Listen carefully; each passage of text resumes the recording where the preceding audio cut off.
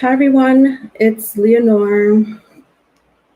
Welcome to Soul Searching Tarot. Thank you for coming to my live on Sundays. Oh, sorry, Aquarius is not next. Thank you for those in the chat room for waiting. B Rabbit, thank you for helping me with all of this. You're the most wonderful moderator ever, honestly. I'm so glad to have you on my team. Thank you so much for those who have been waiting. I did not sleep at all last night, and hi Infinite, happy Sunday. So I'm like super late. Anyway, thank you for being very patient as always, honestly. Yes, live on Sundays. Thank you for stopping by. For those who have viewed me for the first time, my name is Leonore. I do integrate astrology as well as tarot card reads and spiritual messages. Can you guys hear me well? I'm sure you can. I had to have the mic on because the fan is on and it's like so much noise. Can you guys hear me okay? Without like so much noise in the background? Anyway, so live on Sundays is something that I do to pick up your bi-weekly energy read. This is a bi-weekly energy read, okay? So what I do is I pick up your current energy. I pick up your past energy. I see what's dictating you in the cosmos. For the next 2 weeks, I try to integrate astrology in these energy reads as much as possible. We are going through a few retrogrades, pretty bad, but so exciting. Saturn is retrograding today, I think. Today. I guess it depends where in the world you are, but definitely on my world, in my part of the world, it's retrograding today. Saturn in Aquarius.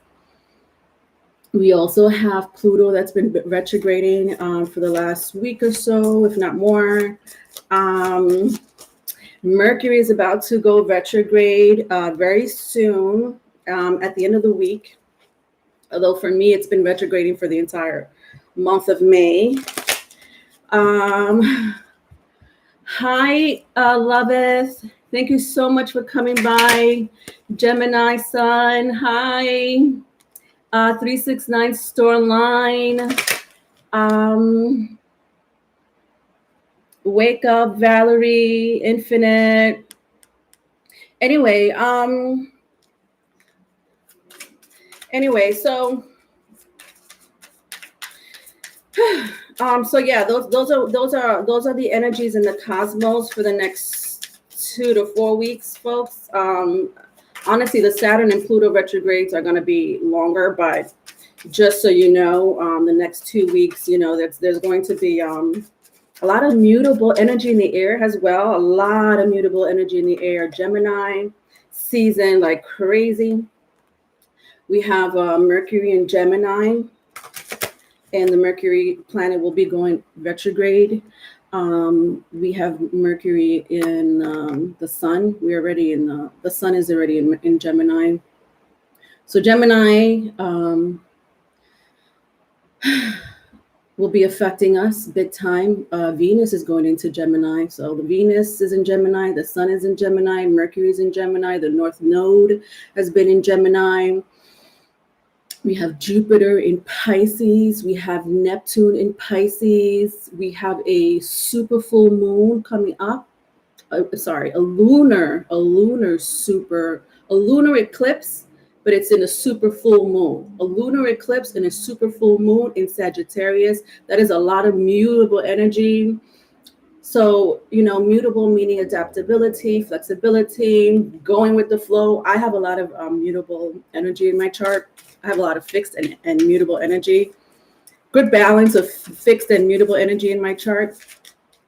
But one thing I could say about you folks, my collectives, with the energies that are happening, is to go with the flow. You have nothing to gain or to lose, honestly, just by going with you have to go with the flow. There is no, that's what the mutable energy is about, is to really adapt to the environment, the surroundings, the situations and events that are going on, you have to adapt to those situations.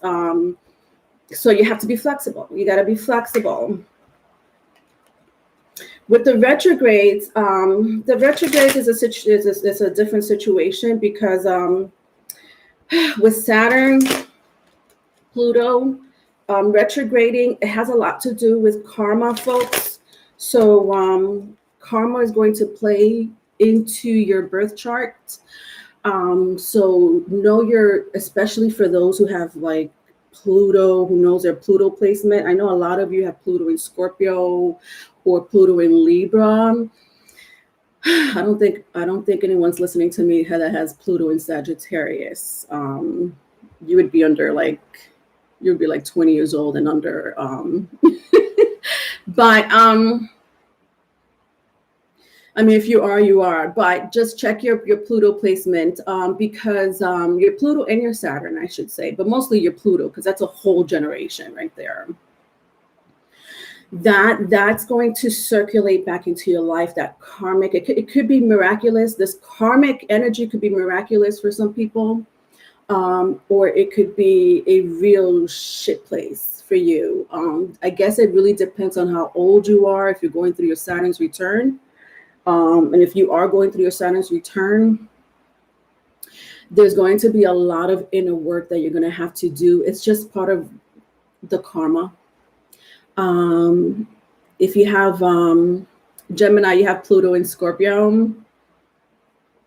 Not much at the moment. Oh, well, yes. But it is a retrograde is just means a time for reflection, a time for inner work.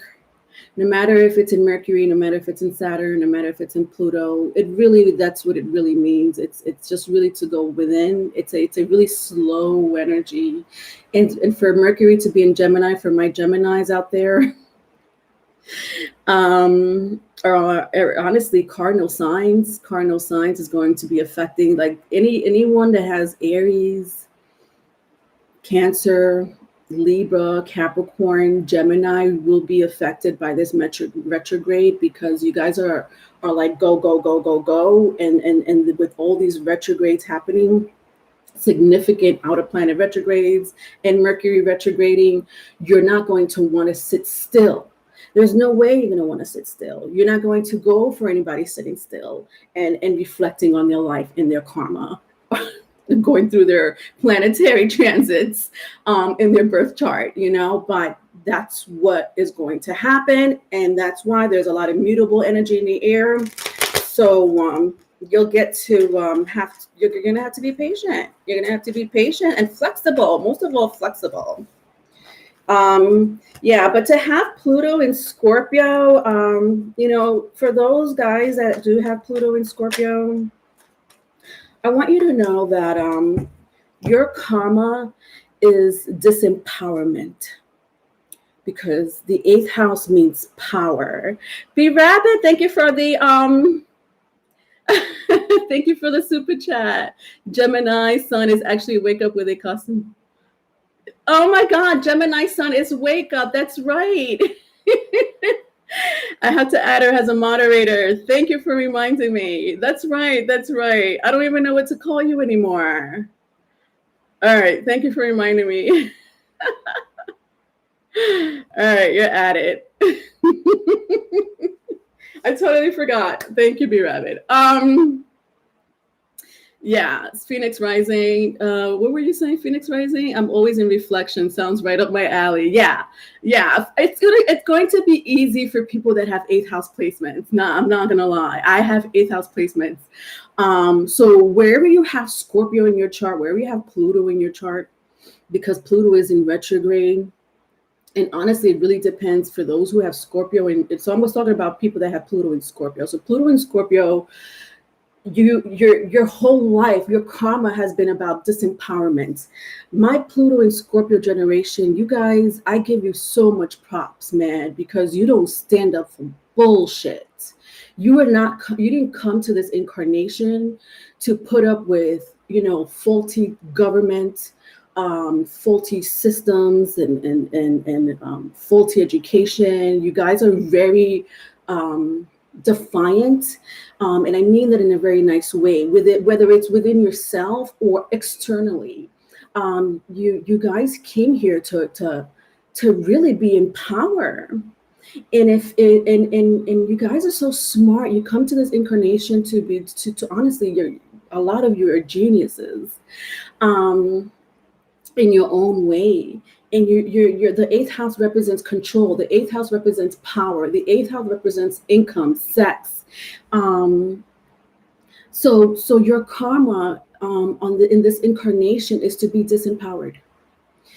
And so that cycle with the retrograde is going to come back around. It really, honestly, I'm not, it really depends how old you are, um because we all go through these cycles in life.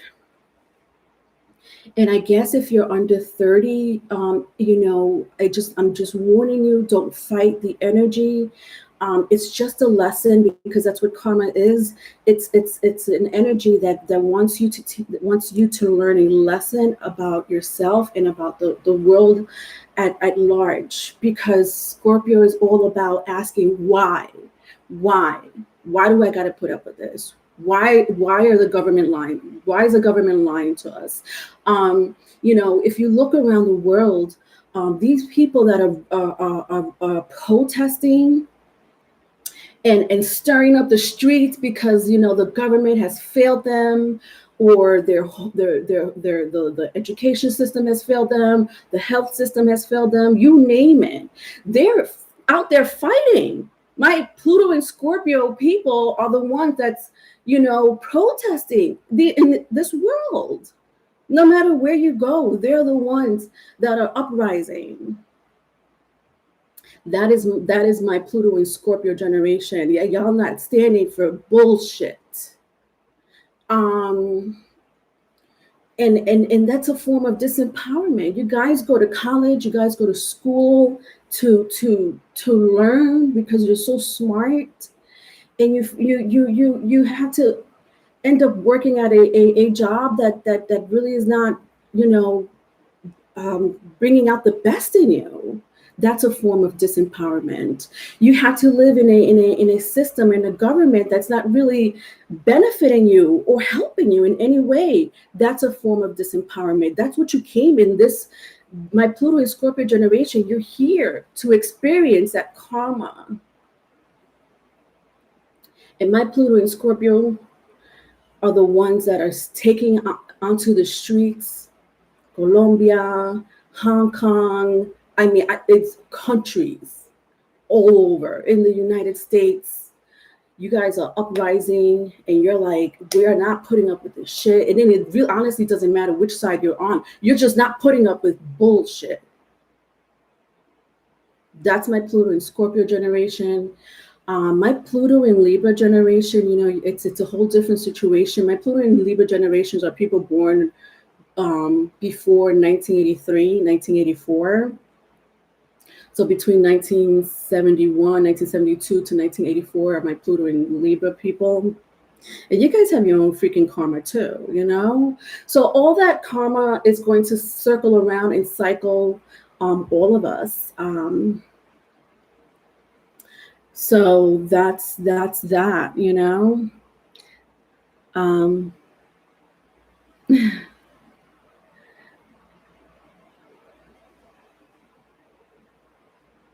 All right, you guys are having like a damn you retrograde. All right, so I just wanted to say that really quick. It sucks when your entire life feel like karma. Yeah. So I was talking about age, and it does get better. People go through their Saturn's return during their late 20s, early 30s. There's a Saturn's return going on right now, and then once we hit like late 40s and mid 50s, that's another Saturn return. So those people in that age bracket may be going through it with the Saturn return. Anyway, so the cards that I'm going to be using are the vice versa cards. So I'm going to be using the vice versa cards to pick up your energy. I'm going to be using your Moonology. I'm going to be using the Moonology Oracle cards to see what's dictating you. As far as the moon phases are concerned, love these cards. I'm also going to be using my Aboriginal Spirit Oracle cards. Both these were gifted to me by my amazing viewers, Tanya, Wake Up. They've been amazing supporters, honestly, through and through. All right, so let's get started. All right, I think I made you guys wait so long already. Let's see what's the first sign. Cancer. Cancer is my first sign, my Cancerians. How y'all doing? May 24th through June 7th, bi-weekly energy for my Cancerians. Cancerians, please follow me on TikTok and Instagram. I do nightly oracle spreads there. Okay. So these oracle spreads I just created myself for singles, couples, finance, so forth. So if you don't have TikTok, you can follow me on Instagram. If you don't have Instagram, follow me on TikTok to get your nightly oracle spread, nightly oracle message.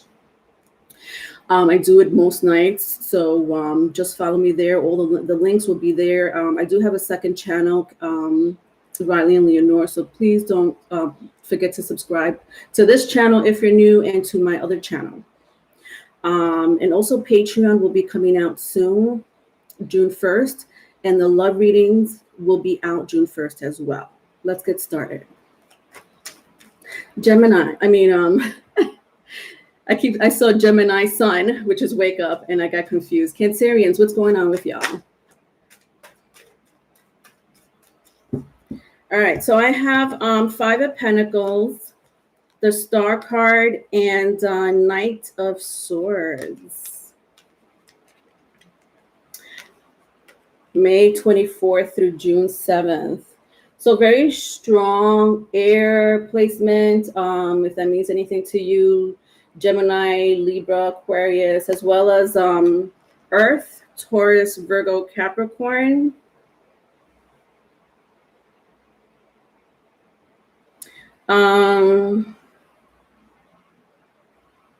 I don't know why I feel like you guys are ready to fight, but there's no fight. Cancerians, where are you going to fight? What are you doing?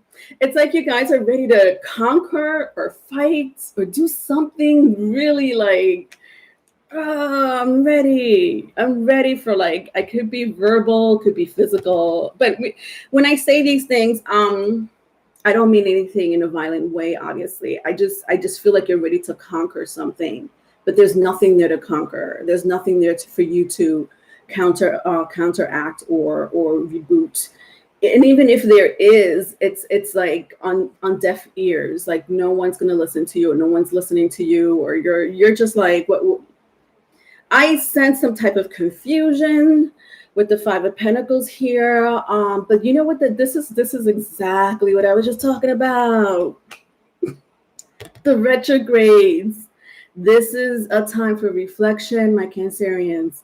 You need to just put your sword down. Okay, tell your horse to pipe down. Okay, tell the clouds to go away. We don't need dark clouds right now, and thunder, lightning. Okay, everything's gonna be just fine. Just relax, take a deep breath, meditate. There's nothing there to fight. I feel like you're fighting thin air with the Star card here, but more so, I feel like you're fighting yourself. There is something you want to fight the outside world, and that can mean anything. It could be your family, your lover, your friends, your job. But you know who you're really fighting? You're fighting yourself. What is it about yourself that you don't like right now? That's who you should be fighting. This is retrograde energy to its fullest. Oh, thank you, Cancerians, for making this amazing, wonderful example for my collectives. This is exactly what I mean.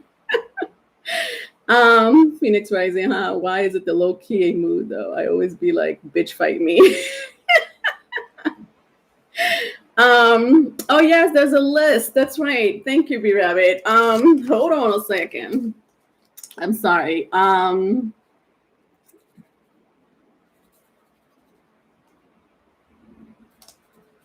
right, I have to get used to saying Gemini Sun. All right, Loveth, Brent, Brent, Brent Duns is a new person. I don't know who Brent Duns is, but Brent Duns is, but welcome. B Rabbit, Phoenix, and Tanya. All right, sorry, Cancerian. Sorry, I just want to get that real quick on the list. 1, 2, 3, 4, 5, 6, 7. I do have room for one more. Only one more. Okay, thank you. Welcome, Brent Dunn. All right. Savvy, I've been telling my horse to stop. They don't listen, and I'm not even a Cancer. Yeah.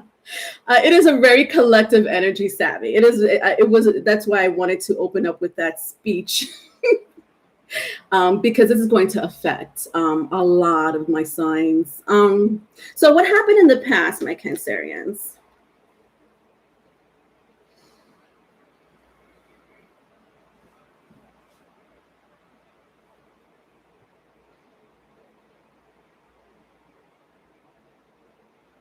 I just, I sense sadness. This a lot. This is emotional for you guys. Yeah, you're going through this emotional situation.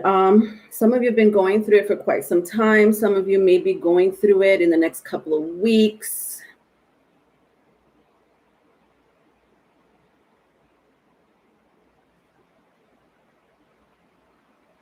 There's something pure about an energy that's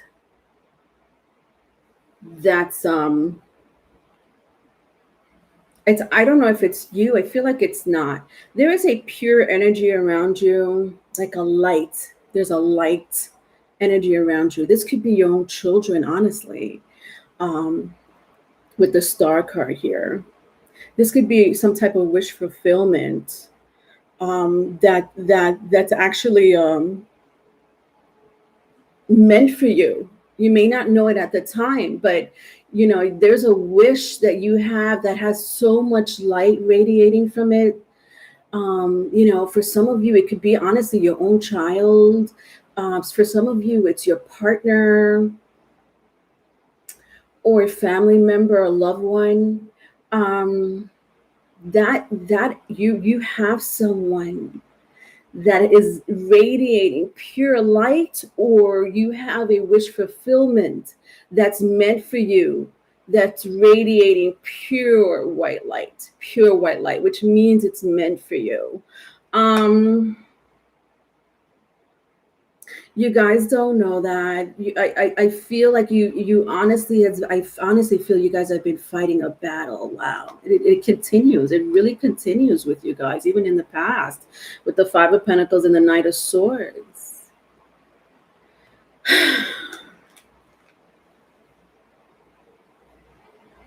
Well, I mean, Cancerians, if you want to gather more information about this, I had just said something about the retrograde right before the reading started in the beginning. So you may want to look back at the introduction that I did just right before you. But this is a time for reflection. This is honestly a time for you to sit still.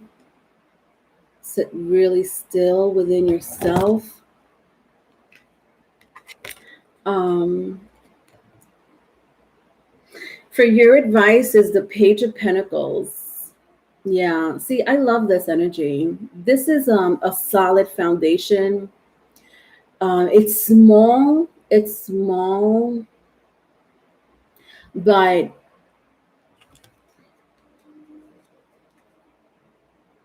it's there.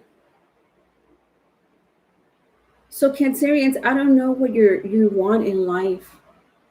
Could be happiness. It could be as little as just, I just want to be happy. It could be as big as, this huge wish fulfillment that you've been wanting for quite some time. Let me tell you, Cancerians, it's there. It's there for you. You might, I don't know, I don't think you're seeing it now. And that's okay. That's okay. Whatever you want. I love that there's this energy around you, or this passion of yours, or wish fulfillment that is destined. It's meant to be in your life. I love that the universe is saying, no, Cancerians, we do have something for you. We didn't forget about you. Whatever it is that you need, we have it. You have this amazing angel around you. Oh my God, Cancerians, I feel it so strong.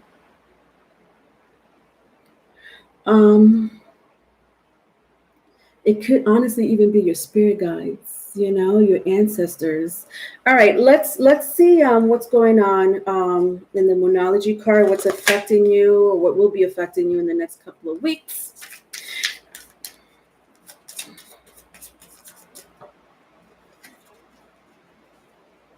Okay, so I have a fiery climate approaches, full moon in Aries, and nothing will come out of the situation, void of course moon. Interesting. Okay. So a fiery climax approaches, and nothing will come out of the situation. So this is just pretty much, saying exactly what I just explained to you in the entire reading, how you guys are about to climax, not in a good way, because of whatever stagnation there is in your life, whether it's within yourself or an outside factor, or both. But let me tell you right now, having that Aries energy, that explosive energy is not, nothing's going to come out of the situation. Like I said, it is a time for reflection for all of us.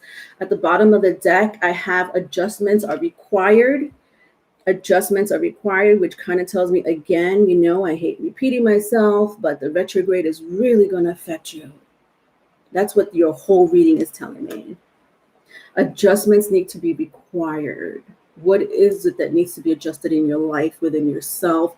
I had mentioned karma, and we all have some type of karma that needs to be played out. And the mutable energies in the air is going to help us adapt to that karma, adapt to that transit that's happening in your birth chart. With the Pluto retrograde, specifically with the Pluto retrograde, because the 8th house is a karmic energy, as well as Saturn. All right, let's see what else is affecting you.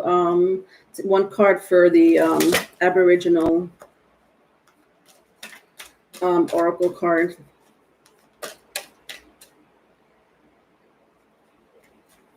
Reflection. It doesn't stop. It just doesn't stop. I feel like apologizing to my Cancerians, but it's not my fault. A time for reflection.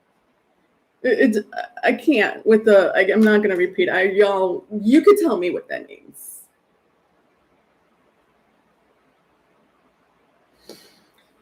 Let me read a little bit about it. I'm going to just read from the guidebook. And hopefully this helps you, because this is going to be this energy in the cosmos is going to be affecting you. So let me see if you could get anything from the guidebook, okay? All right. Reflection is the ability to look back and see the situation for what it was. It's those moments where you may see things in a different light, as time has given you the gift of clarity. Reflection is often referred to as hindsight, but the key to insight is what you do with the information. Once you have discovered it, your choice is to either learn from it or continue on as before. Reflection is our quiet time, where we have the opportunity to reassess and make changes in our lives, or acknowledge the journey on which we have embarked. Listen, Mic drop is all I have to say. Mic drop with that situation. All right. Okay, Cancerians. So that was your energy read, darlings. Gemini Sun loveth. I'm going to Gemini Sun loveth and Brent Duns. I'm going to actually take you 3 after I do 2 more signs. So after I read for 2 more signs, including Aquarius, so I have Aquarius and then I have 1 more other sign. I'm going to take Gemini Sun, loveth, and Brent Duns, okay? All right, darlings. Aquarius, so let's see what's going on with you folks.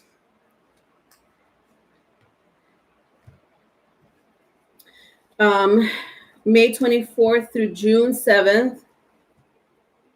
Please don't forget to follow me on Instagram and TikTok to get your nightly oracle spread. Oh, God.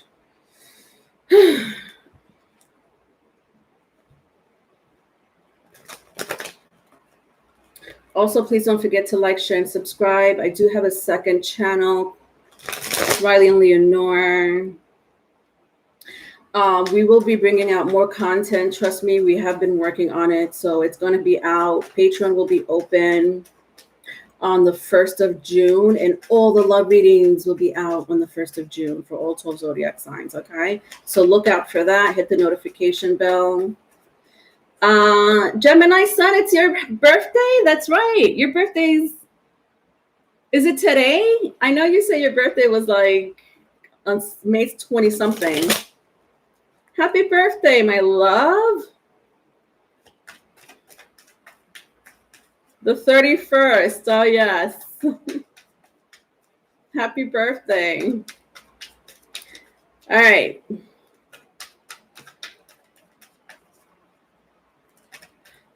I ain't singing no happy birthday. I hate that song. I'm such a Grinch. My son's birthday last year, I couldn't take the happy birthday song, but he's a child, so we have to sing happy birthday. I was like, can we just not sing the regular, like, happy birthday? Like the fucking, it's a morbid song. I cannot take that song. And it's so funny because I know kids on the spectrum that also hate that song. When they hear it, they run for the hills. And so I was like, why don't we do it in Spanish? Oh my God, I got heat for it. I got heat for singing his birthday in Spanish for like 6 months. I was like this. God. Whatever. I tried. All right, Aquarius.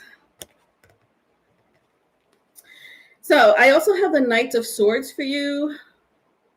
I have also the Ace of Wands and the Seven of Pentacles. For your biweekly energy.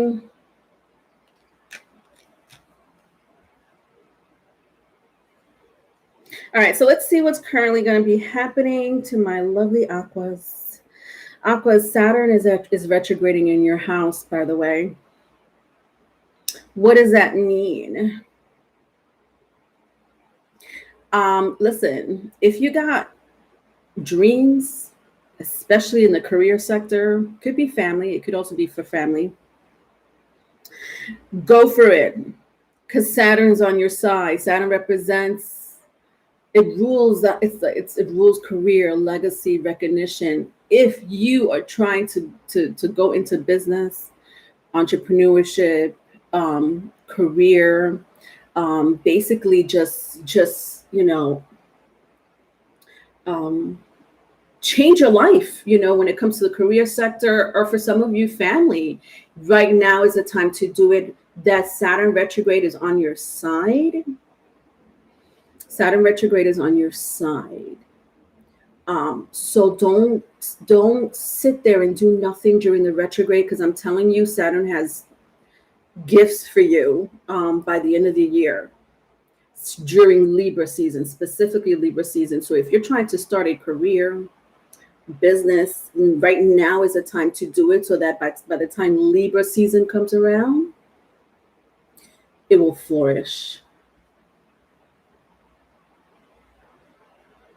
Right now is the time to change your life if you have been thinking about changing your goddamn life. I don't let me explain something to a lot of you right now. I have not been myself for the last, I don't know how long. I lost count. So if I seem a little too aggressive today, if I seem like I'm like, I'm letting you know right now it's not me. It is my beautiful archons talking to you. I am considered to be I consider myself to be a cosmic witch. And so I'm very in tune with the ethers and the planets. And so if I'm talking to you in a very direct, harsh way, please forgive me. I'm telling you right now, it's not me talking. Okay, moving on.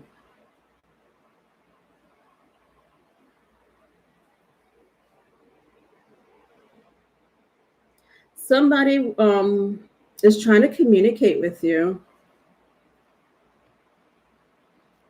through their pants.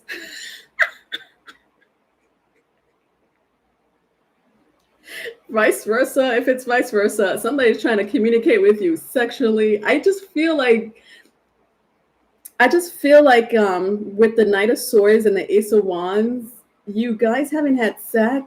And if you had sex, it's like an ex. Like an ex is thinking about you, Aquas. Like, yeah, I remember them good times I had with Aquas, those freaky nights and days and afternoons. So it could be new person, could be an old person that you've known. Not sure. It could be a little bit of both, honestly. But there's some like passionate, telepathic sex talk going on. This is sex talk, telepathic sex talk.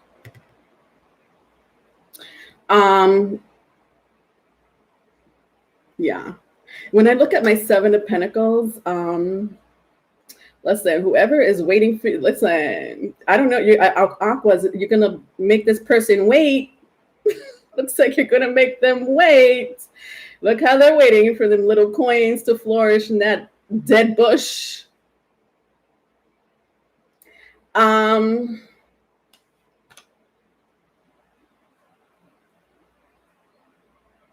You know, like this person wants to get in your pants or up your skirt. But I don't know if it's like, obviously for a lot of you, it could be an ex, especially if they're sitting like this. And honestly, I don't know. You take it as it resonates, because I think you already might know who that is. If you don't, it could be a new person that you may not know. Because I do sense some type of telepathic sex talk with the Knight of Swords here. In the past, let's see what happened in the past.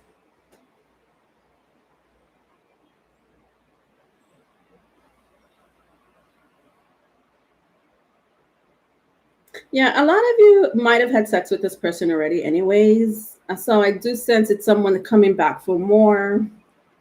For some of you, it's not. If you're dealing with someone with a very strong earth placement, like Taurus, Capricorn, Virgo, or Aries, Leo, Sagittarius, specifically earth or fire sign, could be air too, Aquarius, Libra, Gemini. I don't know if the color red is a significance to you. I'm actually wearing red today. But red, to me, when I see red, it reminds me of fire. Obviously, the color. This is very passionate. Like there's someone that really has been thinking about you very passionately. Even when I turn the Knight of Wands, sorry, the Knight of Swords and the Ace of Wands, the Knight of Swords and the Ace of Wands in the reverse, it's kind of still the same energy. This person wants to do things to you, Aquas. Like they imagine things in their heads. When I look, especially when I look at the Ace of Pentacles and Mercury retrograde. So I apologize in advance if I get my words jumbled here.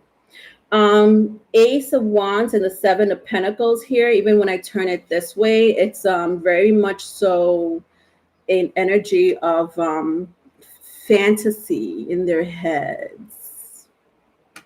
Ooh, honey child. Your advice is the Fool card. I kind of like this because for some of you, you may want to take this adventure with this person, this sexual adventure with this person. Aquas. For the rest of you who don't want to take any sexual adventure, there is still an adventure happening for you. It may not be sexual, but it definitely could be. It's an adventure. I'm gonna see okay. So your advice is seek adventure. So you need to either seek adventure, Aquarius. So glad that advice is coming out for you because it's time for you to be adventurous. That Saturn energy. You guys have been affected by the Saturn energy for quite some time. And Saturn is very strict. It's full of restrictions. It's a very serious energy. And Saturn is honestly your ancient ruler. So your ancient ruler is has been in your sign since last year, Aquarius. And I almost feel like for a lot of you, relationship has been on the back burner. And I was just talking about the what do you call that? The Saturn's retrograde, correct? In your sign.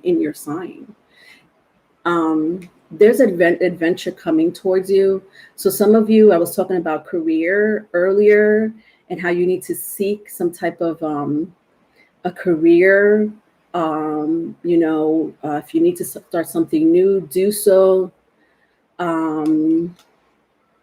It's something that you should do because the Saturn energy is on your side. So even though Saturn has been giving you restrictions, I almost feel almost in the relationship sector, but kind of trying to uplift you when it comes to your future. There's an adventure coming for you, my loves. Seek the adventure is your advice. Seek that adventure.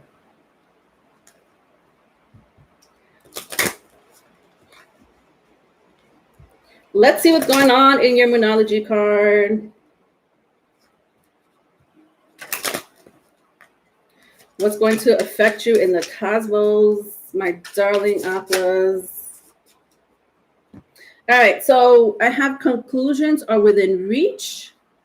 Full moon eclipse. Interesting. We are about to have a full moon eclipse in the sign of Sagittarius, but it's actually it's a super lunar eclipse. Interesting. This is interesting that this came out. During the week, there's going to be a super full moon. And it not only that, it's an eclipse. It's a lunar eclipse on top of that. In Sagittarius.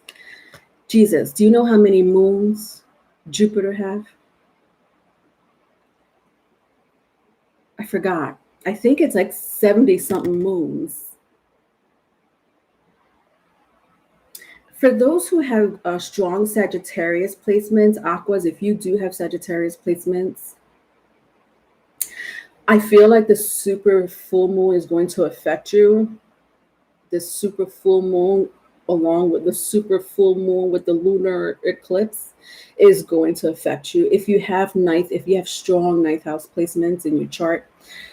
And it's so interesting because Jupiter represents abundance. It represents fortune. It represents luck. Look, see how that all came together? And look at that. At the bottom of the deck, it says, be bold and make the first move. Cardinal moon. Be bold and make the first move. God, can you see that? I told you not to sit around. Right now is not the time to sit around during the Saturn retrograde or any retrograde for you, Aquas, because Saturn is trying to gift you. Seek that adventure. Don't sit on your freaking ass and not do nothing about it and start feeling sorry for yourself for shit that happened in the past. It is not the time to do so.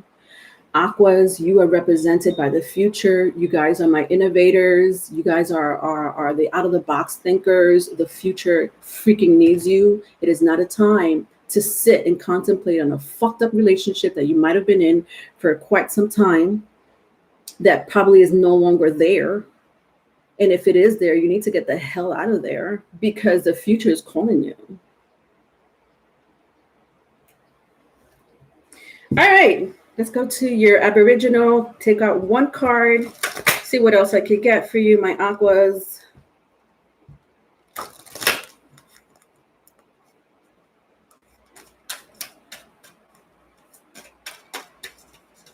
Let me know, Sagittarius Rab.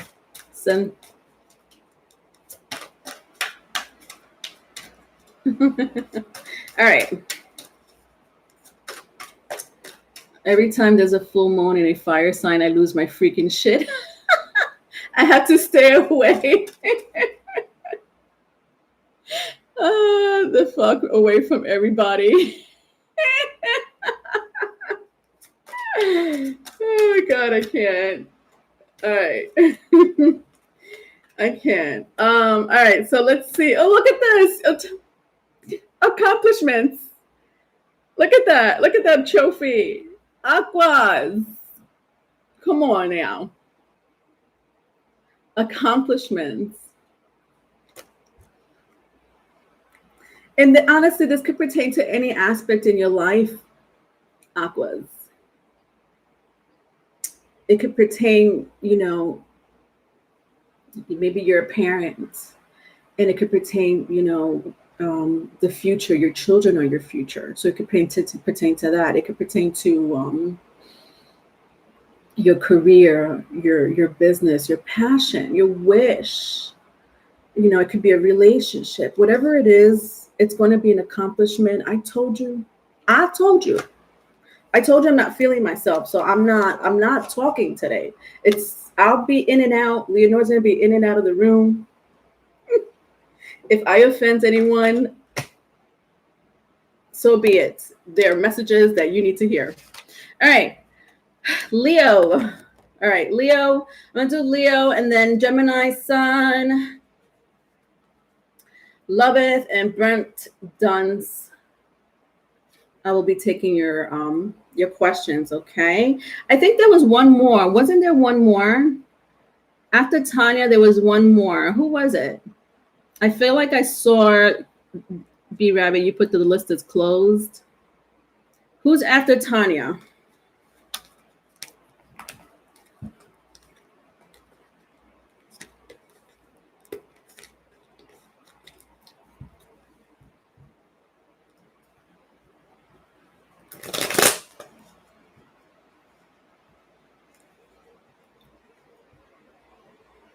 Nature R? Okay.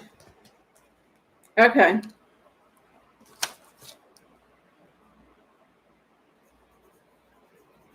Natural R. All right. Natural R is my last one. List is closed. Thank you very much.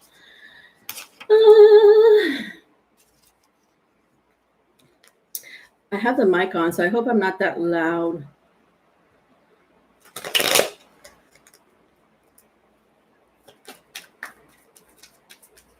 All right, Leos, what's going on with my darling Leos? Biweekly energy, May 24th through the 7th, June 7th.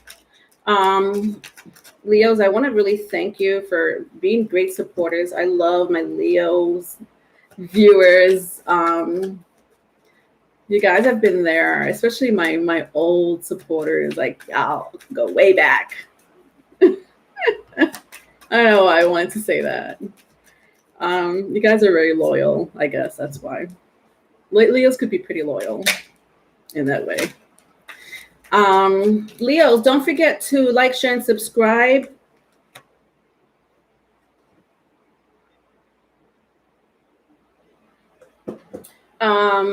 Also follow me on TikTok and Instagram to get your nightly oracle messages. Okay. All right, so let's see. The links are all in the description box, by the way. All right, so I have 9 of Cups, 4 Pentacles, and 3 of Pentacles. Interesting. For your bi-weekly energy, let's see what's going to be happening with y'all.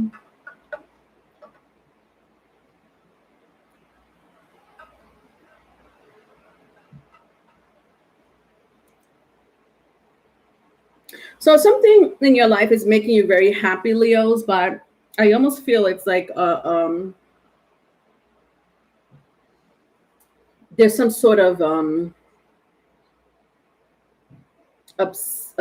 either obsessive compulsion going on here with this. Whatever is making you happy, it's almost like borderline obsessive. It could be a good thing, it could be a bad thing. If it's a person, if you're obsessed with a person, that could be a little, y'all. I'm not surprised I'm even saying that, honestly, with my Leos. The sign of the stalker. But I mean that in a very loving way. 9 of Cups with the 4 Pentacles. There's something in your life that's making you happy, or something that will be like either someone or something is happening in your life that is making you super happy, but it's to a you know, like borderline obsessive. You know, I don't want to be too harsh and say you guys are being very obsessive. I don't sense like it's so bad. It's just it's not unhealthy. What I'm sensing here is not unhealthy obsessive behavior, but nevertheless, it's determination, number one. And because you're so determined for this happiness, it's pretty much an obsessive behavior or an obsessive tendency for you guys. You're holding on to a dream, a belief, some of you a person. Especially with my 3 of Pentacles here. Some of you, it could be a person. For some of you, it's a person that may be in a relationship. This person may be after you, Leos, because it could go vice versa. So this person could be in a relationship, I'm hearing, and they're after you.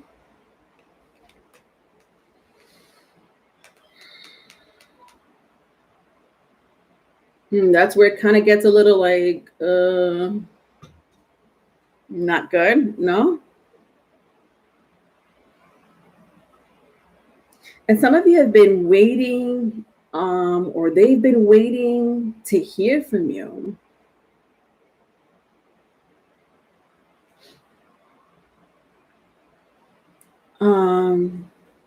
For a small group of you, I feel like, and I hate to say this, but for a small group of you, I'm letting you know right now, Leos are going to make you wait. Don't expect a phone call from them anytime soon. They'll make you wait for whatever reason that may be. I don't know.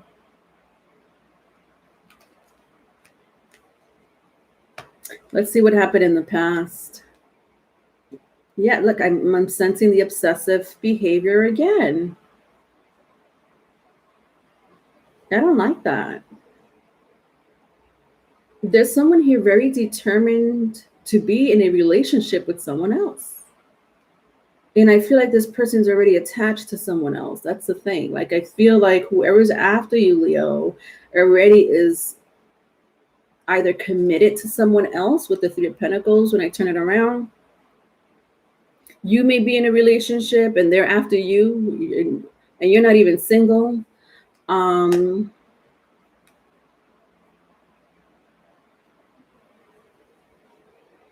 Yeah, no, this is too much. Now that I turned this, it got worse. The obsessive behavior went into stalking. with the Nine of Pentacles and the Four of Pentacles. Sorry, with the Nine of Cups, the Nine of Cups, the Nine of Cups, the Nine of Cups, and the Four of Pentacles. Yeah, you have to forgive me because I can't. All right. Oh gosh. So I'm gonna be fixing myself throughout. Don't mind me. I just fix myself in front of you guys.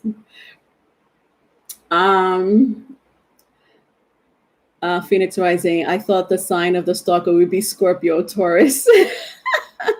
As a Scorpio, what can I say? Be obsessive as fuck. Sometimes it be at the yeah, Scorpio. Scorpio have obsessive tendencies. Yes. Jealousy. Taurus is very possessive. But because Scorpio and Taurus, they're the polar opposite of each other, so they kind of embody that same shadow energy of possessive. It's not so much obsessive behavior. It's that fact of being like they're, especially Taurus, they're very possessive of their things and their person. And so is Scorpio. But Scorpio has kind of evolved, is a little bit more evolved than a Taurus. But nevertheless, they do kind of share the same energy. So that possessive behavior can lead into stalking, Phoenix. It can lead into stalking, but the stalking goes to Leo. The stalking trophy goes to Leo. Aquarius, the time it hits Aquarius, which is a polar opposite of Leo, I've dealt with an Aquarius before, and I dealt with Leos before. They're both stalkers, but in different ways. Like Leo is very direct with their stalking. They're not quiet about their stalking. Aquarius is very quiet about their stalking. Those are the ones that would be on the computer hacking your phone. I don't know that whoever invented the app of let's see what my man or my woman is doing on their phone, even though I don't have the password. That app was created by an Aquarius.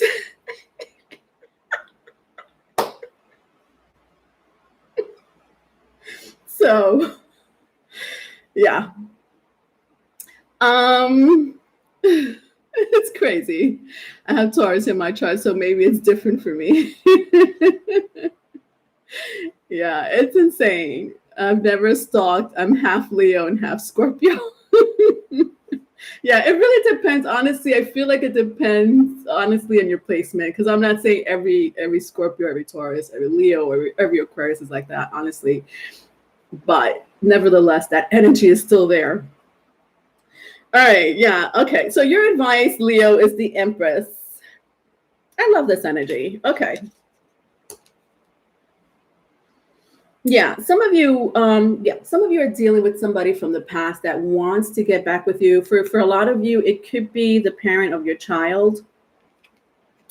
And if it's not, it's definitely someone that you were in a committed relationship with. But your advice is honestly just to stay in your power. I think the one thing that this person really is like loves about you is that you're always in your power. Okay, they don't see you sweat. Your advice is, just to be you. You've been doing an amazing job with yourself. I see a lot of you have been taking care of yourself. Your advice is really just to keep up this amazing energy, this empowerment, this power energy that you have, this control of self, Leo.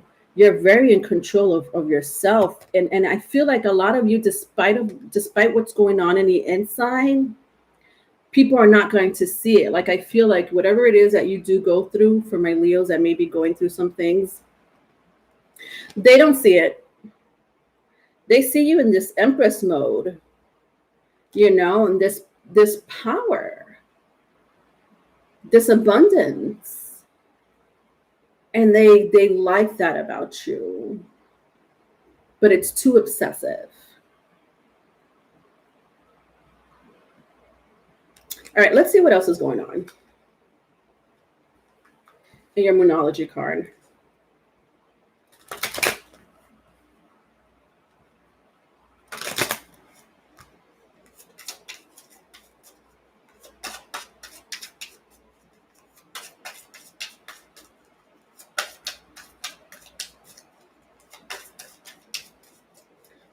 Father of my child, I will shoot myself.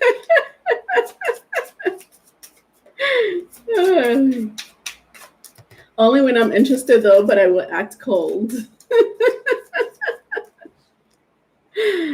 um, okay. Oh my God, new moon in Sagittarius. All right, luck is on your side, but that's exactly what the Empress, that Empress energy meant for me anyway. It's like you're in your power. No matter what you're going through, honestly, Leos, you are still in your power.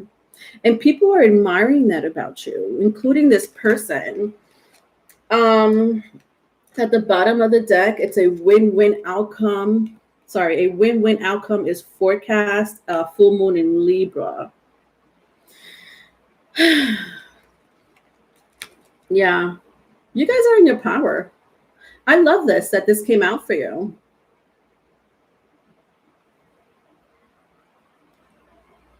I love that this came out for you.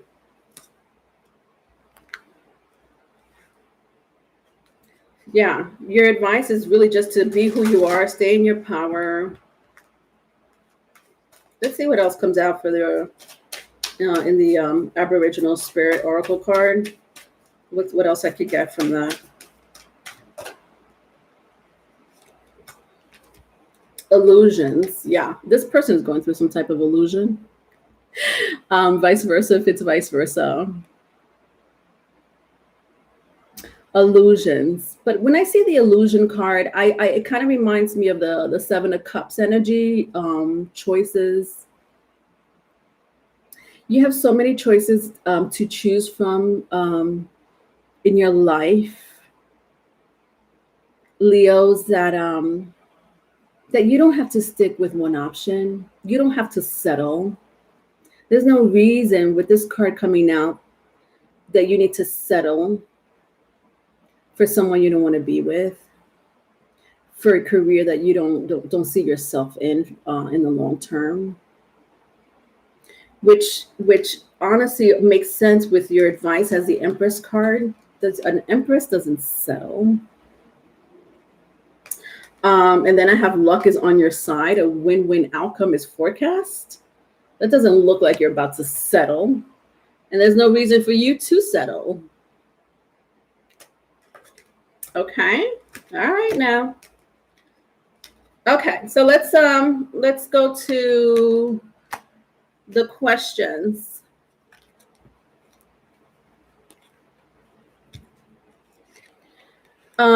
Gemini, I have Gemini Sun, Loveth, and Brent Duns. Whoever wants to go first is fine with me.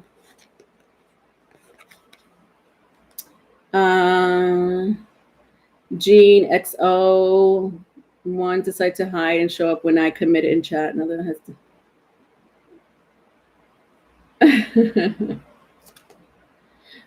So intense inside, but I will not show it. All right. Okay. Yeah, don't settle for less for sure.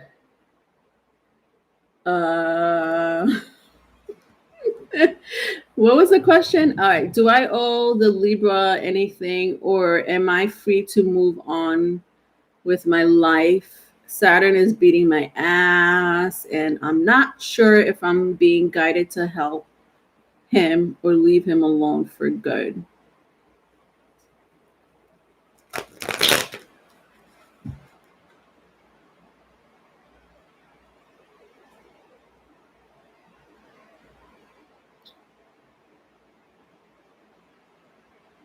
All right. So what is it that you...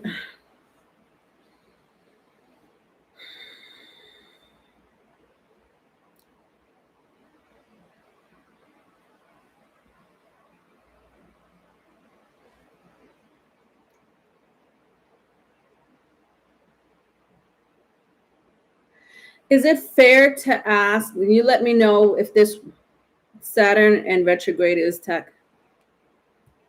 Okay, I was about to ask you that, Gemini Sun. Okay, karma. All right, because I was gonna go there with you. So you want to know what your karma is with this Libra? I think that's what you're asking me. What is your karma with this Libra situation, this Libra person? Is that what you're asking me? Is that fair to ask? What's your karma with this Libra? Or karmic cycle?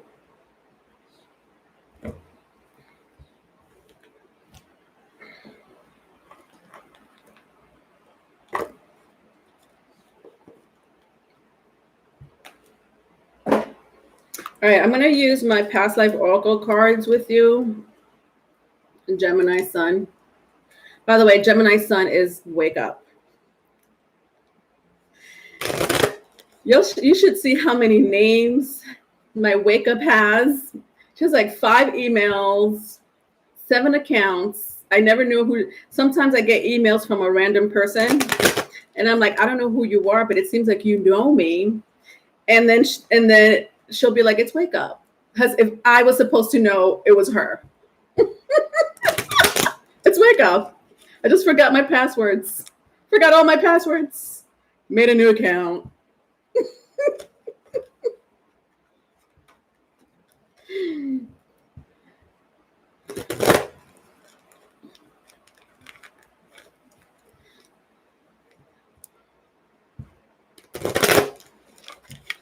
All right, so let's see your karma with this Libra person.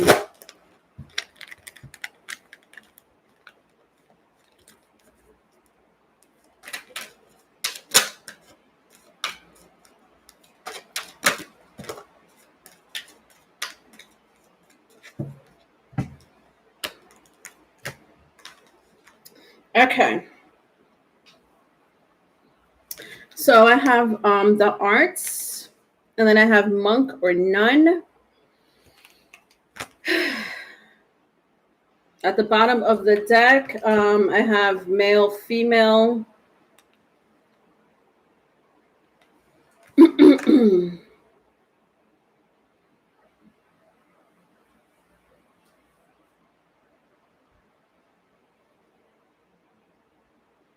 So this person is pulling you like this person is pulling your energy romantically. This has nothing to do with Saturn. Saturn is not involved in this situation, Gemini Sun. Like at all. Like even though I feel like I know what you're trying to say. You know, if Saturn is kicking your ass, it has nothing to do with this Libra person.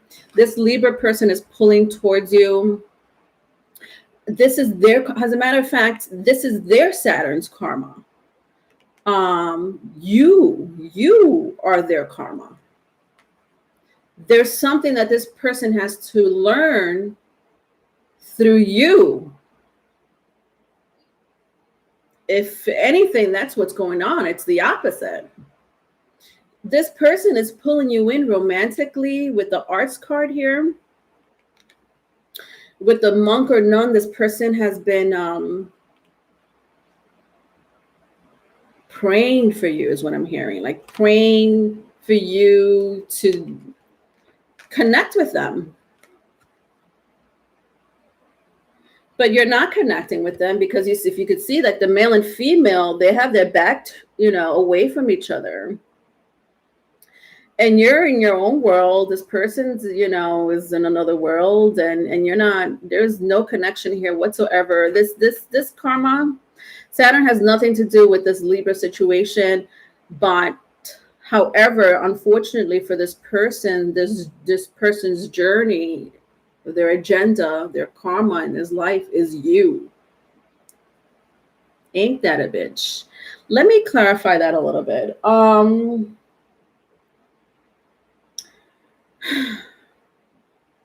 Let me take out another card.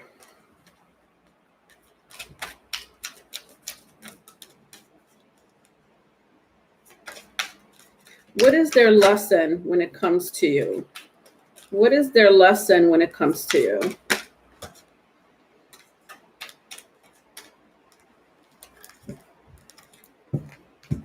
All right, so I have, to clarify this energy, I have transportation. At the bottom of the deck, I have galactic. To clarify this person's karma with you,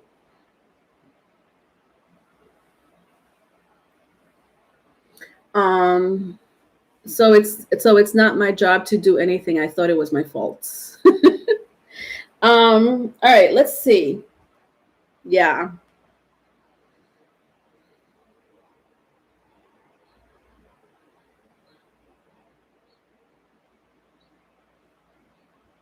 There's something in this person's birth chart, Gemini sun, that that gravitates to. It's crazy. There is this like pull. There is this magnetic pull, this galactic pull. Let's just say galactic pull that you do have with this Libra. But honestly, like for you, it's not you think that this energy is affecting you, and it maybe it could be, and I'm sure it is. I know it is, because you've asked about this person a couple of times. Let me tell you something. If you think you're going through some karma with this person, it's not. That is not even the case. If you feel that way, it's because this person has such a pull, a galactic pull on you, but they're not going through. Sorry, you're not going through the karmic energy as much as this person. This person is going through some shit. And I sense that they're not going along, like they're not letting their karma play out. I mean, maybe eventually this person will, but it's not happening. There's a friction, like a refusal to let you go. And I feel like this person is sitting around honestly saying to themselves, why can I let, Gemini sun out of my, like your energy is inside of them so much so it's crazy.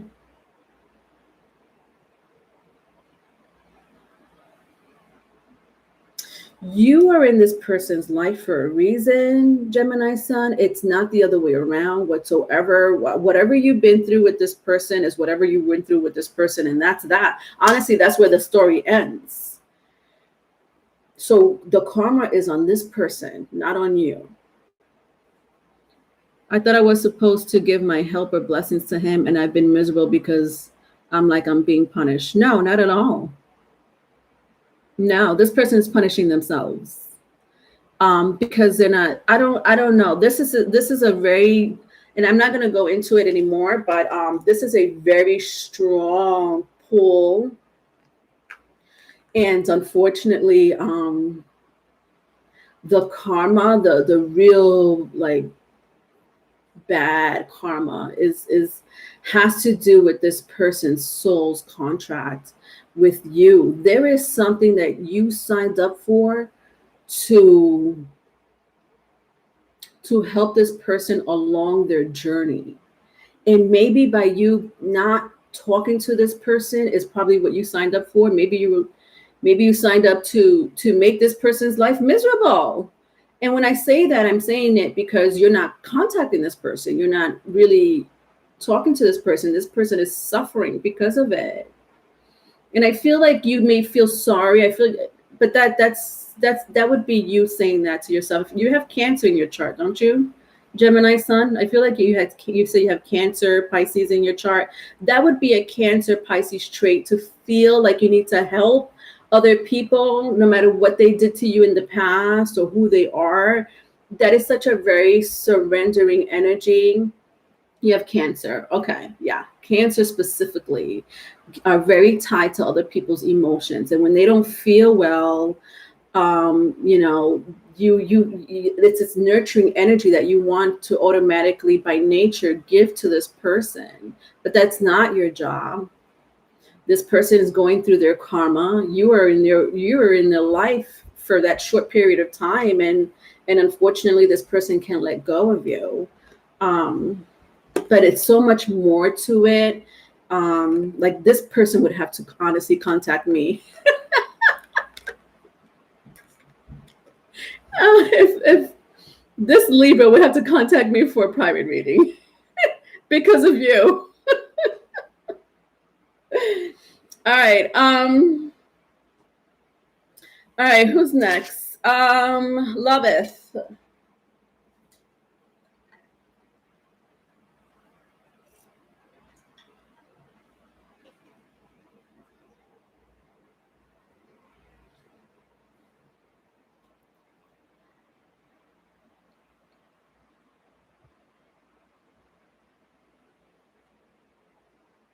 Gemini Sun. That's like I said, you are in this person's. You were meant to be in this person's life to uplift, to evolve. My bad. To evolve this person. You already signed up to cheat on this person.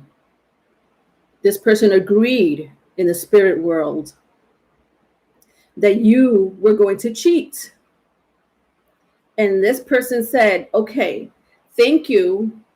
Thank you for cheating on me. Thank you for, sorry, not, it didn't happen yet. But let's just make a big storyline out of this. Bear with me. You guys are in the spirit world. You guys are little spirits. You're signing your contract. And this Libra needs to evolve in life. And here you are, Gemini Sun, in your spirit form, and you're like, "Hey, I'll help you evolve in your life. Let me get, you know, whenever we become whenever we go into the physical realm and we become carbon matter or physical matter, I'm going to be in your life to cheat on you." And this Libra was like, "Really, you'll do that for me to help me evolve?" And you were like, "Yeah, I'll do that for you. I will cheat on you so that you could evolve in life." That is a soul contract. As fucked up as that sound, we all go through that. All of us already signed this predestined shit. And and for a lot of us, it really makes us evolve. You know, vice versa. If it's vice versa, sometimes it's a mutual situation, depending on the person's maturity, obviously, and if they want to even evolve. That's what we're here to do anyway. It's a fucked up game, this earth.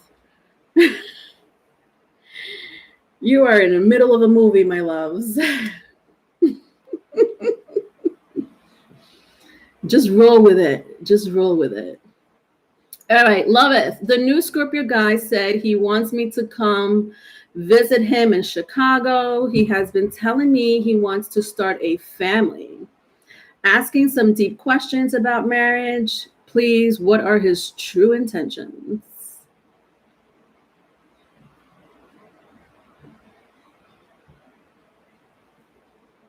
There is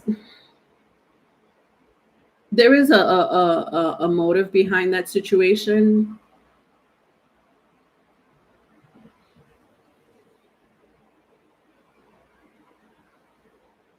There is a motive behind that situation. Let's find out more.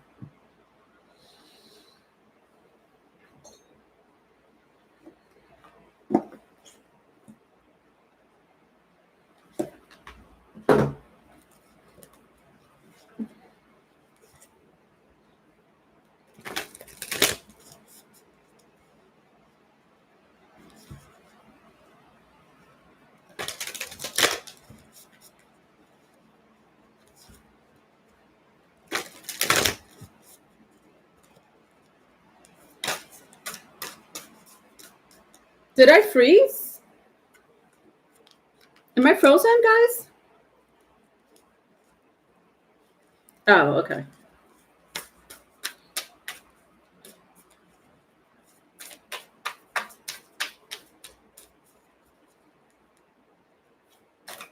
Hi, Willie and Cannon. Am I late? What sign is being? All right. There's no, right now, there's no sign. I'm just doing a reading. But there's 3 signs that went. I already read for 3 signs.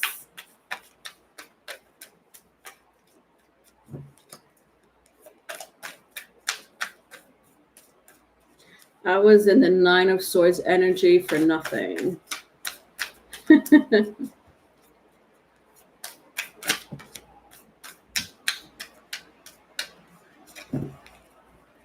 I don't need to stalk you, just.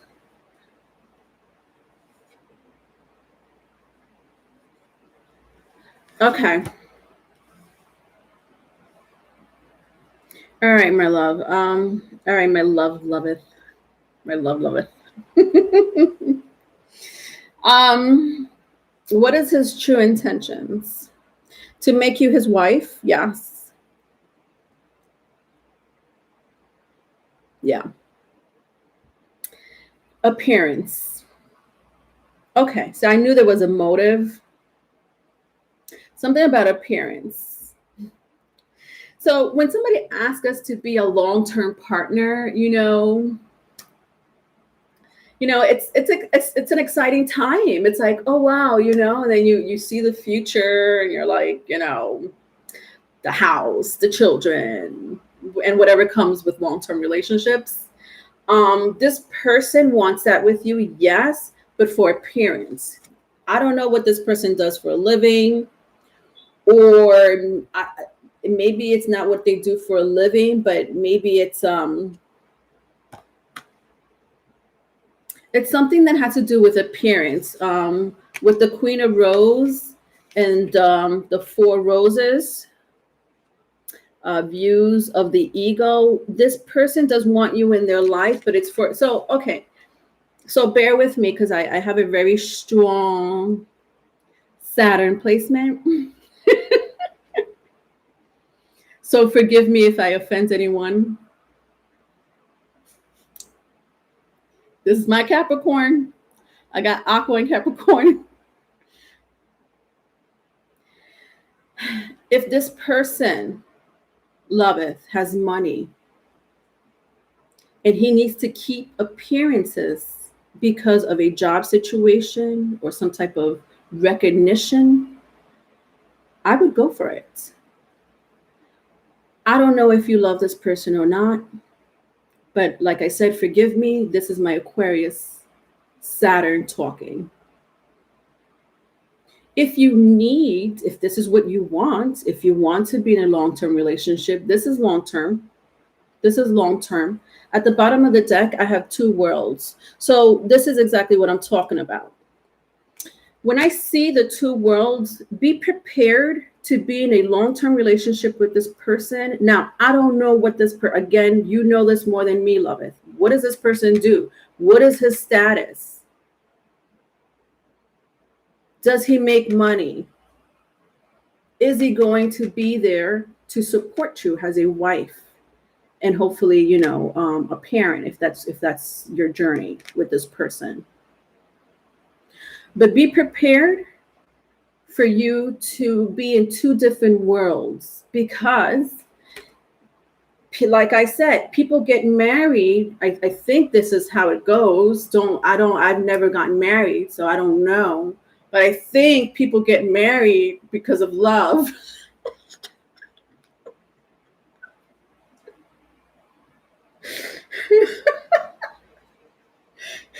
And to procreate, right? Because, why not? In this case, this is a business marriage. I love business marriages. I'm all for business marriages. As long as there's some sort of, there's some mutual respect, right? There still needs to be some mutual respect, or some type of understanding, some type of open communication. Okay, because this is business, right? There has to be some type of understanding when it comes to business. There has to be some type of communication when it comes to business. So why not make this business marriage like it? So this is up to you. This person needs you you must be a very beautiful, loving girl, because this person wants you to build his status up. Does that make sense?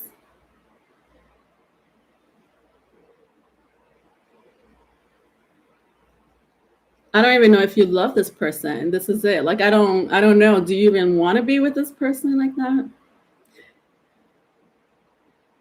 Yeah, see, 369 agrees with me. I want to be able to work with I feel like there should be a working mutual ground with couples, and marriages. It's a process. It doesn't happen for everyone. It is a process. All right. All right. So who was next? Brent Duns. Yes. Brent, are you here?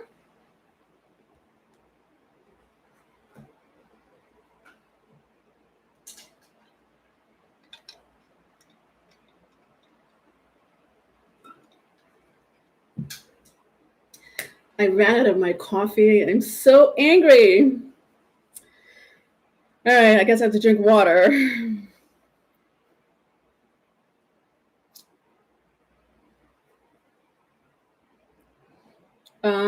Gene Exoscorpions are called the sexiest on a lot of sites.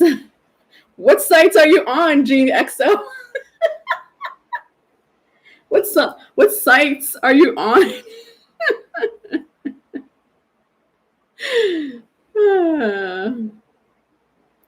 You're welcome, Loveth.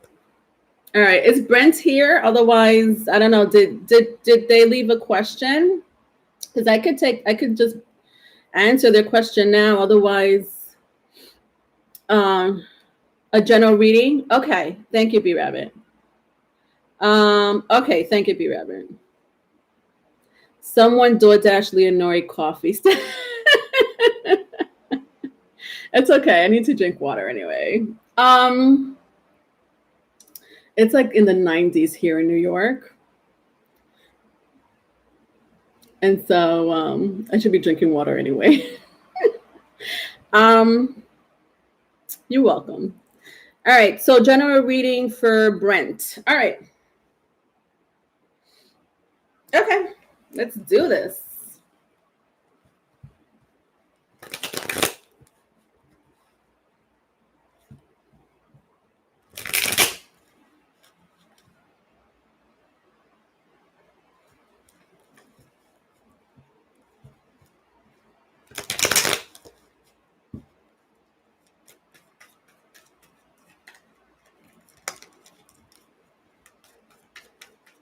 General reading for the next, I'm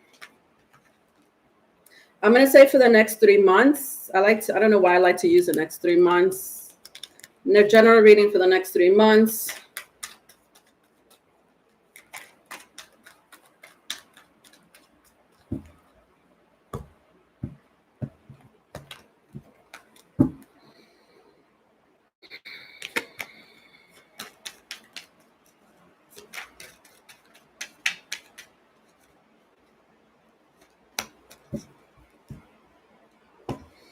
Okay, so I have the King of Cups and the Six of Wands. At the bottom of the deck is the Death card. All right, so general reading. This person, Brent, well, I'm going to talk to Brent like he's here. Brent, you, or she, Brent, I don't know if that's, whatever. I do like that name, Brent, despite the gender, I don't know. Brent, this is a very romantic or love reading. This is for the next 3 months. That's what 3 months, general reading for the next 3 months, has to do with love here, specifically because I have the King of Cups, Six of Wands, and the Death card. So Scorpio is very strong. Scorpio and Leo, if that means anything to you, Brent, is super strong here. But it could be also Aries and Sagittarius. As well as Cancer and Pisces.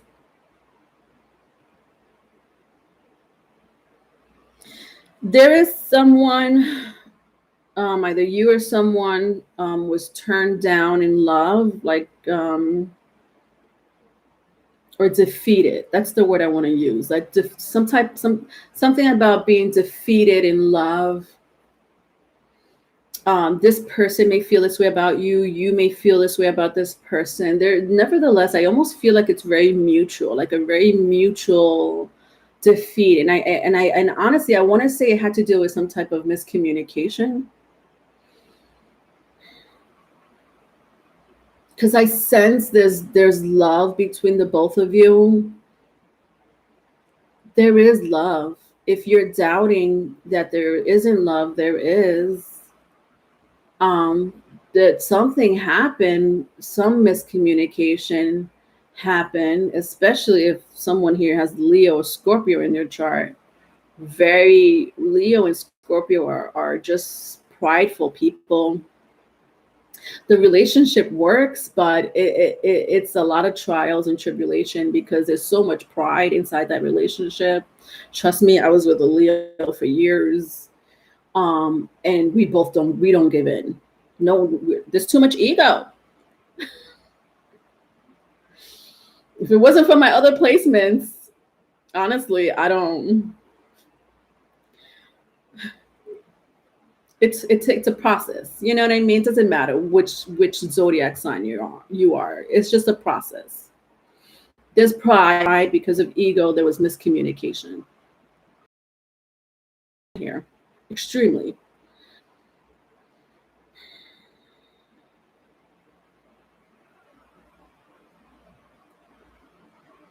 Someone here doesn't want to end a relationship. Someone here really wants to really reconnect.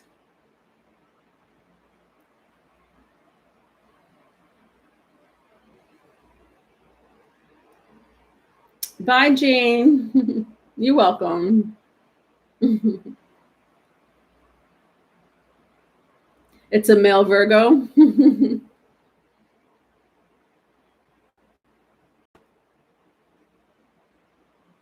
Thank you, Loveth. Really? Thank you, Loveth. Thank you, Jean.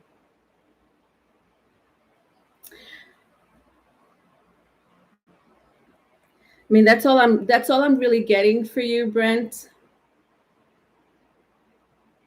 You take that message and do as you please with it, because I don't know what's your stand when it comes to this relationship. You may not want this relationship back. Maybe it's not you. Maybe it's this person wanting you back. I still sense some mutual love. At the very least, you still care for this person. If you want to reconcile, it's possible. But you have to set your ego, your pride. You have to communicate a little bit more advanced, if I can say so, than you guys used to. I feel like this is a process for both of you. I feel like the separation between the both of you was a learning process individually. And it hurt. I mean, I did say defeated. So I feel like, both of you were defeated. Both of you felt hurt. Both of you did not, like, I almost have a sense like both of you are like, well, I don't know what happened. It was like one day was like this, the next day not, something like that. So honestly, it's up to you. This is free will. This is where I'm going to say this is free will for you, Brent. All right. So that's what I could pick up. All right. Let's see who's next. Capricorn. Cappies, my cappies.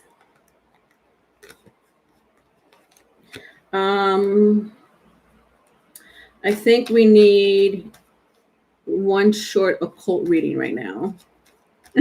Occult reading. Yeah, guys, I don't know if you guys have checked out my occult reading. I did do some sci-fi hidden occult reading. I'm gonna do it again. I don't know when, but it was pretty fun. I love doing those readings. You're welcome, Be Reverend.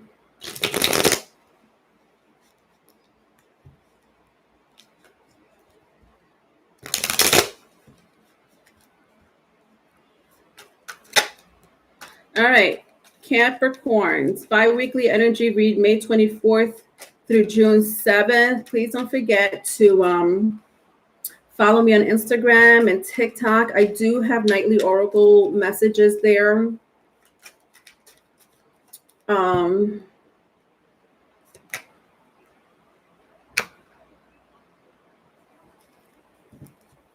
Okay.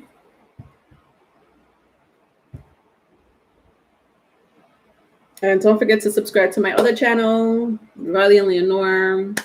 The love readings, Capricorns, will be out. All 12 zodiac signs will be out June 1st. Just so you know, it's coming. All right, Capricorns, I have the Emperor, I have 10 of Cups, and I have the Devil. What kind of energy is this? This is your energy. So you're in the house, Cappies. But still, what kind of energy is this? This is crazy. The Emperor, 10 of Cups. What the hell? And the Devil? That's a combo. That's an interesting combo. Capricorns.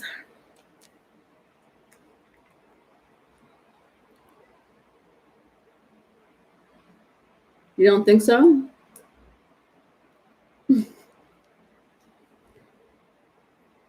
So you may be dealing with somebody with strong Aries, Capricorn placement, or Pisces. So Aries, Capricorn, Pisces, could be Cancer, could be also Scorpio, if that means anything to you.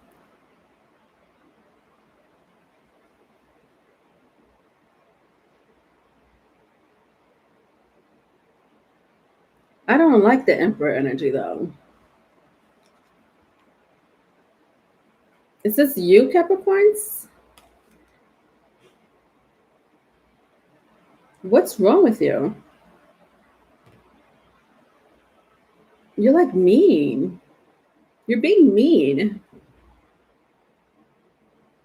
I feel like you're being mean to either someone or to a couple of people, if not more. That's what's going on here. You're being a meanie. Oh, Cappies. Listen, there's someone that really appreciates who you are. Who is this person? Some of you are in a relationship. But what's going on? Like somebody, so it could be the other way around, Capricorn. So you take this story as it resonates, but there's someone that really cares about you or that you care about them. Could be very mutual with the 10 of Cups here. You know, I do sense for some of you it's platonic, like a very loving platonic energy here. But it also could be a lot of you are in a relationship, like you're in a relationship with this person. And someone here is being so cold and distant. Could be because you're busy. And I mean, this is the Emperor energy, and the Emperor does represent a business tycoon.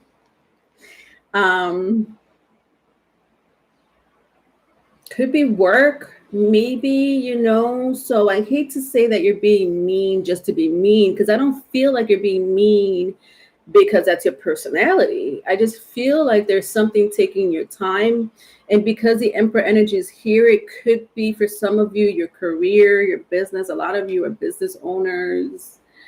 I'm hearing professors as well, some sort of professors or consultant.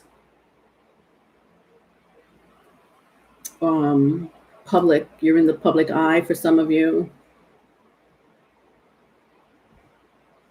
Yeah, somebody here, like there's interesting, because I just had a reading, I think it was Loveth. I was just telling one of my supporting, loving viewers here about this energy, about status, and how being in a relationship,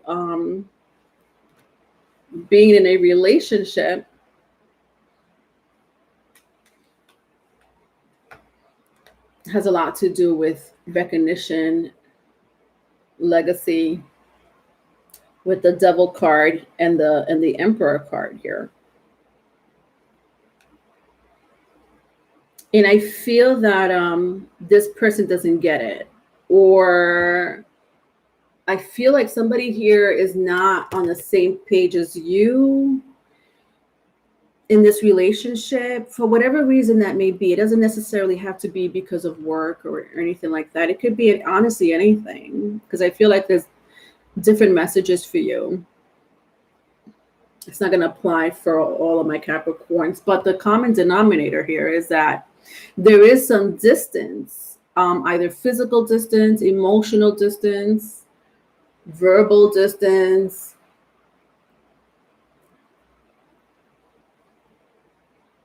Okay, well, let's see what happened in the past.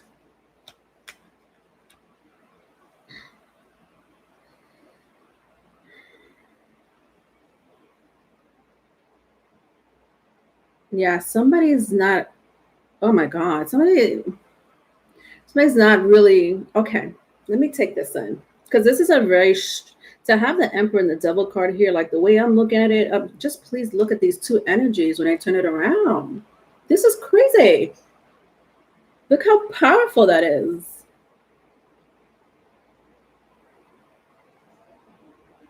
And then I have my 10 of Cups, like, you know, like my 10 of, to have like, just please look. I need you to look. Like, look how cute my 10 of Cups is on this side. But look how dark it is on this side, right? So when I turn all these cards around for your past energy, Capricorns, this is crazy. This is insane. This energy is so powerful. I can only get the word powerful, but like I'm sensing a control. Yes, bingo, control.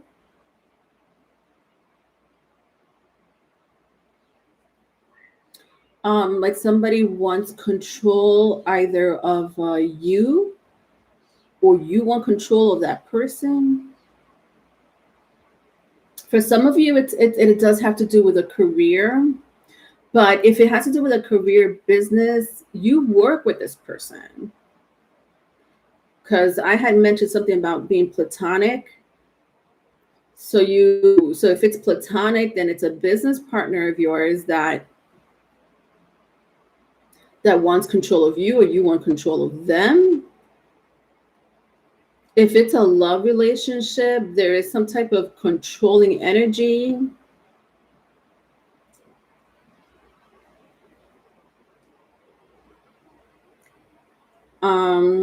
I'm hearing Taurus, Gemini.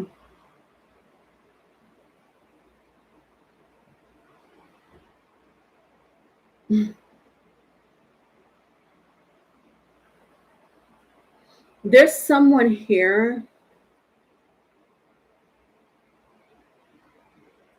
who has reptilian blood in their bloodline. Or just maybe not in their bloodline, but in their blood, there's reptilian blood.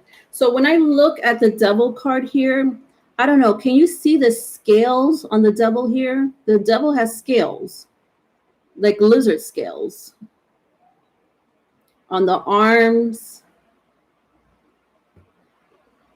Those are like reptilian scales. And it's like outlining the devil. You see that? And I know I just sounded crazy. Leonore, reptilian blood. Yeah, bitch. Reptilian blood. You have to excuse me, Capricorns. I was telling my viewers earlier, I'm not myself. I really am not myself. There's going to be words coming out of my mouth that's not coming from Leonore. Not today. Not today.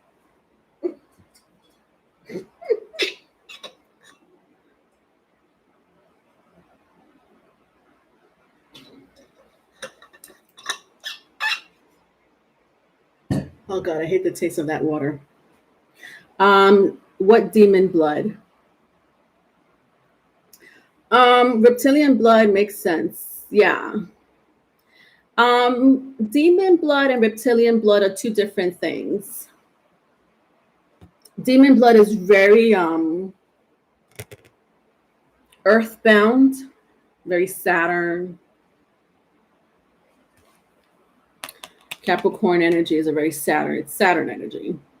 Reptilian blood is not. Reptilian.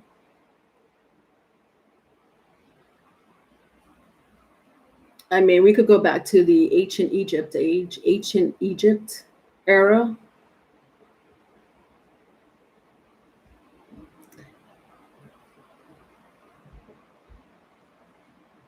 Hi, Ignatic Magician 23.7. My Scorpio lady is crazy, and she used to be my boss at work. She wanted to control me in this relationship.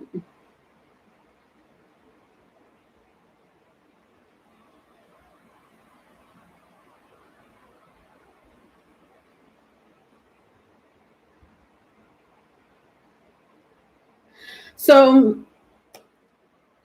yeah, so reptilian blood. We all have different blood types. It's so funny because wasn't I just talking about occults? I just said the occult readings, right? This would be an occult reading. This is an occult reading right here. So bear with me, my Capricorns, my beautiful Capricorns. You have to bear with me because messages like this come out, okay? We all have different blood types. There used to be more blood types, but it has diminished. And so there's only about 7 blood types. Let me tell you something. Your politicians, a lot of the politicians have reptilian blood. It is they all sleep in the same bed. You may look at the news and you're like, holy shit, right wing with the left wing, or whatever country you're from, and you're thinking, dictator and president, blah blah blah, prime minister. They all sleep in the same motherfucking bed. A lot of them have the same freaking reptilian blood flowing through their bloods. Okay, they are not in power for no reason. I can name a few politicians with reptilian blood, but I won't because it's not about them. It's about you, Capricorns. There is someone, either you, my lovely Capricorns, or someone has reptilian blood. So it's either this person that's trying to control you or you trying to control them. All right, I'm over it. Let's move on to your advice. The moon is your advice.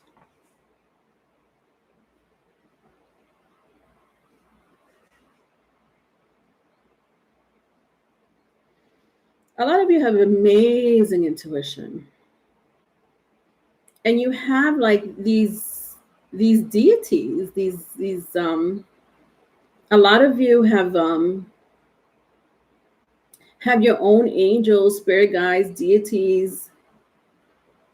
Call upon them when you need help, is what is your advice. Call upon your spirit guides, your deities, whatever source you go by. They will help you. And I'm not just saying in this situation. If it's just a situation, then it is the situation. You would know that more than me, Capricorns. But your deities, your archons, your source is there to help you. Your ancestors, they're there to help you. I'm also hearing cleansing, do a cleansing bath. Whatever works for you. It could be as simple as just putting, salt inside your bathtub. I personally like to put salt. And if I have like flowers, because it's earth, I love incorporating earth in my bath. Salt is earth.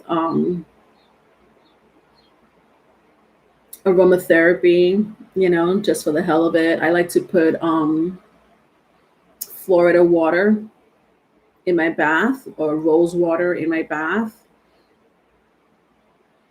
So I'm hearing cleansing is also another advice for you, and call on your spirit guides, ancestors, or whatever it is that you go by, my darling. All right, Tanya. Draco alien bloodline been on Earth since our beginning. Yeah. See, Tanya knows the deal. Okay, conejo. 3, 6, 9. Oh my God, that was funny, conejo. RH negative. I don't know the specific type of bloods. I did, but my memory is not, I could be a little scatterbrained. I do know which blood types that carry these reptilian bloodline. I just honestly can't remember the blood types. Enigmatic, magician. I wish I could remember. I feel like RH is one of them. Are you telling me that RH negative is one of them? Is that what you're saying? Or is that your blood type? I pray to Lady Isis every day. Yeah, everyone has a different nucleus base element. 369. Some say alien, some say dragon. Yeah, that's true. Some say alien, some say dragon. You're right. But there's different, there's so many different species.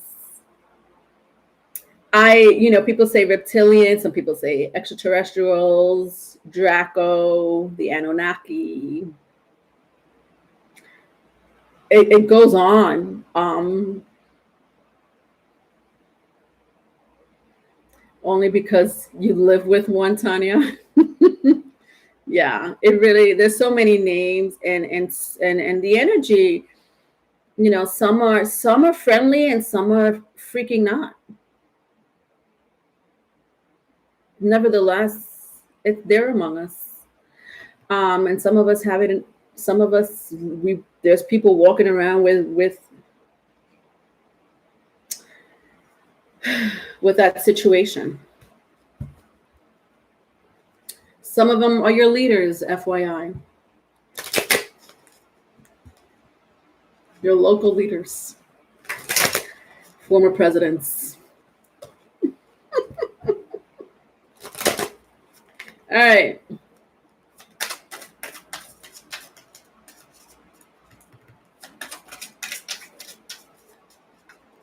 So let's see what's going on in your Moonology card. Let's see what I could pick up.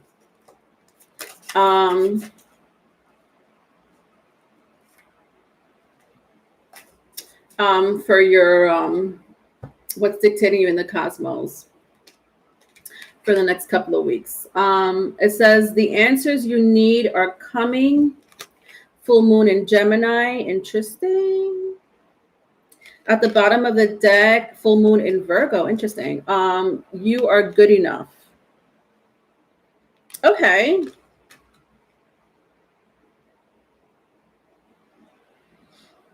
Some of you are asking questions, or some of you were like, I see you in balance, Capricorns. There's something that's in balance in you. And you're looking for answers, is what I'm hearing. The situation here, what I'm picking up from these two Moonology cards, is that you don't need to worry. The answers will come. The answers will come. And not only that, you're good enough. So I don't know what imbalance you have in your life or within yourself, but I'm like, this is honestly a good energy. I'm picking up like this sort of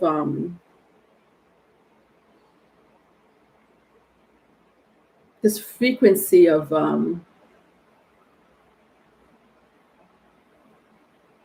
you're being helped, like you're being guided and you're being helped. All right, let me just go to the Aboriginal Spirit Oracle.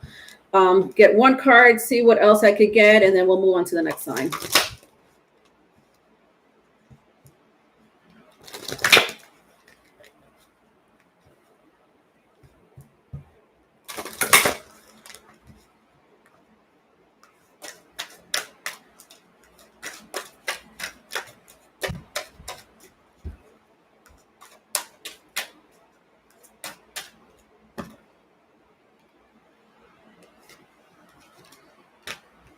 All right, so reflection. This is coming out a lot.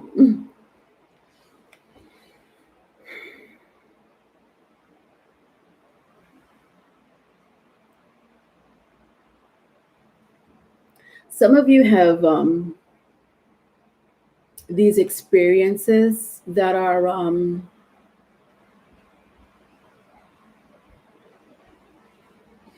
that have no words for it, honestly. These experiences that you go through, it's hard for you to talk about. This whole reading for you was sort of outer-worldly almost, but not really. For me, it's kind of my everyday life, but for some of you, it's like, what? But it is still an everyday life. It's not in your face, so to speak.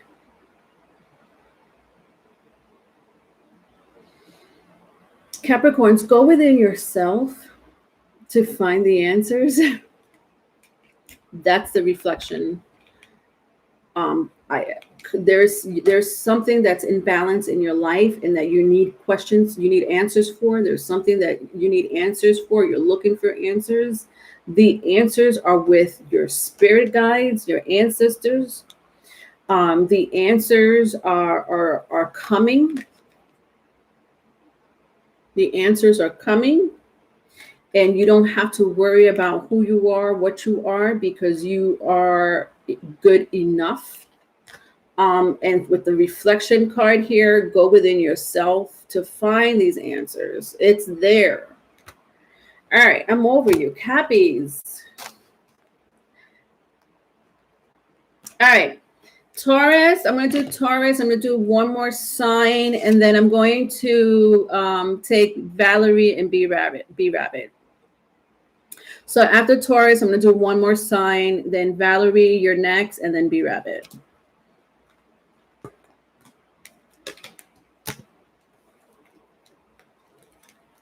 All right, Taurus. So let's see what's going on with you.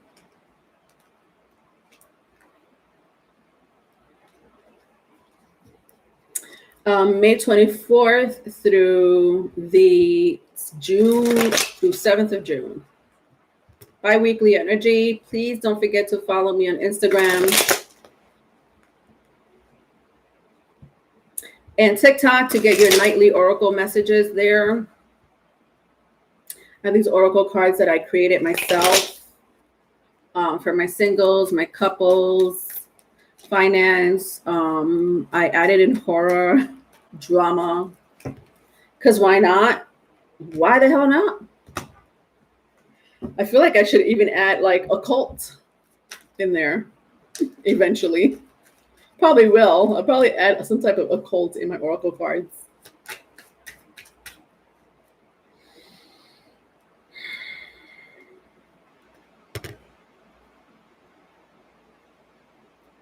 All right, there wants to come out.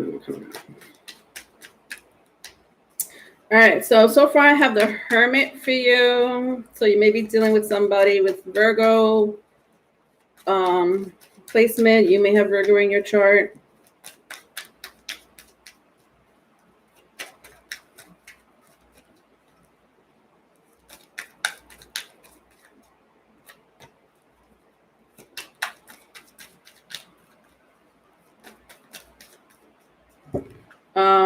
Ace of Cups.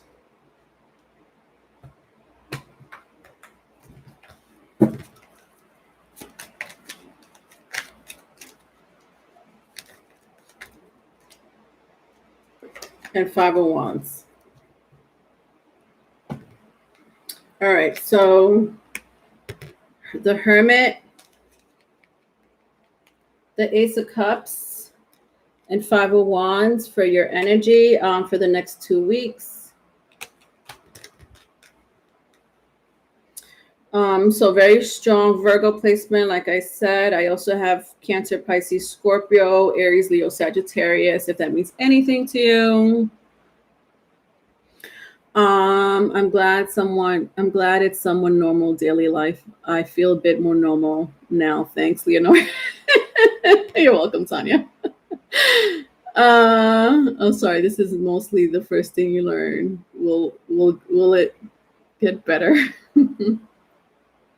All right. Okay. So let's see what's going on currently in your energy or in the next 2 weeks. I do see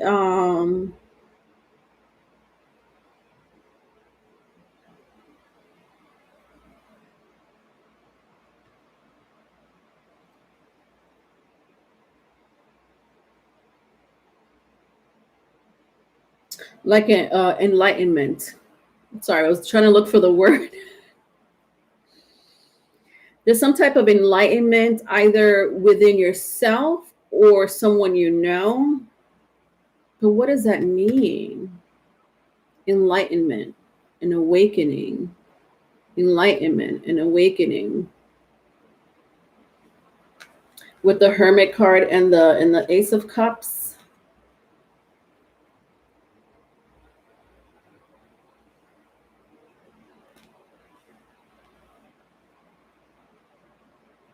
I'm also like when I see the Hermit card, you see this like this little serpent or little snake, I should say, a little snake around, like coiled around this egg, and like the Hermit is looking at it. This reminds me a lot of the I don't know why, but I want to say the root chakra, Kundalini.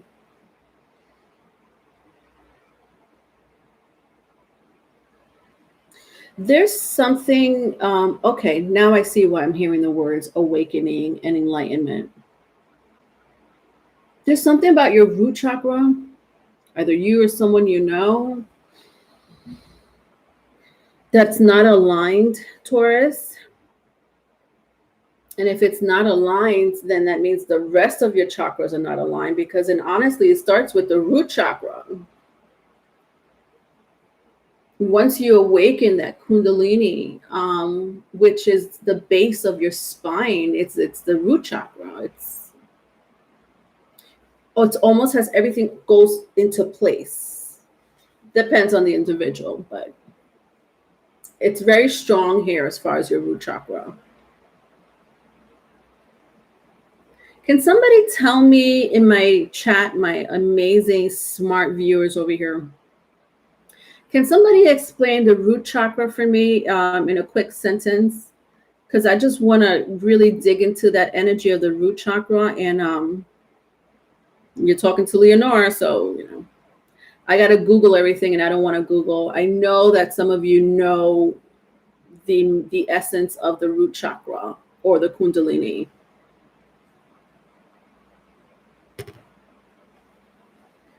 My YouTube completely disappeared on my computer. That Gemini retrograde. Can somebody explain that to me? Because I'm also seeing the snake over here coiled around the staff of this hermit. I'm seeing the coil over here on this egg. The root chakra is concerned with needs. It governs one's senses of stability, safety, strength, and commitment, and is responsible for self-preservation and feeling grounded. Okay. Thank you, B-Rabbit.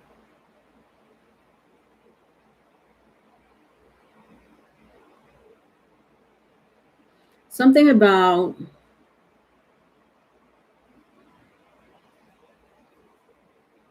grounding, security, simplicity. Interesting that the word grounding keeps coming up because Taurus, you're an earth sign. So either you're too grounded or you're not grounded enough with the Hermit card here. Nevertheless, it still has to do with your root chakra. Thank you very much, folks, for saying that. Thanks, Google. It's grounding. It's either too much grounding or not enough grounding. So if there's an extreme going on here, Taurus, very interesting. Because your polar opposite is Scorpio. And Scorpios is the house of extremes. It's either one or the other. It's black or white. It's day or night. There's no gray area when it comes to the 8th house. Your 8th house is all about the extremes. It's one or the other. So either you're too goddamn grounded, and for you, Taurus, you're like, what's wrong with being too grounded? I don't know. I'm going to keep reading, but there is something telling me about your root chakra. Or you're not grounded enough. So this is the enlightenment. This is the awakening of your spirit with the 5 of Wands. This 5 of Wands right here is the spirit.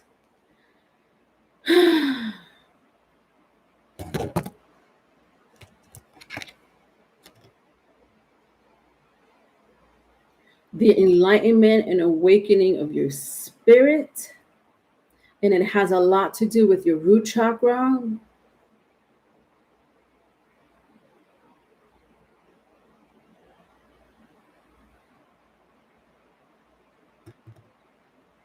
Some of you are being distracted by a greater force on purpose. And that's why you're too grounded. So too grounded for me, especially for you, Taurus, could be maybe you're too materialistic. And that's not helping you be one with your spirit. And if you're not, if it's a total opposite of that, if it's the polar opposite of that, and you're not grounded enough, it's almost like you're not. There needs to be a balance. Bingo. There's no balance right now, Taurus. If you're looking at the scales, this is your scale. Your scale is like one scale is down, one scale is way up. There's either has to be some type of balance. A lot has to do with your spirit. Asking for balance. Your spirit is asking for enlightenment. Your spirit wants to awaken. And there's a greater force stopping you from this enlightenment, this awakening. All right, if okay, so I'm just getting like sci-fi from my earth signs here. Very occult. Um, I love this. My earth signs. If I turn around the vice versa cards in your past, yeah, you have a broken spirit. It's not even funny. Your spirit is broken. And I know some of you Taurus is like, my spirit is just fine, Leonore. I'm sure your soul is fine, right? The soul that you came here on earth, you're like, my soul is, your spirit's a different story. Your spirit has traveled with you under this sun for many lifetimes. So your spirit and your soul are two different things. Your soul, when you came on this earth, your soul, who you are today and who you were yesterday and who you are tomorrow is your soul. Your spirit has been traveling on this earth. And if you don't come from this earth and you came from a different galaxy, doesn't matter where you came from.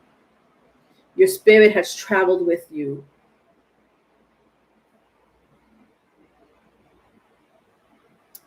Through incarnations. There's something very powerful about your spirit, that there's a greater force stopping your spirit from evolving and awakening.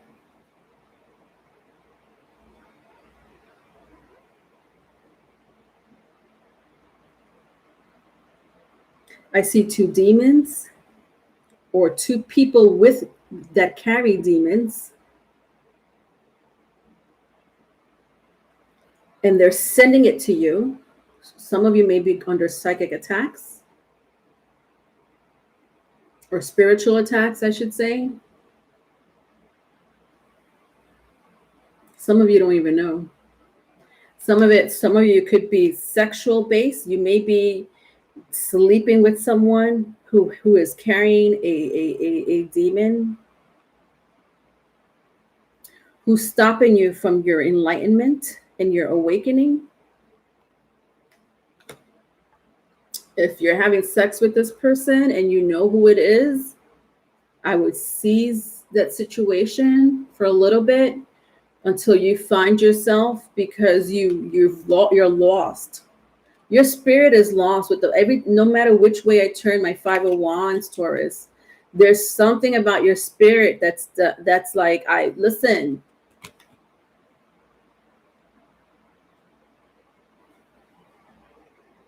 You know what your spirit is telling me? Your spirit is telling me, who the fuck are you to keep me trapped? Wow.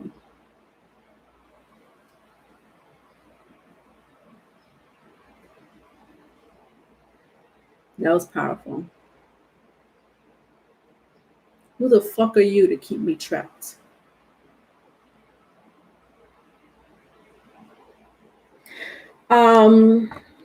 And this could be your spirit talking to you. This could be the spirit talking to whoever you're dealing with. That's trapped, because I just said some of you are being spiritually attacked. Some of you are sleeping with people that carry demons. So there's a greater force stopping your spirit, and your spirit is angry. Your spirit is restless. Your spirit is angry. And some of you don't even know where that anger or that restlessness or that despair is coming from. It's coming from your goddamn spirit. Your advice is the 9 of Pentacles.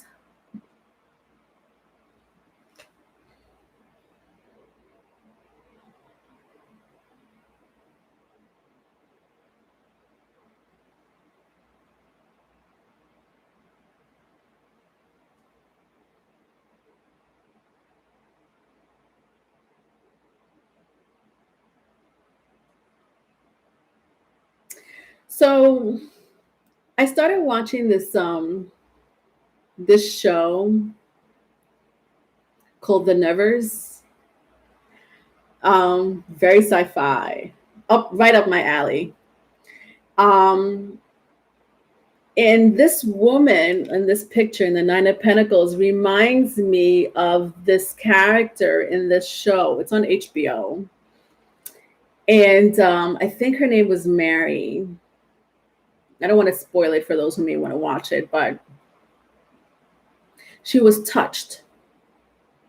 She was touched, meaning she's touched by an angelic spirit of some sort. And every time she sang,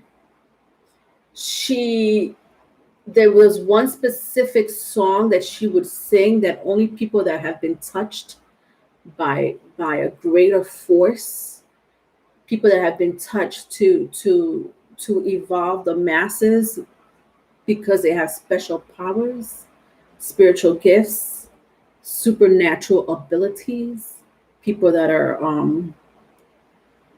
some of you may be under the umbrella group. That the umbrella group is starseed children, people that are telepathic, people that levitate. Those things can be done. They have been done. It's been reported. And some of you have the power to do this. This makes sense to me now because some of you have these powers and you're being stopped by a greater force.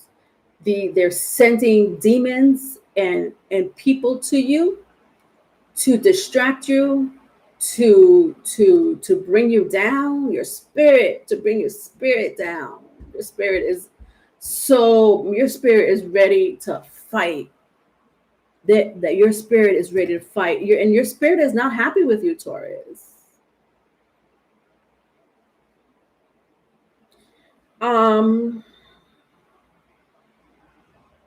And so when I look at the Nine of Pentacles, it reminds me of this character on this show because when she sang this special song, only the touch could hear it. Only those people with these powers could hear it. And that song made them happy. You know, all their troubles, their worries, their unhappiness, their anger, their sadness went away. It was this song of light that only the touch were able to hear.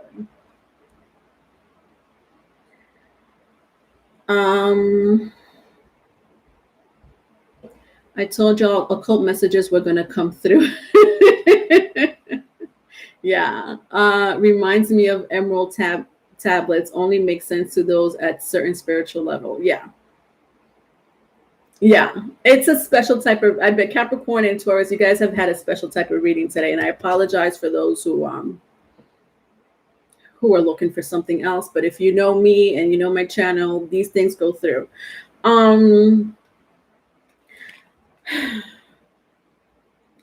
I don't know what else to tell you about the Nine of Pentacles except what I just explained to you. All right, let's move on.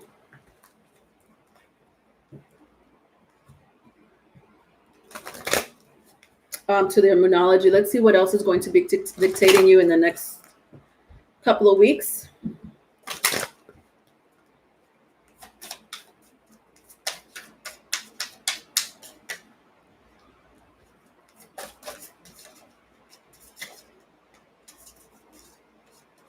I'm getting a lot of cards, and I don't want to get all these cards, but it came out, so I have to get it.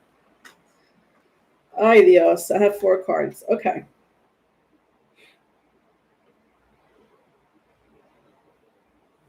All right, so the first card I have here is expect powerful change, new moon eclipse.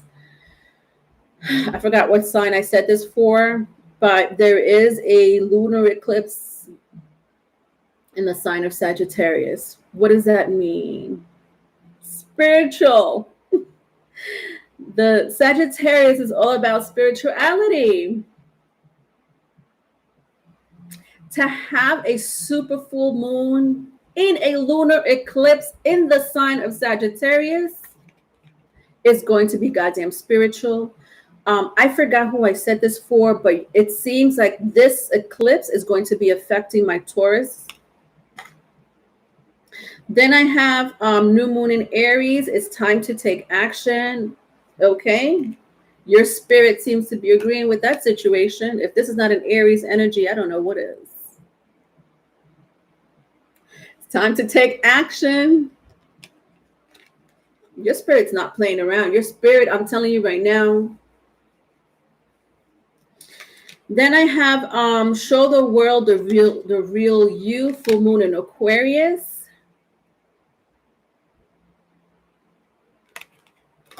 And lastly, the end of a tough cycle approaches, full moon in Aquarius. Look at this. This is crazy. Let me show you what came out. I have 2 full moons.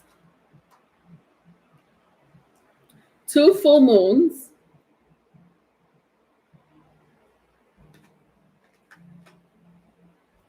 2 new moons. If this is not spiritual, Taurus, I don't know what is. Let's see what else comes out.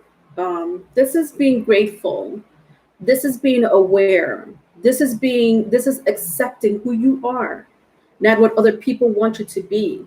So for those who are way too freaking grounded on this earth, you need to snap the hell out of it.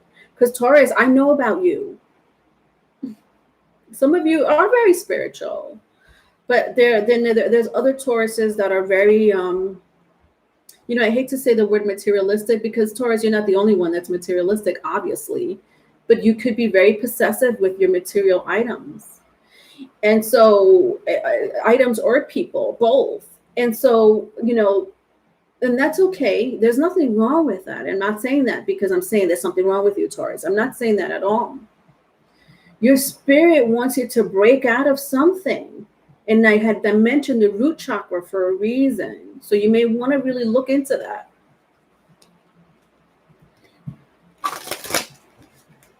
All right, one more card, and then we'll move on to, I think we're doing one more sign, and then I'm going to take 2 more people. I'm going to take, I think, B Rabbit, I said, right? Valerie and B Rabbit.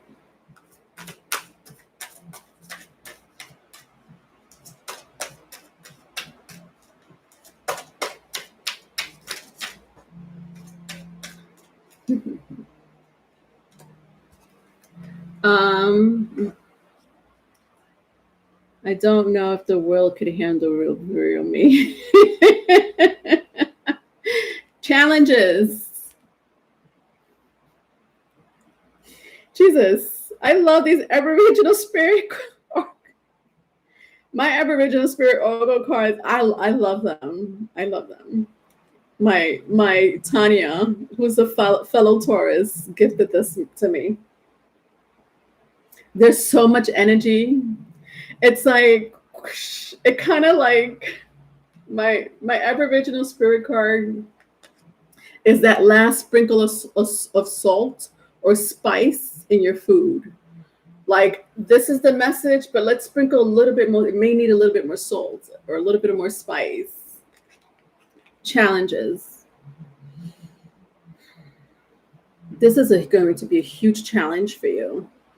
And that's okay. That's okay. That's what makes us feel alive. So I love this. I honestly love this for you because you're alive, okay? Don't think for one moment you're not alive. Don't think for one moment you are forgotten. You're not. You're supposed to go through these challenges, and I'm going to read a little bit about it. But I could just pick up the energy from the challenge, and challenge is a good thing. I love me some challenge, but then again, I have strong Mars and Pluto energy. That's just me. All right. Challenges. Challenges aren't always a negative experience. If you look for the lesson that is being taught as you struggle through the traumas of the challenge, you may find the experience rewarding. Challenges may also be seen as the universe telling you you're heading in the wrong direction. It could often be the universe way to make you stop, take stock, and reevaluate. Challenges makes us stronger. We are gifted in the skills to learn from our experiences. It is only when we are faced with the same challenge over and over again that we realize we have neglected to get the message from our experiences. If that is not the last sprinkle on that soup, I don't know what is. Rewind it. That was like the essence of this entire reading. I love it. All right. So let's do Libra, and then I'm gonna take Valerie and B Rabbit.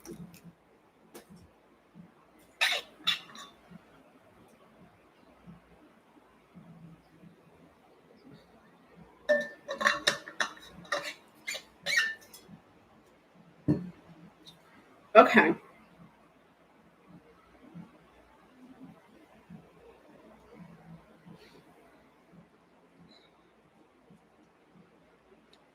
All right, Libras.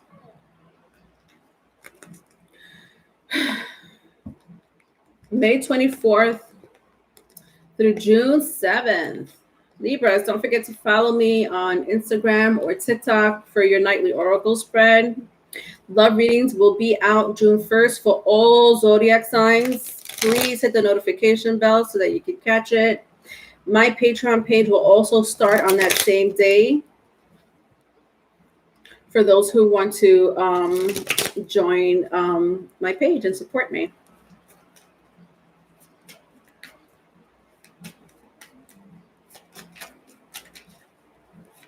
All right, Libras.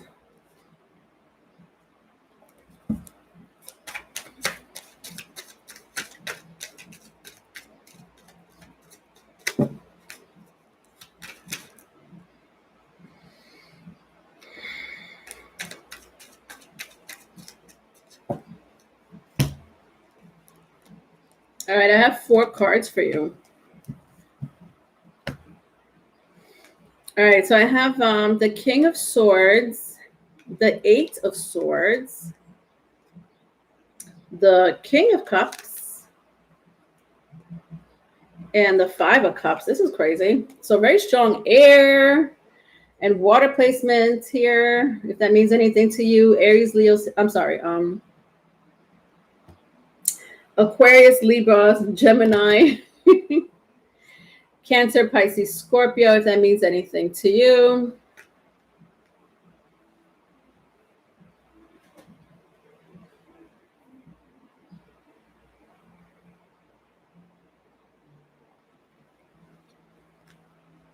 All right, so let's see what's going on in your current energy.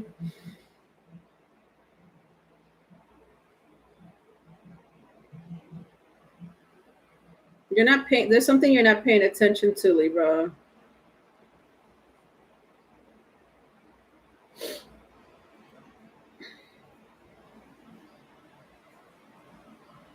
And you've been warned about this.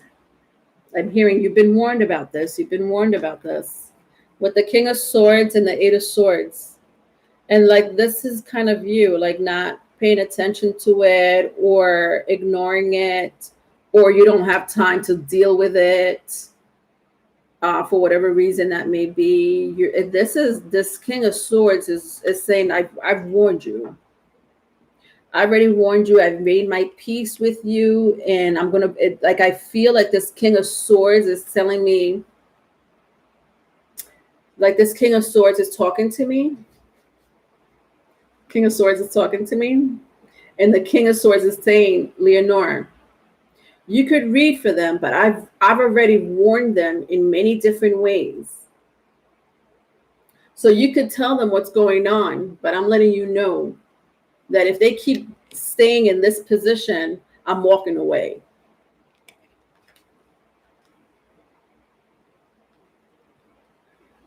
Some of you, it has to do with a goddamn relationship. Listen, I'm sorry, Libras. I already explained this before with my other signs, and I'm being very harsh today. I don't know why I'm not myself 100%. I'm not. So if I'm being harsh with you, it's not coming from me. It's coming from my spirit guides, your spirit guides. There's a relationship here that's too needy. That's the question. That's it. It's too needy, too clingy, with the King of Cups and the Five of Cups. This could be the other way around. Somebody here is codependent, very codependent, with the King of Cups and the Five of Cups.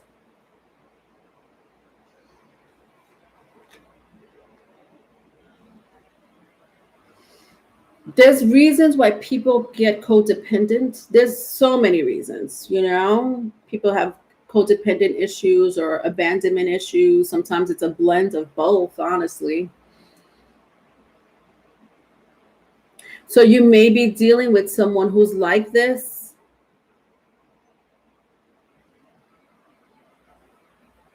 All right, let's see what happened in the past.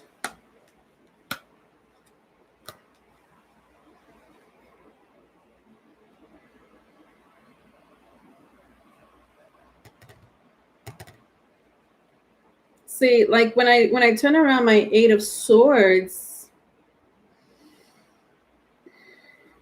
like the King of Swords, who is this King of Swords? This King of Swords is, it's someone, it's an ancestor,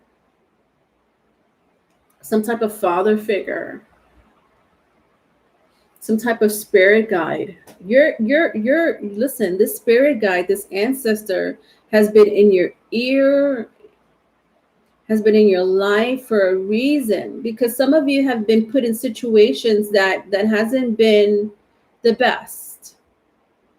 But nevertheless, this King of Swords has been here to loosen up those ropes.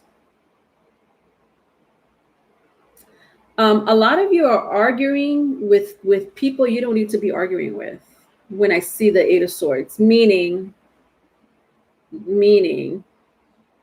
whoever it is that you're arguing with, sometimes, you know, ever heard, sometimes we need to pick our fights.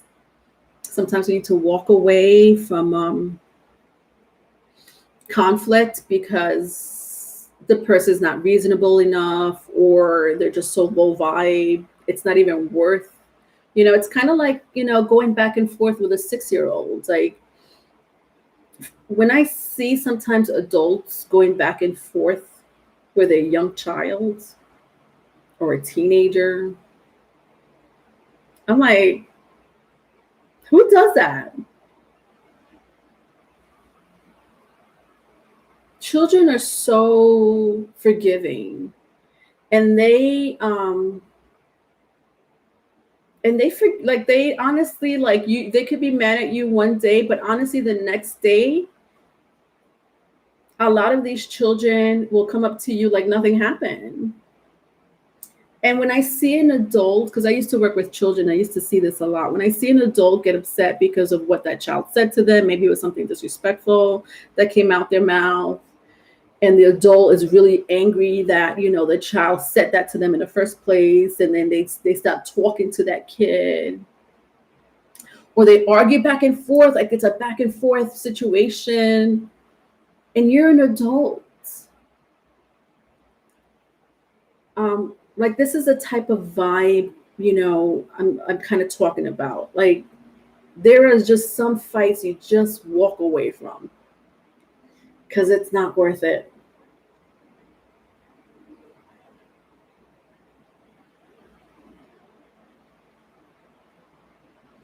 And whoever you're dealing with, Libras, have issues so deep rooted. When I turn around my King of Cups, and like he's in the middle of the sea or the middle of the ocean, you see like there's this rock, you know, like his throne is this rock coming from the middle of the ocean. It's very rooted.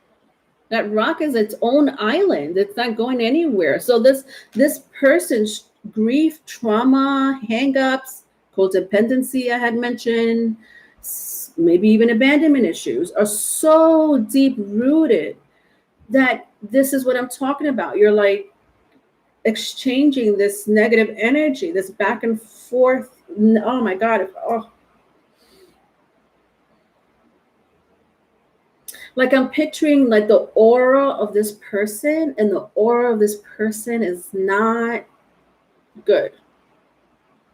And then here's your aura, like all bright, you know, and then you're exchanging your aura, this aura, negative aura, with your positive aura, and the energy of the aura gets all mumble jumbled. And there, where's your aura? You just mix your good vibrational energy with this person. You will be depleted, and you will be drained, and you'll be exhausted because you just gave your aura to someone who does not deserve your energy.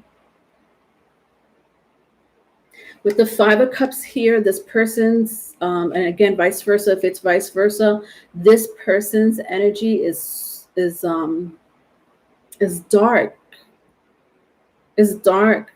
This person is all in dark clothes, cloaked with a hoodie. Look at all these cups being, like, it's already these cups being spilled. For some of you, it's your ex. When I see the Two of Cups here, for some of you, their family members, when I see the spill, like childhood situation, when I see, because these cups on the floor reminds me of this person's childhood or past relationships. Your advice is the Two of Cups.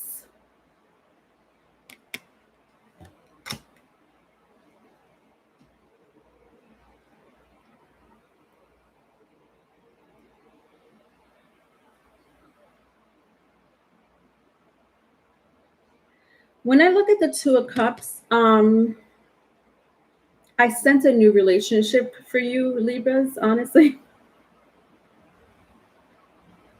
It's like, you know what I'm hearing? A blessing in disguise. Interesting.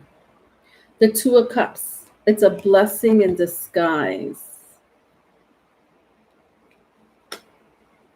There's a new relationship coming in for you. Some of you may be already in it. Nevertheless, this person kind of, I feel like whoever this person you interact with, for some of you, it doesn't have to be necessarily a lover or someone new. It could be a friend. It could be family members. It's someone that keeps you level-headed. This person keeps you level-headed.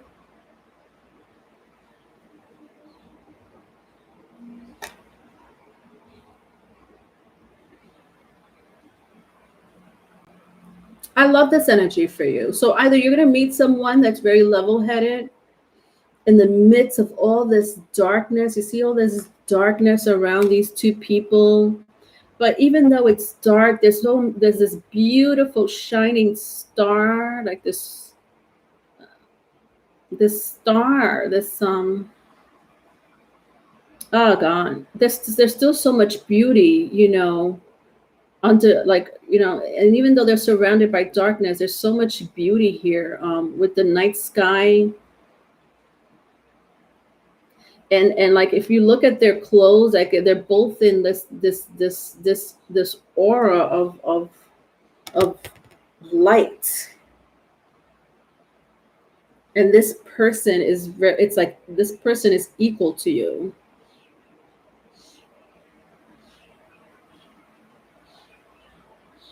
And I love this for you, Libras. I really do.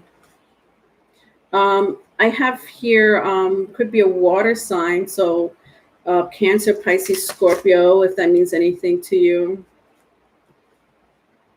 maybe a Leo, or any air sign, maybe dealing with another air sign, Libra, Aquarius, Gemini.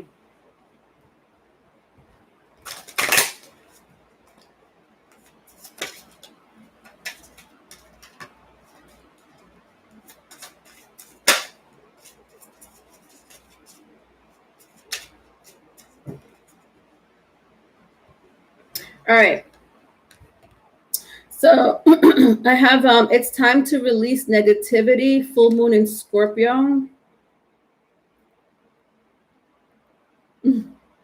Time to release negative. I don't have to go into this, do I?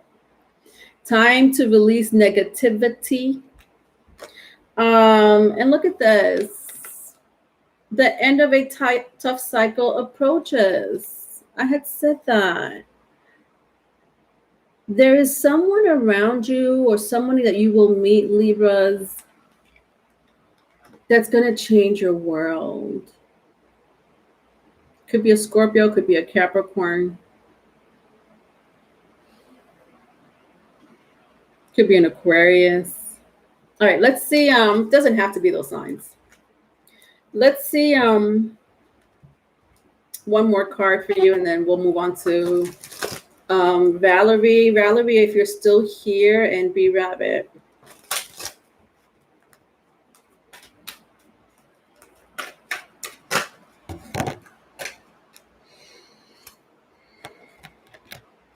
Okay, I have Saboteur. Interesting. Let's read a little bit about it.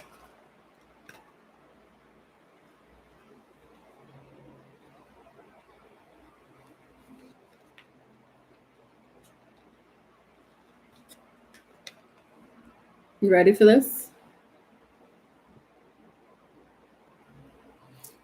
Let's see that. All right. All right.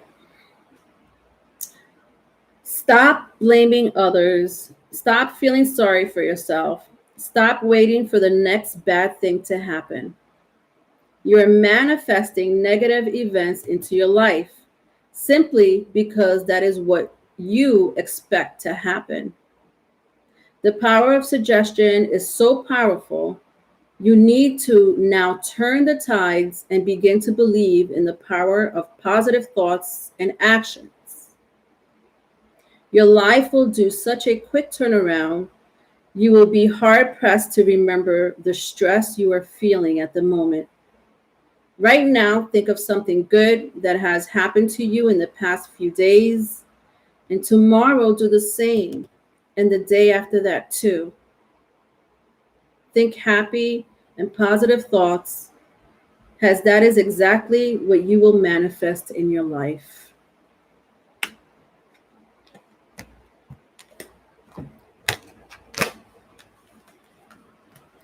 All right, Valerie, are you here? Okay.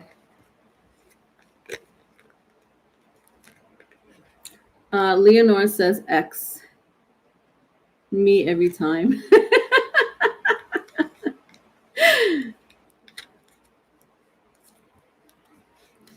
All right, Valerie, I'm waiting. I'm ready for you. Phoenix Rising, low key, mood though, infinite expect, so detached from my ex. He's just a figment of my imagination now, basically just dead to me.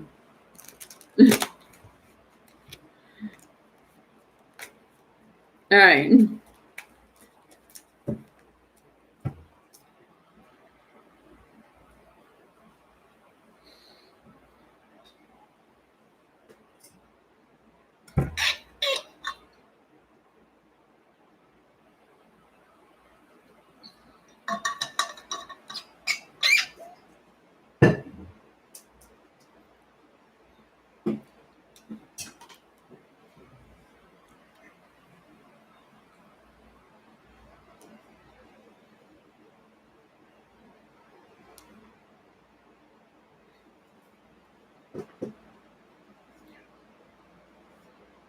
All right, Valerie. What is imperative that my guides, ancestors want me to know that is imperative to what I'm going through now?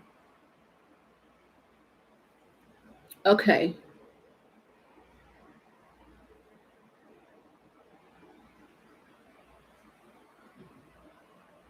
Okay. So what do your ancestors want you to know about what you're going through right now?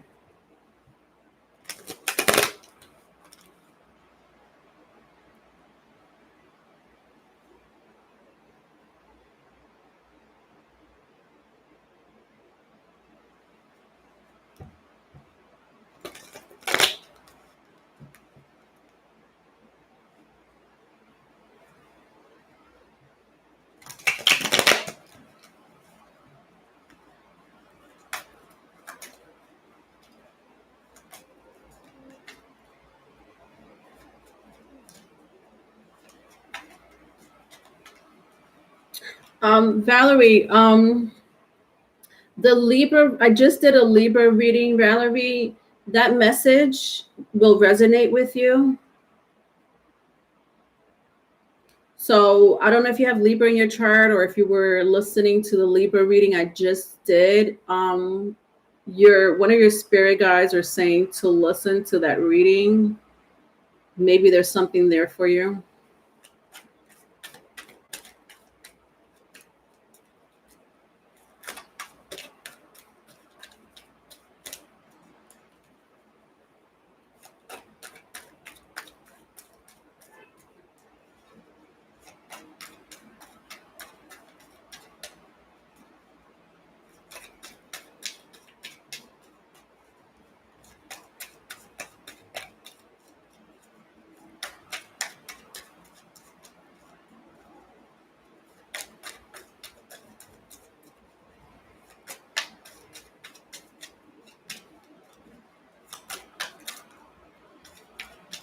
I'm going to use 2 deck of cards for you, Valerie.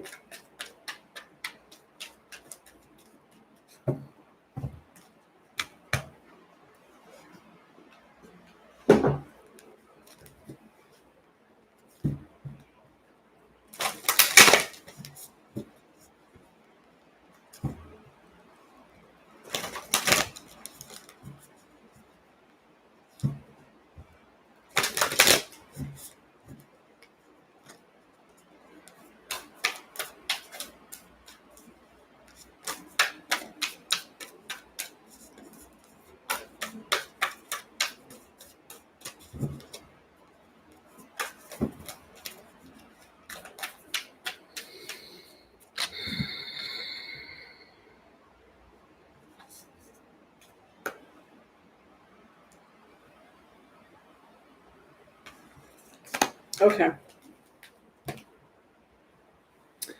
All right. So, what is it that you need to know? What your spirit guides and ancestors want you to know? Um, that's imperative.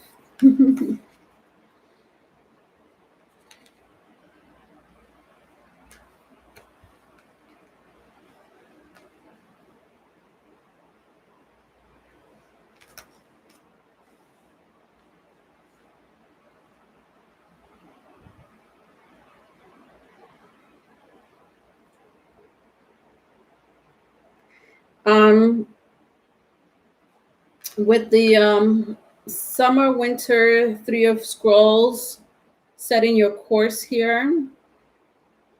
Um, there's a trip that you're going to be taking in either in the winter or it's a place where it's cold. We're going to need a jacket, perhaps. So either this is going to take place in the winter. I'm not sure what part of the world you're in, Valerie, but something about you setting your course in the winter. Could be a trip, but I don't know, setting your course in the winter. All right. Well, then I also pulled the Queen of Pentacles and the 6 of Wands. So very strong Taurus, Virgo, Capricorn, or Leo, Aries, Sagittarius. If that means anything to you.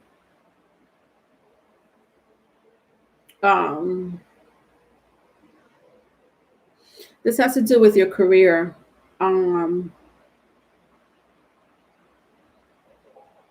This has to do with either career, with money, children.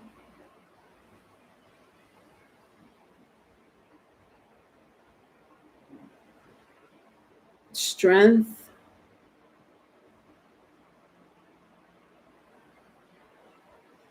messages,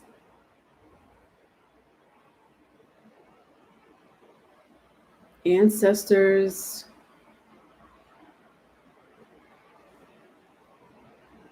So one of your ancestors is not there's somebody here in my area, Valerie, that's either very concerned for you or has been concerned for you,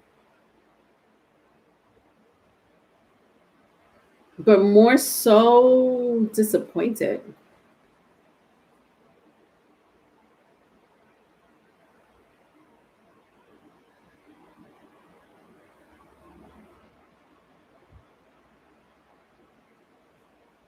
So Valerie, I don't know what's going on. I don't know if I'm picking your anger or this spirit's anger. Someone here is angry, disappointed.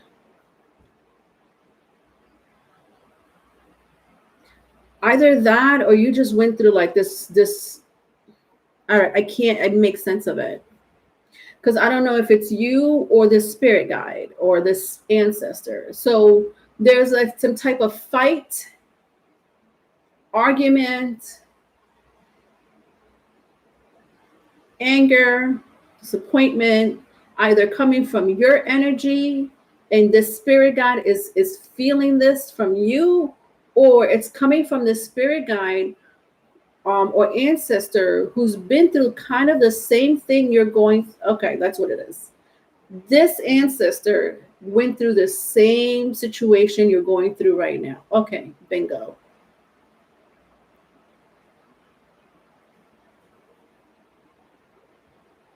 And this ancestor of yours, it's an ancestor. I'm gonna say ancestor, but ancestor spirit guides to me are a blend of kind of the same energy, right? Because in the end, they're here to guide us. And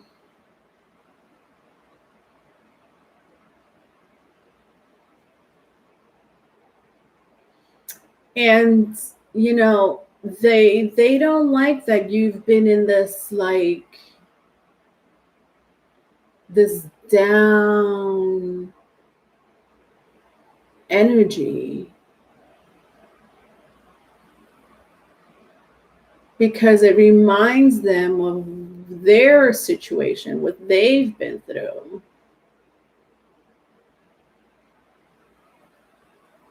And they hate to, that's what it is. They just hate to see you that way.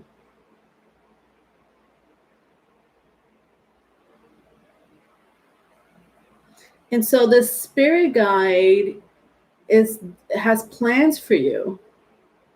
This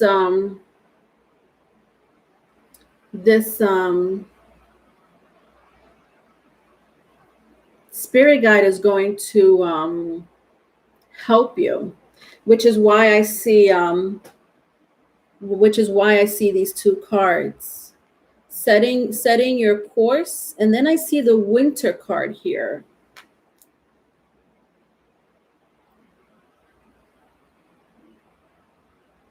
Like it's either you're going to take a trip to another place or you're moving to another place, and the spirit guide or ancestor is going to help you do exactly. So whatever you have planned for the winter, I don't know if you have something planned, Valerie. If not, there's something coming in the winter, and this spirit guide is here to help you set your course.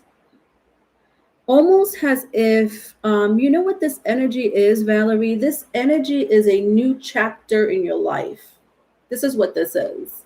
A new chapter in your life. And it's going to be either a whole different location. And if it's a whole different location, it's a place where it's like mostly cold. Or you'll be traveling there when it's wintertime. But it's a whole new chapter. Like they're guiding you, or they're setting your course to build a whole, like there's literally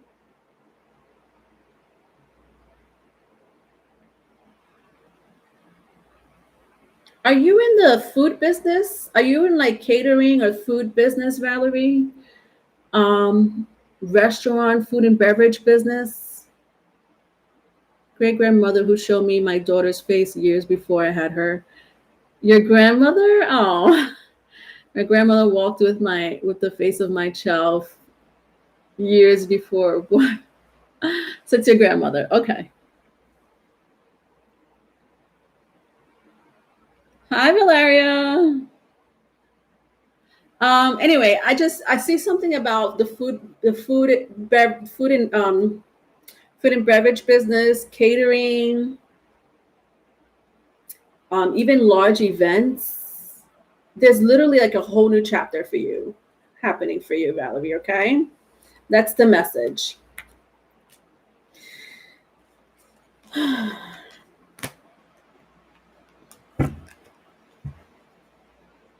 My child walked with my deceased great grandmother, whom, to be honest, my daughter kept saying hello. And sweetie, my past life has indicated it was fast food franchise. Oh yeah, that's right.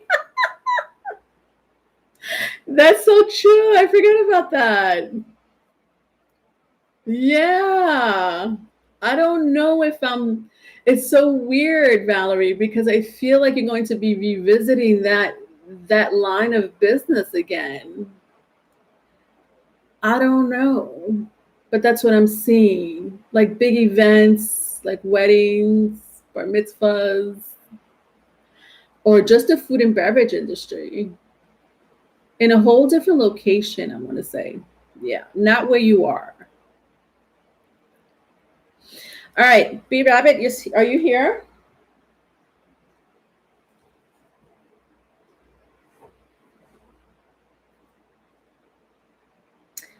Phoenix, also them having a hellish lifetime for, let's say, just some total center.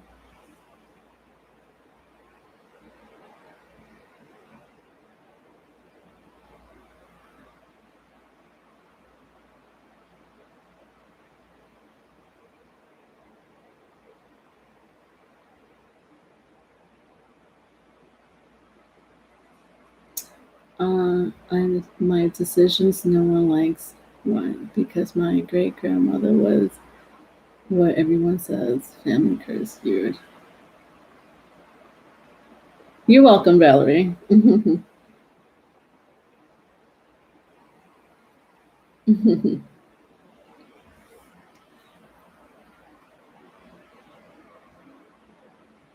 All right, B Rabbit, are you in the building? Oh, there you are. um, General message for you, for you, B Rabbit. Okay.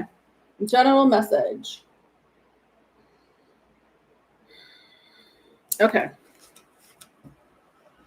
I'm going to use my Moonology card.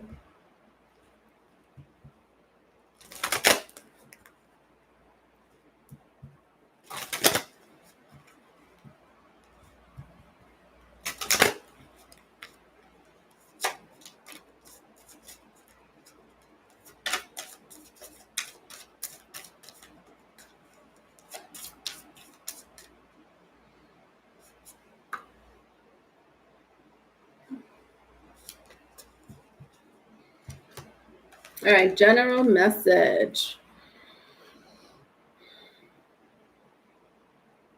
All right, so I have work through your fears, new moon in Scorpio. And then I have full moon eclipse, conclusions are within reach.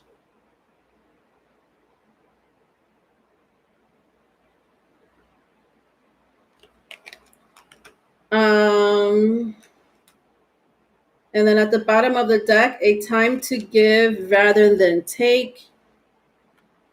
A time to give rather than take.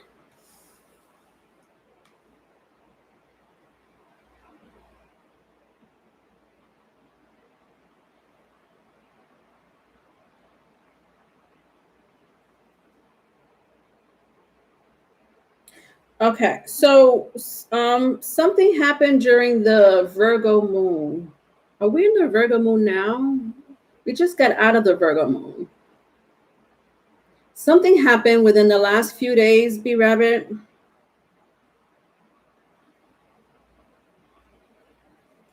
almost like whatever happened in the last few days, just set your course for the future. And not, it's so interesting how this is playing out. Whatever happened in the last few days, Virgo moon is what I'm hearing, but the Virgo moon was like, I think it was just like 2 days ago. I could be wrong, but definitely it was in the last few days. Something happened that will set your future, will conclude your future. Something happened that will conclude your future.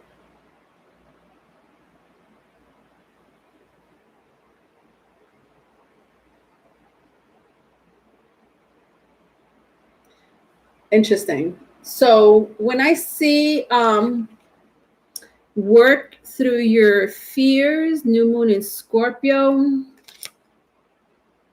whatever happened to you in the last few days, and I feel like it was something significant because it's coming up real strong. Whatever happened to you in the last few days, is asking you to work through that fear.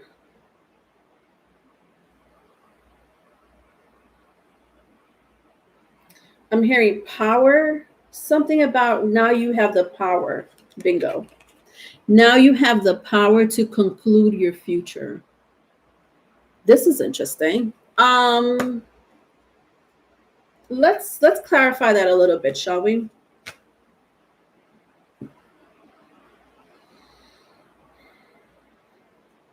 All right, let's clarify that a little.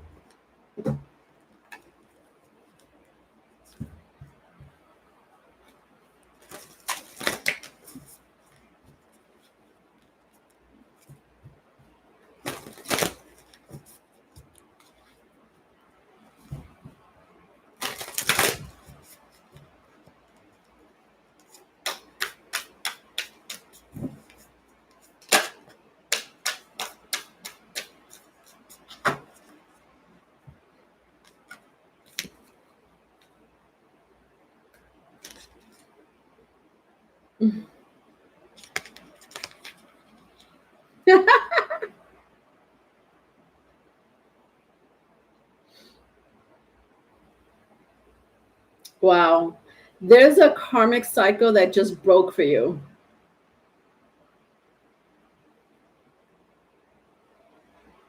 And I don't feel like it was in the last few days. I feel like you've been going through this, but the breaking point happened in the last few days. So with the Queen of Keys and the Scribe, so my scribe came up in the upright. Do you see these gentlemen writing? These when I look at this, the energy of this card, Be Rabbit, I feel so strongly that because of what transpired in the last few days, or even it's first, honestly, I even sent longer than that. Is going to conclude for what's going to unravel for you in the future. And because of it, you now have the power. You now have the power. Embrace this. Work through your fears. Because this karmic cycle just broke, is what I'm hearing. My Queen of Keys came out in the reverse, but it won't be for long. So right now you may feel like you're in reverse, but let me tell you something. The fact that a queen came out, this is what we consider the Queen of Pentacles in my Akashic records. The fact that the Queen of Keys came out, just the fact that it has the queen on it, this is power. So honestly, I'm not too worried about that it came out in the reverse for you, because this needs to transpire,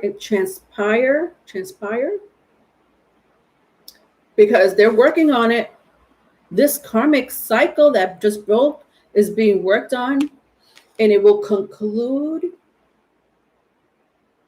Like I'm hearing, it's going to conclude, and then whoop, it's like It's a karmic cycle that's just broke. Honestly, what just happened is a karmic cycle that just broke. That's crazy. But I love it. I love it to hear, just to hear a message of, especially if you know what you've been going through, honestly, in your personal life. It's like, oh my God, you're telling me that it's over. It's like a get out of jail card, get out of prison card. Hey, be rabbit. You early, you know, what do you call that? Like an early leave from prison for good behavior. They just gave you one. Something you did, B Rabbit. Let me tell you something. How this worked. It was something about the way you reacted, because this is how the gods play with us. It's something that you did. It's the way you reacted to a situation. She just broke that cycle.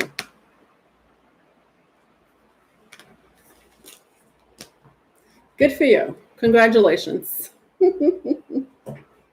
Because it's not a joke. When listen, our reactions to things, situations, and people, the gods, they look at you and they're like this. We gave, for example, B Rabbit. I know B Rabbit has a moon in Aries. Remind me. Let me know if I'm wrong, but I want to say I could be right. So my B Rabbit has a moon in Aries. So moon in Aries. Oh my God, they're ready to pop, explode, be in your face.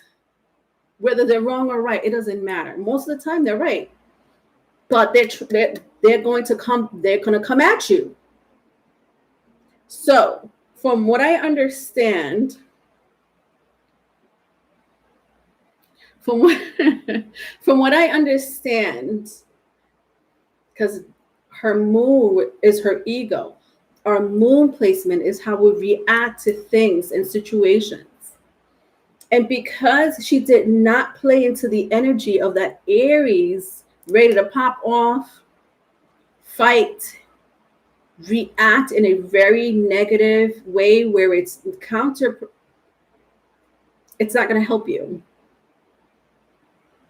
Because she calmed down her ego and she did not react the way the gods thought she might have been reacting, because the gods gave her this ego of the Aries Mars energy, ready to pop off. Ain't that a joke? They were like, oh shit, she's not acting like an Aries. She's not acting like the low vibrational Aries. Karma completed. That's the energy of this reading. I love that. I love when that happens. Sagittarius.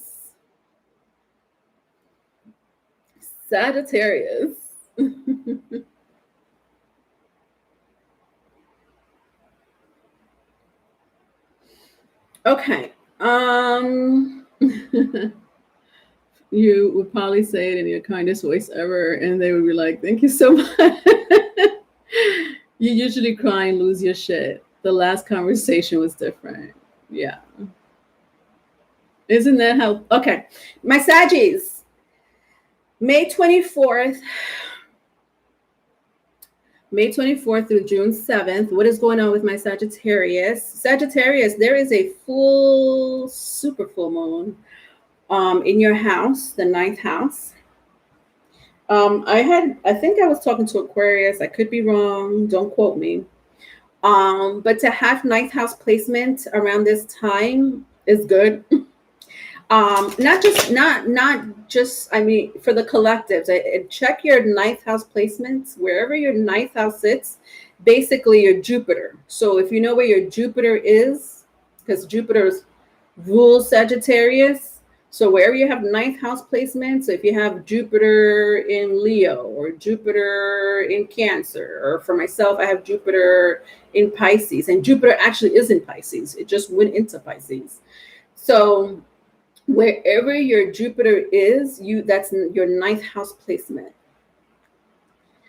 Expect, depending on which house it sits, expect an expansion of whatever that energy is, whatever house it sits in. Okay, there is a super full moon in that house, and that house, just Sagittarius alone represents higher learning, foreign travel, foreigners,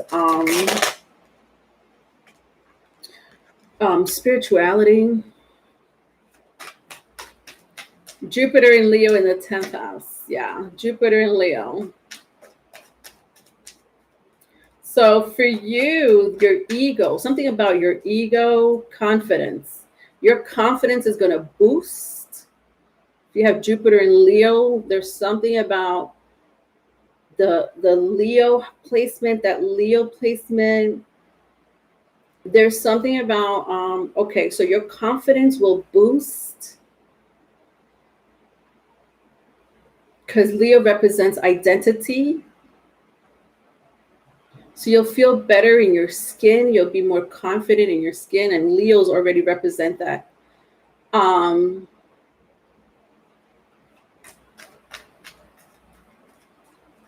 Children,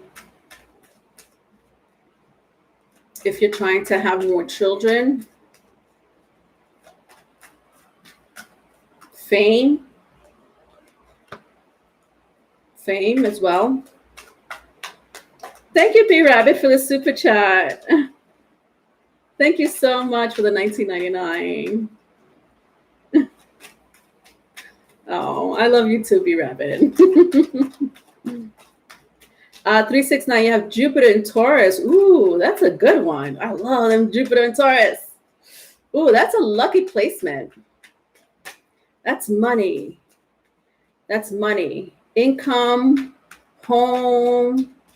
So if you're looking for a home, or if you're trying, if your income might expand, your home might expand. Something about your values may expand, meaning whatever values you carried before may be heightened or enlightened. Something about your values being enlightened, but in a spiritual sense, with Jupiter and Taurus. Leonore, do you have videos on trines? I don't really go that deep into astrology, Gemini, because I realize that people will get confused when it comes to trine, sextile.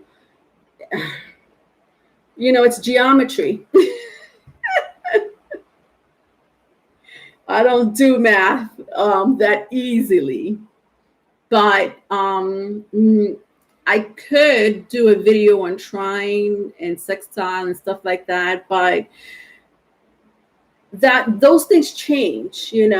I'm more concentrated on your birth chart and what's going to stay in your birth chart, and how the planetary stations may affect you. Like I was telling Sagittarius, how there's a full moon, a super full moon lunar eclipse in Sagittarius. And wherever your 9th house placement is where it's going to affect you. I'm more interested in telling my viewers that than in things that may or may not affect you because it's a trine or a sextile. And I do discuss it if it's very heavy, especially in my live. But for me to go into trine, sextile, conjunction, I'll mention it, but I'm more interested in how the cosmo will affect you. Do you know what I mean? Yeah, it's geometry. I think the live buffers every time an occult message comes through. Really? School. Yeah, there's a lot of schools in astrology. Absolutely, there is. All right.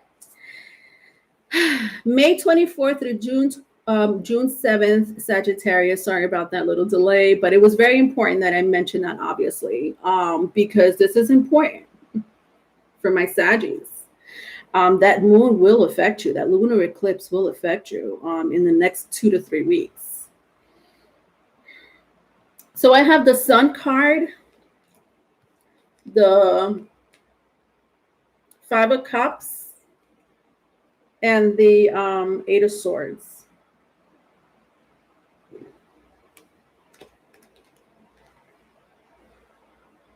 Leo, Scorpio, or Gemini, Libra, Aquarius, if that means anything to you.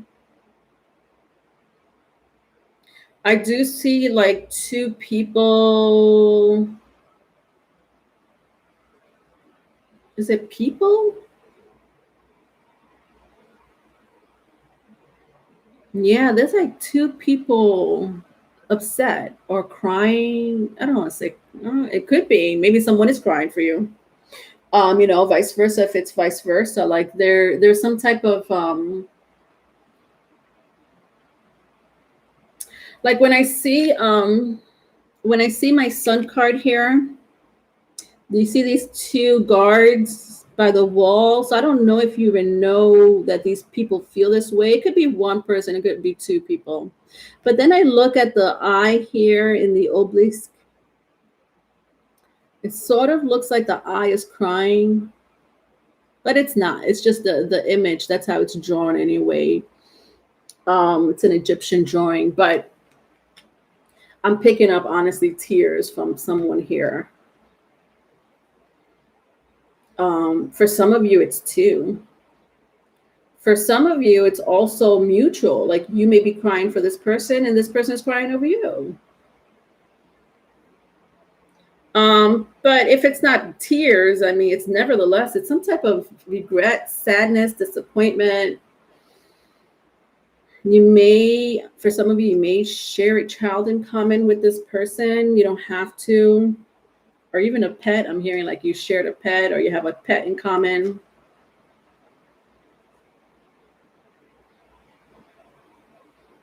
Somebody may have Aquarius in their chart.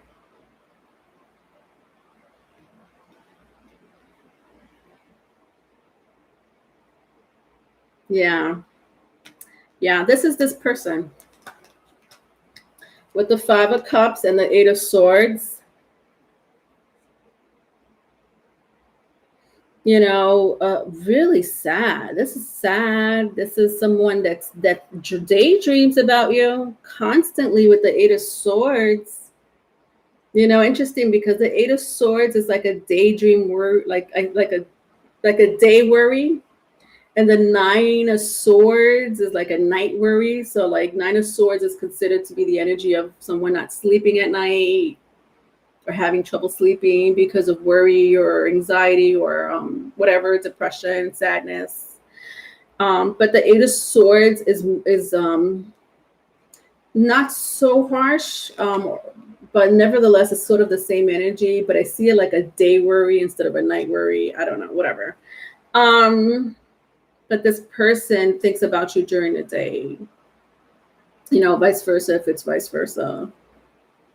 Yeah, that's a pretty clear-cut message. Let's see what happened in the past. You made this person, like there was some type of happiness here in the past.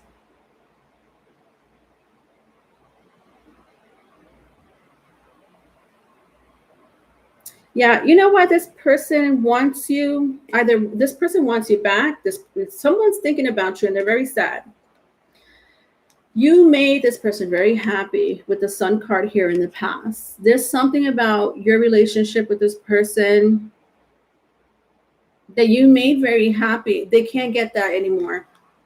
So this is for a lot of you, this is a very specific, clear-cut message, especially if this is an ex, especially if it's an ex. This is like an ex energy, my loves, Sagittarius. But it's pretty strong for the next 2 weeks. So expect some type of interaction with this person. I don't know how. But when I see this eagle coming towards this woman, it's like they want to, it's like, whoosh, And then I don't know what. After that, I don't know what. But they like when I see the gentleman here in the 5 of Cups, looking at the spilled cups, some of you, this could be a soulmate of yours with the 2 cups in the back. But they want to take a journey with you.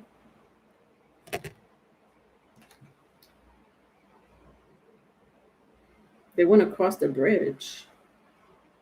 So I guess there's a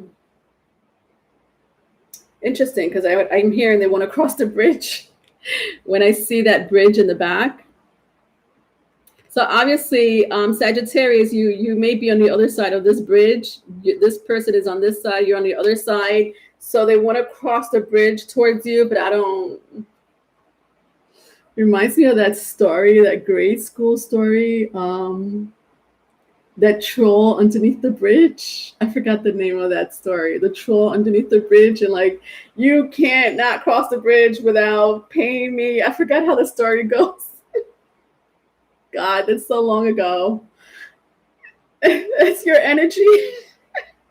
You're the troll underneath the bridge, and this person can't come through until I don't know what is. You let me know what happened. Who's that? I never heard of them. Yeah, it's very strong. Look at this. Your advice is the Devil card.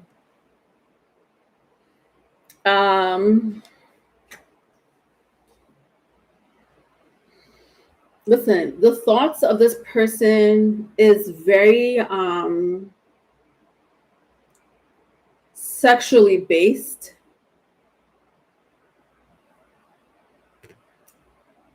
This person may have sex addiction,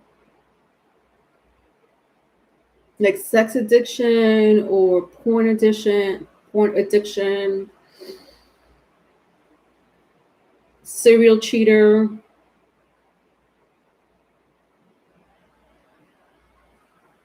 And anything that comes along with what I just said. This is this person. So your advice,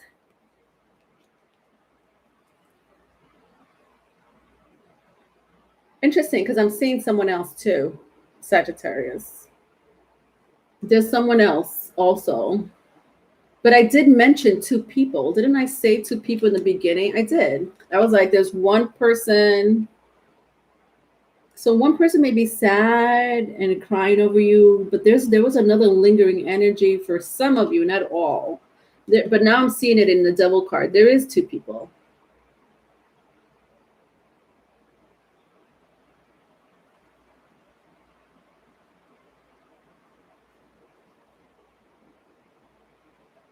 And I feel like it's another soulmate. Interesting. Sagittarius, because there's two soulmates in your energy for the next 2 weeks with the Sun card and the Devil card here. I'm not getting anything else from it except that situation. But you could be dealing with somebody with very strong Capricorn energy, Cancer, Pisces, Scorpio, Leo, or Libra, Gemini, Aquarius. All right, let's see what else is going on. The Billy Goat scarf. Yes, the Billy Goat scarf. Yes, Tanya, thank you. Billy Goat scarf. Oh, that's such an old childhood story.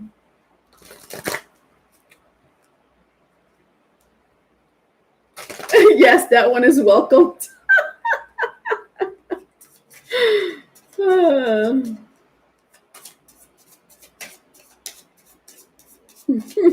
right, let's see what's going on in the Moonology card, or what's going to be dictating you for the next 2 weeks in the cosmos, besides that super full moon in a lunar eclipse.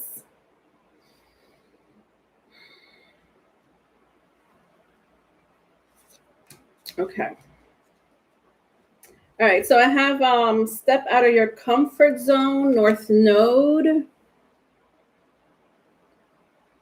At the bottom of the deck, you're very close to achieving your goal, Gibbous Moon.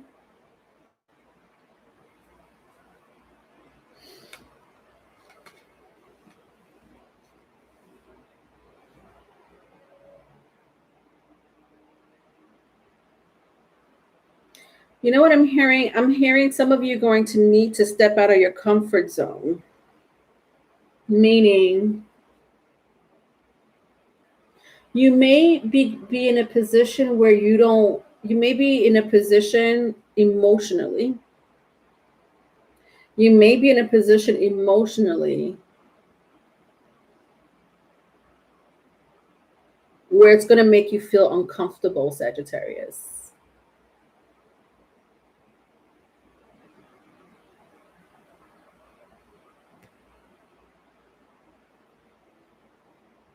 And this moon is going to affect you emotionally, is what I'm also hearing. This super full moon, I think the super full moon is on Wednesday or Thursday. I can't remember. It's definitely this week coming. Definitely this week. But that energy is going to linger. It's not going to be for 1 or 2 days. It's going to linger for 2 to 3 weeks. And that moon, when I see the situation, that moon is going to affect you. Let me tell you something, what's going to happen to you right now. I feel like I had this conversation with you 2 weeks ago, Sagittarius, but I could be wrong. I feel like I said the moon was going to affect you last time. I don't know, whatever.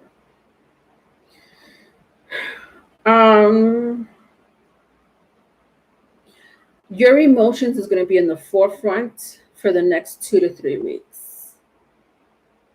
And it's going to make you step out of your comfort zone. When I see the North Node here, the nodes. Okay, so this is definitely a soulmate of you're dealing with either one. Some of you are dealing with one soulmate, some of you are dealing with two soulmates.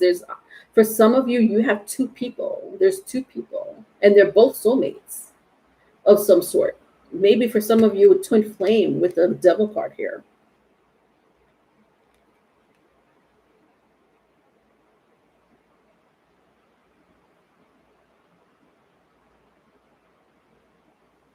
Right now, the North Node is in Gemini. Okay, well, that makes sense. Okay, well, let's get into the Gemini situation. North Node is conjuncting Mercury in Gemini. Mercury is about to go retrograde in Gemini. So that usually means, exes are going to come around. But more so communication, like all types of communication is going to be like crazy. So either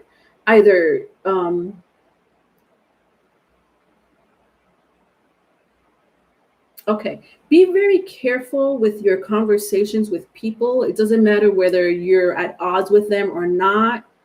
Sagittarius, be very careful with how you communicate with people because this moon is going to affect you emotionally. And with the Mercury retrograde, it's going to be insane. So imagine the super full moon affecting my Sagittarius emotionally, and then having to step out of their comfort zone to be in this emotional state, which Sagittarius don't really like to be in an emotional state. They either like to party or just be on their own, like by themselves. There is no like emotions, there is, but that's on a hush. Like they do that in the closet or underneath the bed. Sagittarius do emotions in the closet or underneath the bed, under the covers where no one could see them. And then they go out and they're like, their Sagittarius self. But not that Sagittarius is not familiar with emotions. It's just that it's not comfortable for them. They don't do emotions has a display. That displaying emotions is not a Sagittarius thing. And it really has nothing to do with pride. It's just, it has more to do with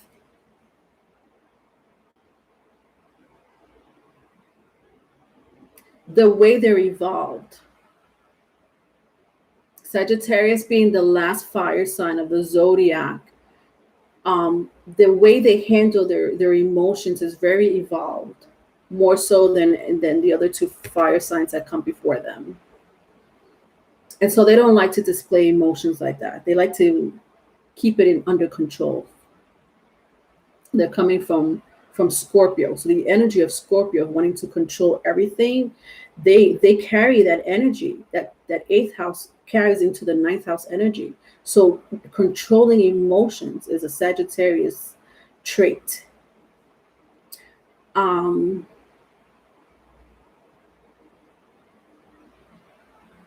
and you're going to have to step out of your comfort zone mainly because of the Mercury retrograde, that Gemini energy, and the mutable energy that I was talking about in the introduction of the stream. There's going to be a lot of mutable energy in Sagittarius. You're immutable energy. So there's Pisces is very heavy in the air. Gemini is very heavy in the air, and your this moon is going to be very heavy in the air with the collectives here on Earth. And then your planet has about like 69 moons, if I'm not mistaken. So Sagittarius, that the moon is so strong. Jupiter's like understand that these moons in Jupiter have their own energy and their own entity, just like the satellite that we have, the moon that orbits around this Earth, the satellite that orbits around the Earth, the moons has its own energy. So Sagittarius, your energy from the moon, already from the moon, the lunar eclipse from our moon, our satellite on Earth, and then on top of that, the moons in your planet that orbit around your planet, Jupiter, is going to be a crisis for you in consciousness. And that's going to make you step out of your comfort zone. Let me move on because I'm taking too much of this situation with you, Sagittarius. And that's okay. I'm okay with taking that much time to say that to you because there's a reason why I have to say it. Sometimes I just talk and talk and talk, and I don't know why I'm talking, and then I realize later why I mentioned those things. Let's just take out an Aboriginal Spirit Oracle card and see what else I could get from my darling Saggies. All right. Relaxation. Let's read a little bit about this.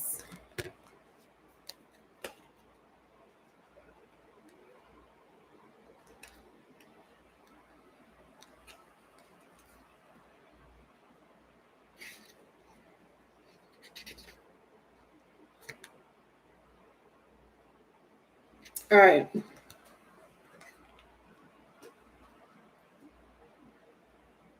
Some people think I'm cold while I know I'm a big emotional person, especially with my Cancer moon, but it's private. You're so point. Yeah. All right. Relaxation. Are you feeling battle worn and suffering from fatigue? I feel like I'm sorry. That just sounded like a commercial. I'm so sorry. I wasn't expecting that. This is a new book. I sounded like I just did a commercial just now. Okay, let's back to the infomercial.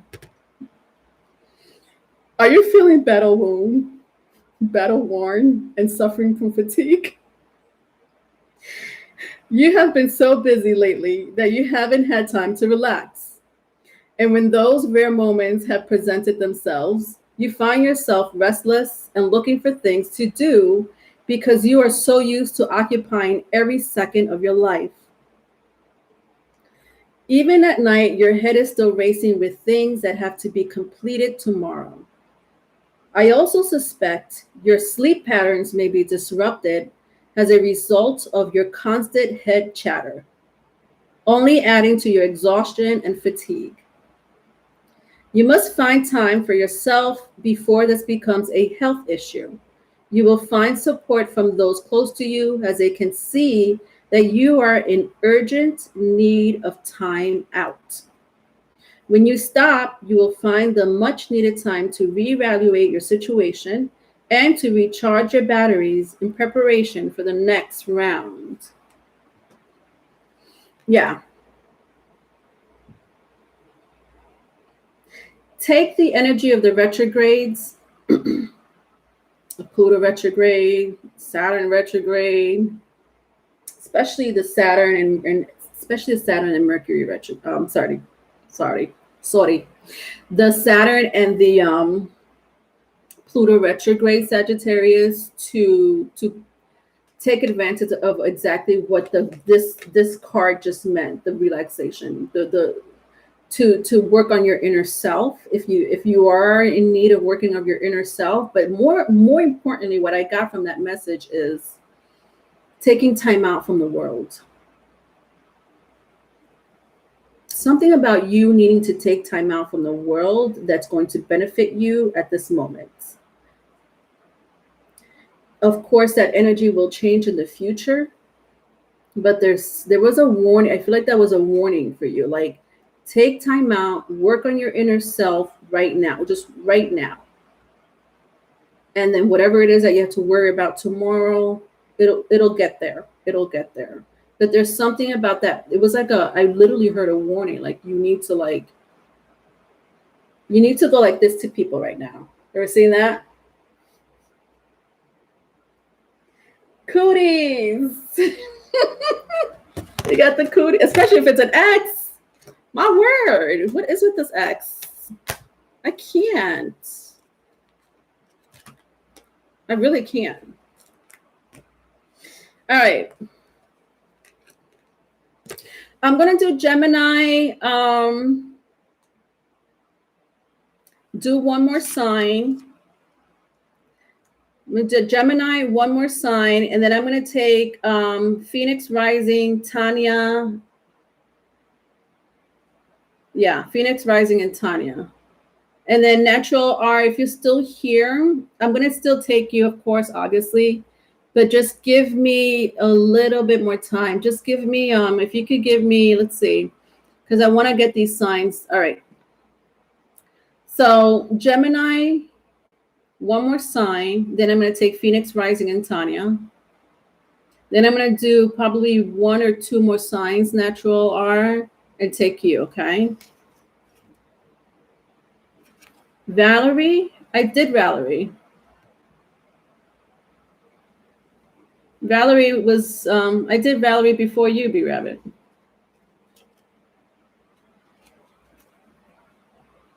I could see this being a commercial, being Leonore's bath bombs.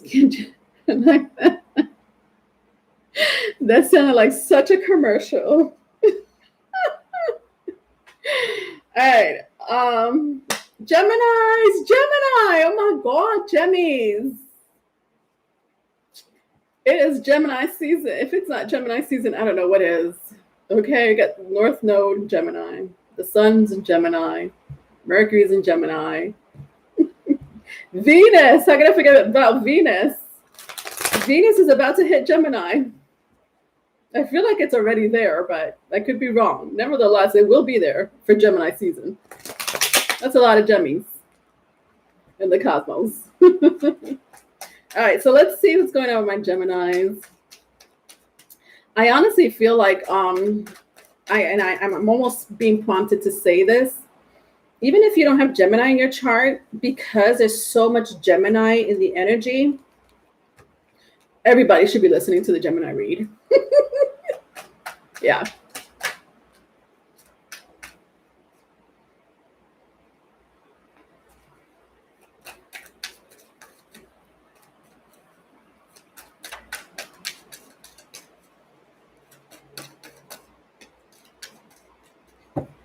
Okay, Geminis.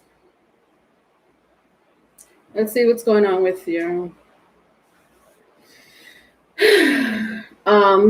May 24th through June 7th. Please don't forget to follow me on Instagram and TikTok to get your nightly oracle messages.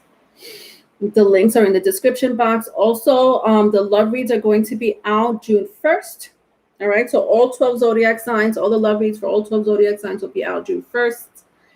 Hit the notification bell so you could see them. And Patreon will also be open for June 1st, okay? Gemini, The Temperance card, your polar opposite, Sagittarius. King of Swords, Two of Cups.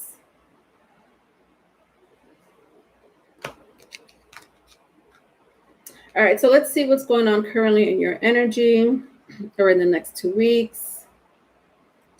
My jummies.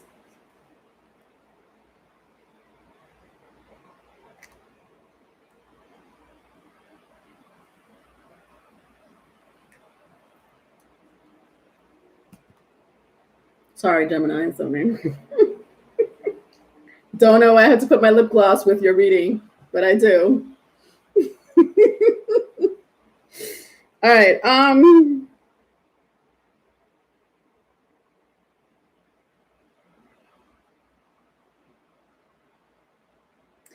I feel like some of you like either someone really likes you or you like this person, Gemini.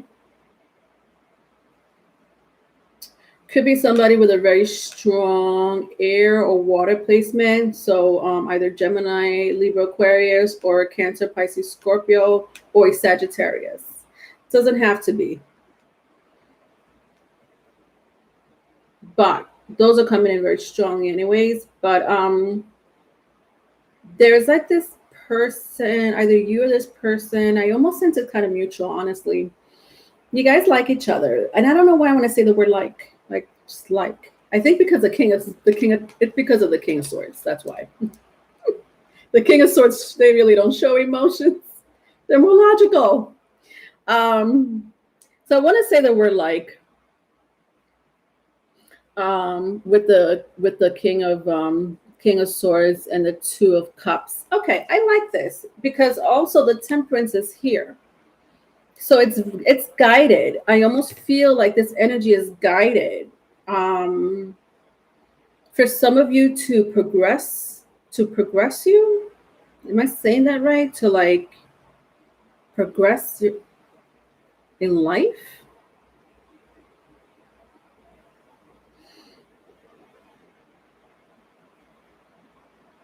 Yeah, like this person is here. Whoever it is that you're interested in, or they're interested in you. I feel like it's mutual anyway. This person, whoever you're dealing with, is very logical. Their emotions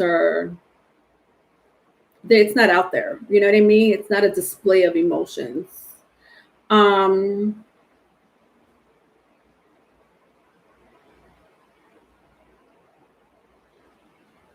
But it's like guided to make you feel better,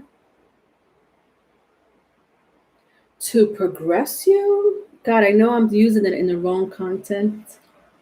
Don't mind me. Keisha, I feel like I'm on a spiritual journey. Yeah, some lady was distracting me. 369. I can.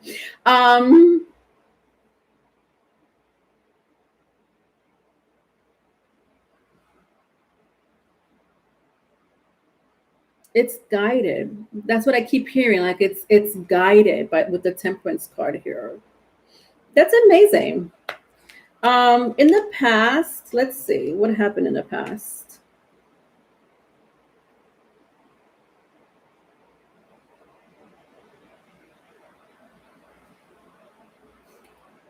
Somebody here,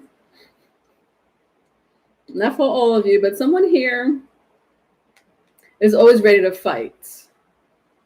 Geminis, this is you, right? I know it's the other twin. I know all about it.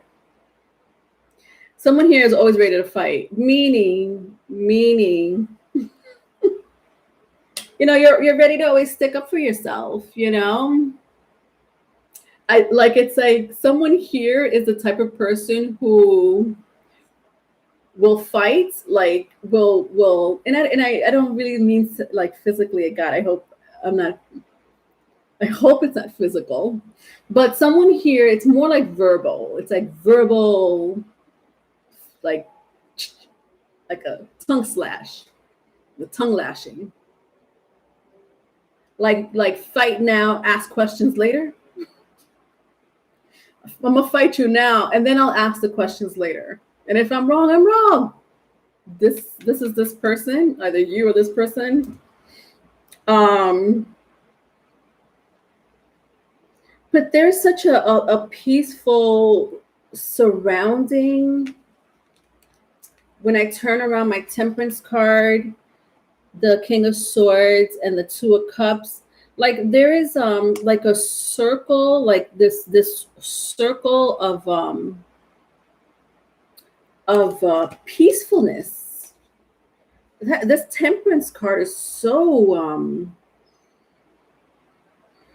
angelic.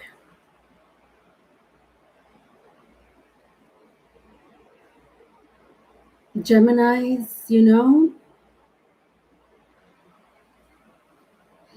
and I don't know, it could be the person you're with or your person that you're dealing with, um that's so angelic and peaceful. They may feel this way about you, you know. I'm also hearing that maybe you need to be with someone like that in the next 2 weeks.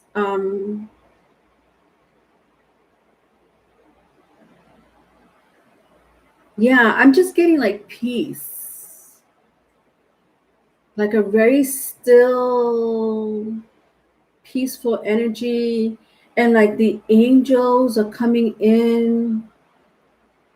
Bear with me, because this is what I'm feeling and what I'm seeing. Like the angels are coming in, and they're saying, you know, Geminis, we're here to help you. We're here to make you feel at peace. We're here to calm your soul. That's what I'm sensing. It could be a person that's like this already. It could be even you, Geminis, and you're being guided by source, by your angels and spirit guides, honestly. At the bottom of the deck, the Justice card, Libra. And it's so interesting that I'm getting this energy for you because of the retrograde. This is such a retrograde energy. Going within yourself, reflecting. And I think I had mentioned like Gemini's is, you know, it's not gonna be, I know I said this in the beginning in the introduction of the stream, that for my Geminis and some of my cardinal signs, especially if you have Aries, Cancer, Libra, Capricorn, this Mercury retrograde it's gonna suck for you. It is gonna suck for you because you're gonna want to just fight forward. And the energy, especially with all these, especially with Sagittarius and Pisces being very strong in the cosmos in the next 2 weeks. I mean, Pisces is very strong. Jupiter is in Pisces. Neptune is in its home sign of Pisces. Then we have Sagittarius, super full moon in Sagittarius, and it's going to be a lunar eclipse on top of that. Those two energies is all about spiritual work. Those two energies are about going within yourself and do some inner work on yourself. And so now I see it, because look at this, the Sagittarius energy, the Temperance card, full moon in Sagittarius is going to also affect you.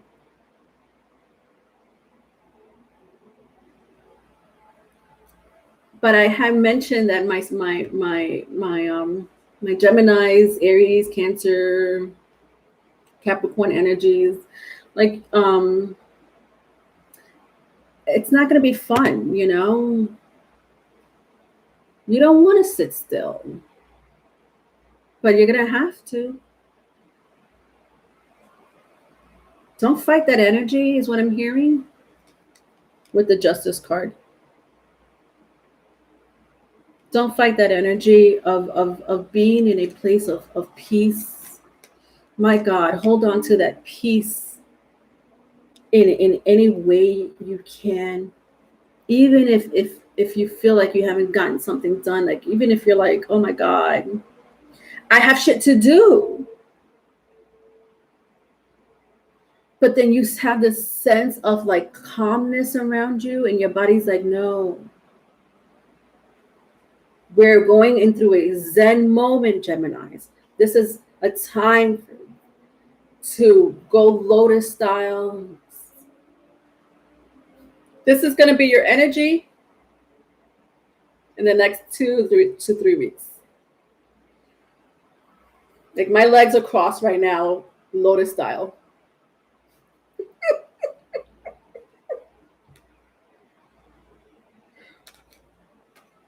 Whatever.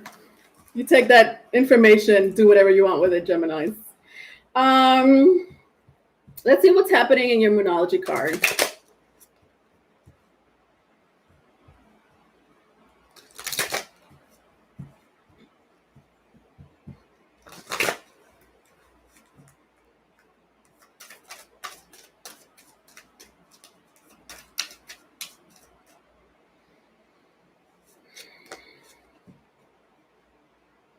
All right, so I have full moon in Taurus. Your dreams need a practical plan. At the bottom of the deck, full moon in Gemini. The answers you need are coming. Yeah, I do sense that.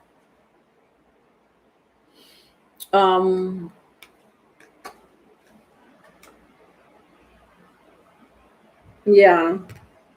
A lot of you are, you know, the future is very important right now.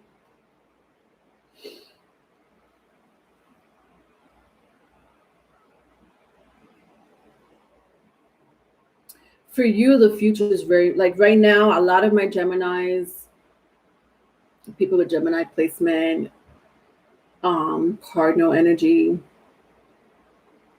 are thinking like future, like your future is consuming you. It's you guys are thinking about, you know, 2 days from now, 2 years from now, 20 years from now. Like it's like your mind is like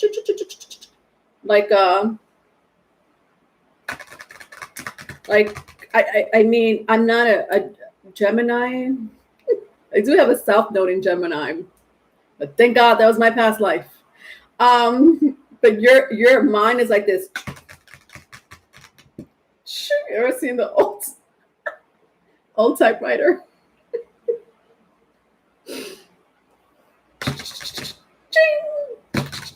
Like that's how I see your mind, like the old typewriter. Secretary, ching, ching.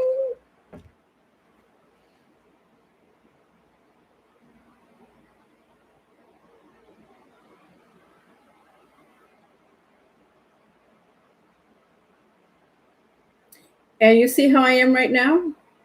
See this energy that I am right now? Twirling my hair, looking up at the sky, at the wall, looking at an insect crawling on my door. That has to be your energy.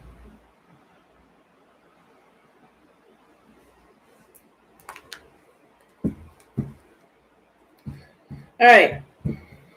Let's see what's in your Aboriginal Spirit Oracle card. One card, please.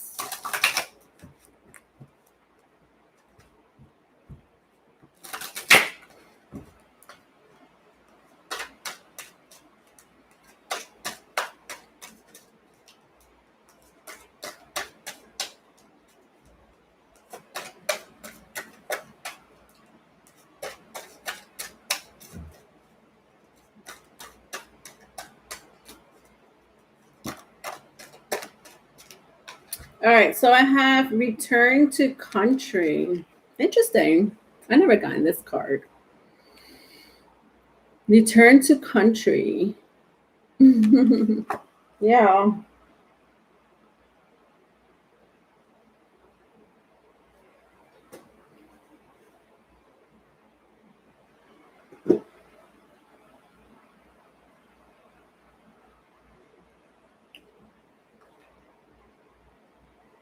You know, I was talking about meditation, and meditation may be good for you around this time because It's going to calm your spirit, your soul.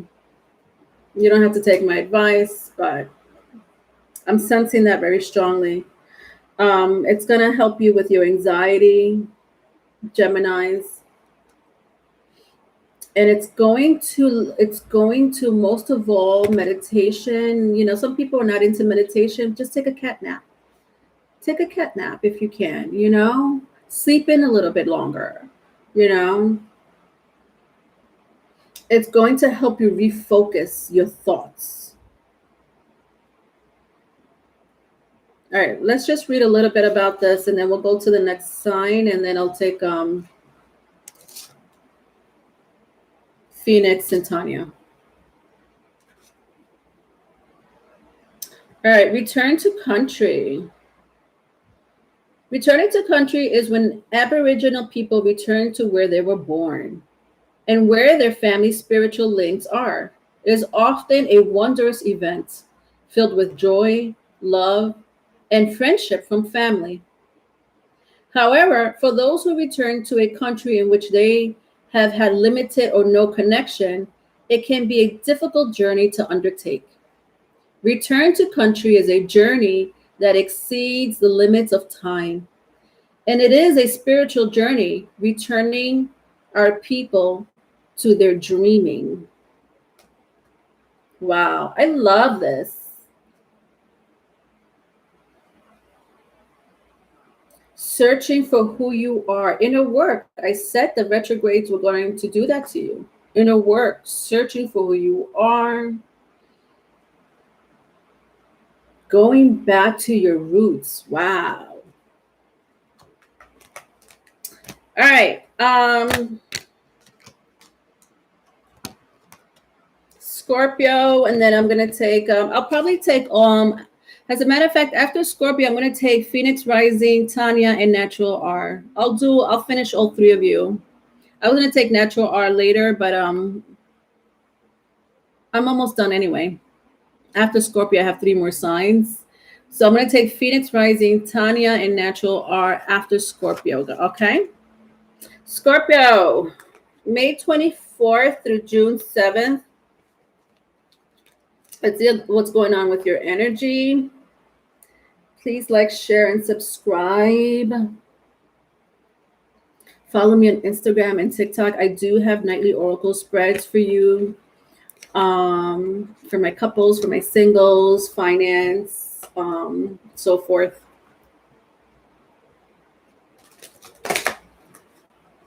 Bye, loveth.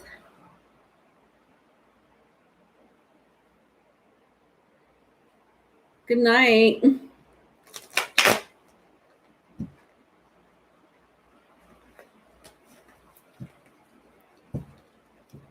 Good night. I'll email. Oh.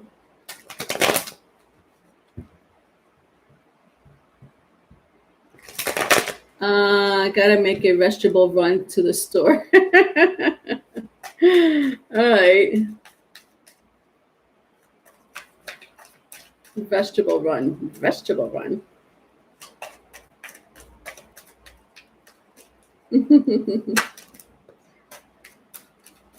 All right, Scorpio. What is going on here? Because I got all these cards that came out. We ain't trying to take all these cards.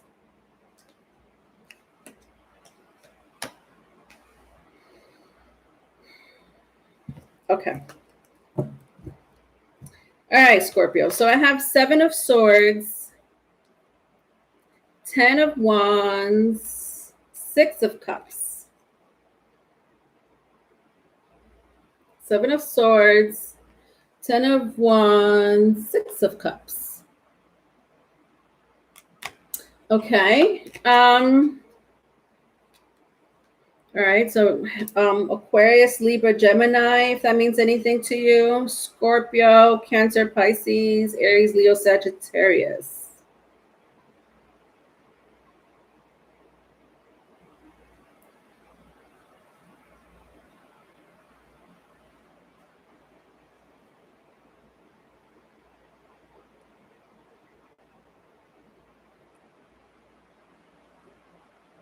Some of you may be having back problems, or knee, like joint problems.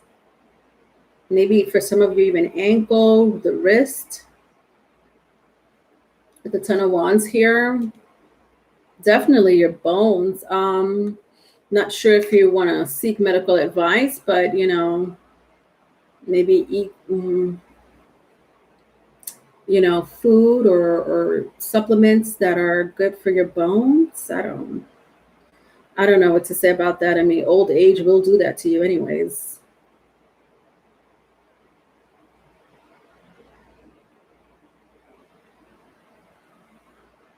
I don't know why I'm sensing some type of violence, Scorpio.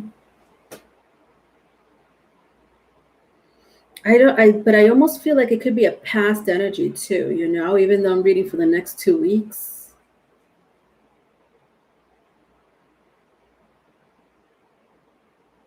I don't like that.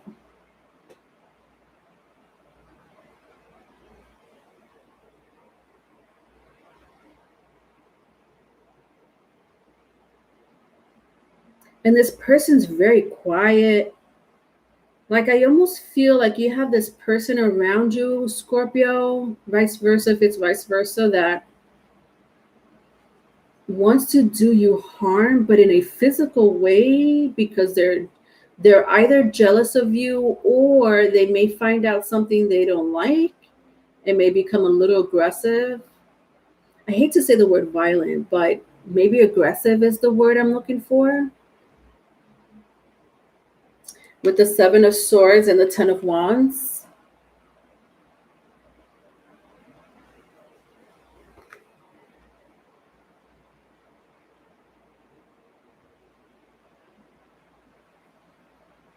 And you know this person very well,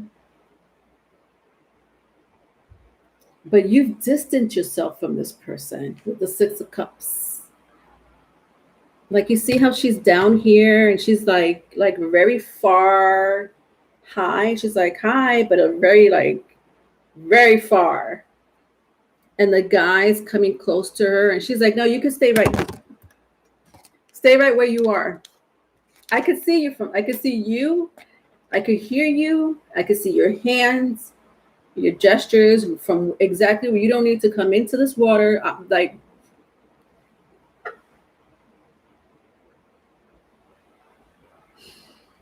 bear with my imagination, Scorpios. Like, I'm sensing like she was on the ground walking.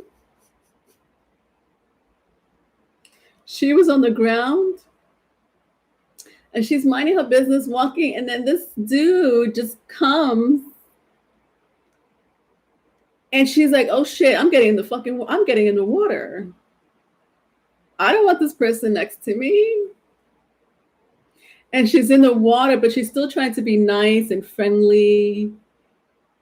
And she's like, oh, hi. And the guy's like, well, why are you in the water? I just saw you walking. And she's like, I just wanted to take a dip. But really, she's just trying to get away. All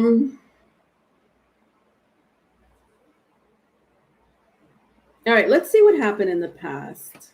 I'm making light of it, but I don't really like that energy.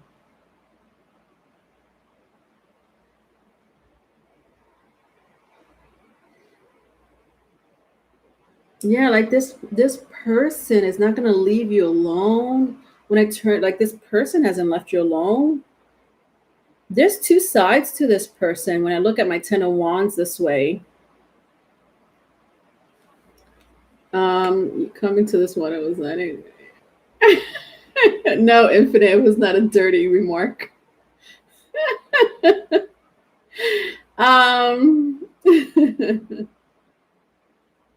Okay, Tanya. Hi, Brittany 321.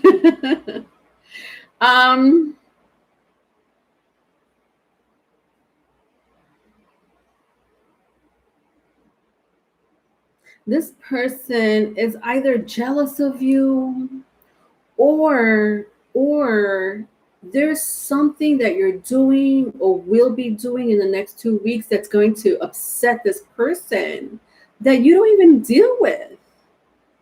So obviously it could be an ex for a lot of you, you know, especially when I turn my 6 of Cups around like that. Like, look at this person. What's wrong with this person? What's going on in the air? I guess it depends what placement this. I mean, I see, like I said, the signs are.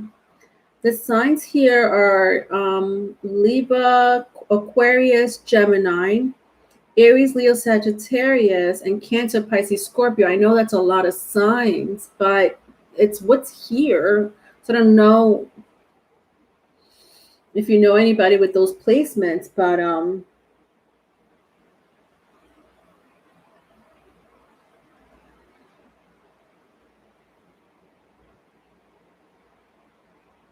I don't like it. I don't like it at all. I am so, and I honestly want to go deeper into it, but I'm not going to. Um, and I'll tell you why I'm not going into it. Because you need to set your fucking ground, Scorpio. If you don't tell this person how you really, really feel about them,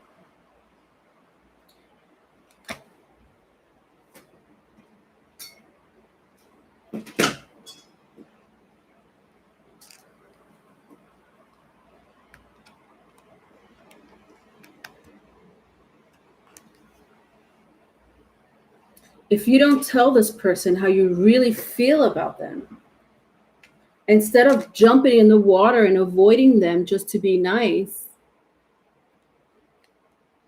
you could avoid this situation that this, it's almost as if you're leading them on, but maybe you're not. Maybe you're not even leading them on, but they feel like you are. They feel that you being too nice, or you being you, not wanting to confront or have some type of conflict, or you're again just trying to be nice. You're just trying to be nice is making this person think that they have control over you, that they could tell you what to do. This is a form of manipulation. This person is very manipulative, could be borderline narcissistic. I'm hearing the fact that I said the word violent and aggressive is already a big red freaking flag for you. So what is it that's going to happen in the next 2 weeks? Who are you to this person?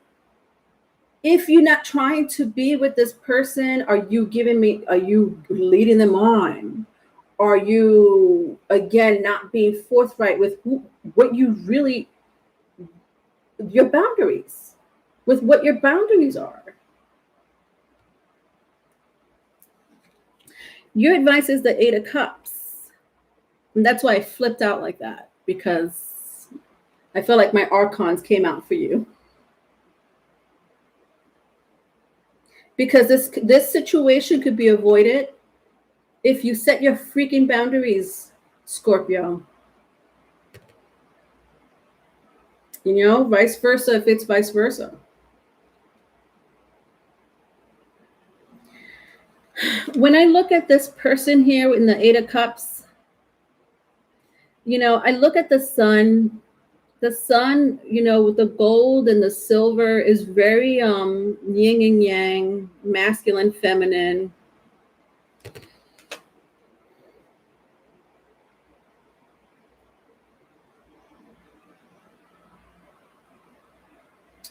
I'm not saying be rough. I'm not saying not to be you. But definitely have some type of a balance of your feminine and masculine side. Don't be too masculine. Don't be too feminine. But have this balance with this person, but be very forthright with your boundaries, is what I'm hearing with the 8 of Cups.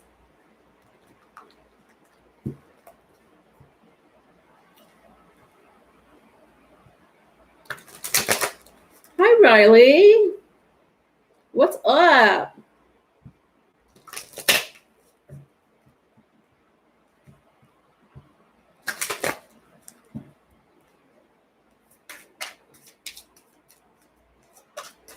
All right, let's see what's going on in your moonology.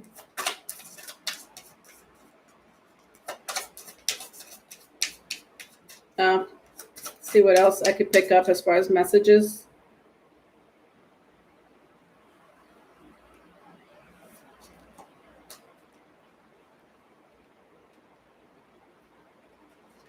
All right.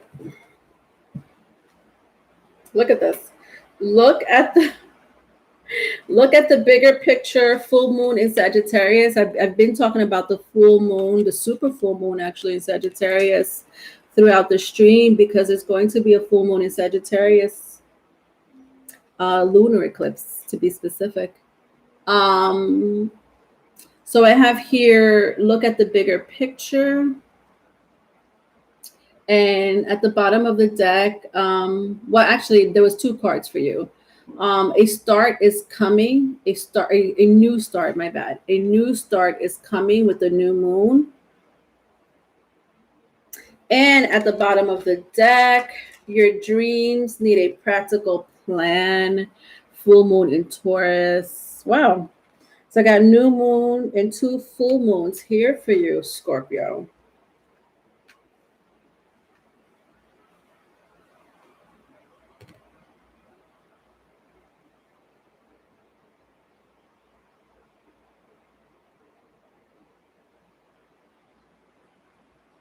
You know, when I see, look at the bigger picture,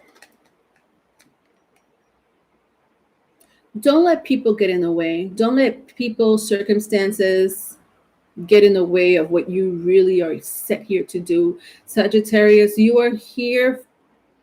Like I'm hearing Scorpio. With the full moon in Sagittarius, I'm hearing you have a greater mission, a much more powerful mission than this energy here, this trifling energy, to say the very least. And this person needs to really step out of your way, is what I'm hearing, which is why I kept saying boundaries for a reason. And it's not that your mission will be it's not that your mission will cease to exist because of this person. It's more like, number one, distraction. So it will stagnate your mission in life, whatever your soul purpose is. They don't like that. This is what this is. This person, whatever you're doing with your life, Scorpio, some of you may be in new relationships, or you are you've already been in a relationship. This person does not like it. Never did, never will. Doesn't like what you're doing. And I want to say the word jealousy, but I think, this person could be very well jealous of you. But, jealousy is one thing. There's one thing to be jealous, and there's another thing to really want to strike out aggressively. That's another thing.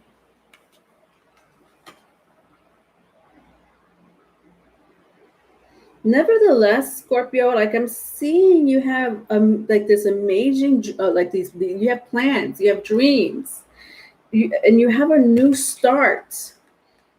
A lot of you do have a new start, and this may trigger this person, or it's already been triggering them, because I read it for your past energy as well. All right, let's get one more card.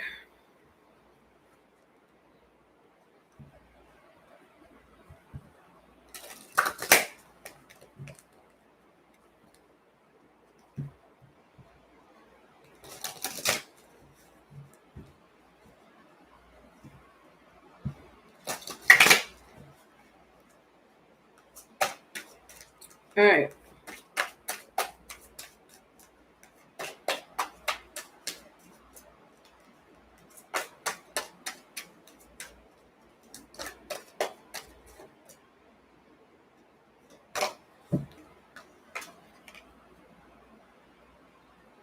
Love.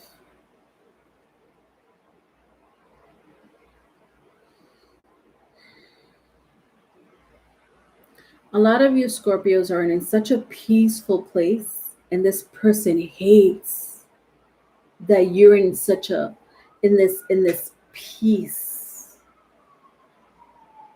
of loving yourself, because this person does not love themselves. This person doesn't love themselves. There's something about this person that's not good. I sensed it from the very beginning with the Seven of Swords and the Ten of Wands. Not a good energy whatsoever. And some of you maybe be like, well, this person, sometimes they're like this. No, they act that sometimes they may act like they're a really good person. But I'm telling you, it's just a facade, okay? We don't call a Seven of Swords for nothing. And it's listen, I think it's gotten to a point where they're burdened with the Ten of Wands here. They're burdened with acting like they really care about your future or your situation. They don't want you to be in that situation. They could care less about your progress in life or in your relationships with others. I specifically see it's a love relationship, Scorpio, that may trigger this person. I think they've already been triggered by this situation before. And more importantly, if you're not in a relationship, they hate that you love yourself. Oh my God. All right. Good luck, Scorpio. All right.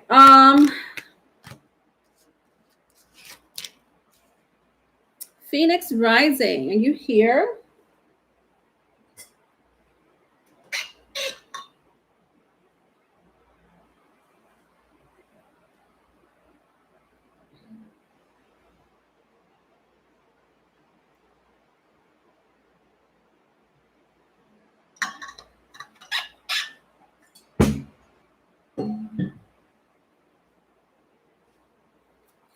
All right, darling, what's your question?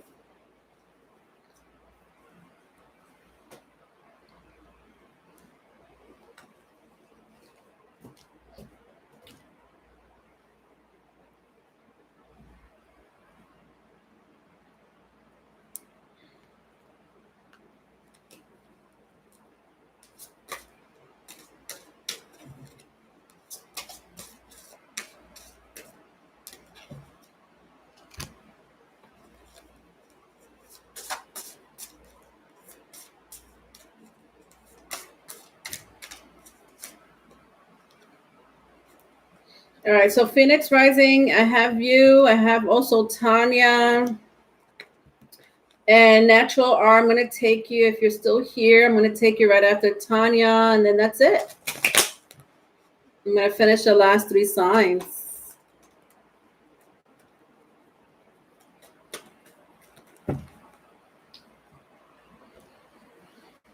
Riley, you have a question? What is that? What's your question, Riley?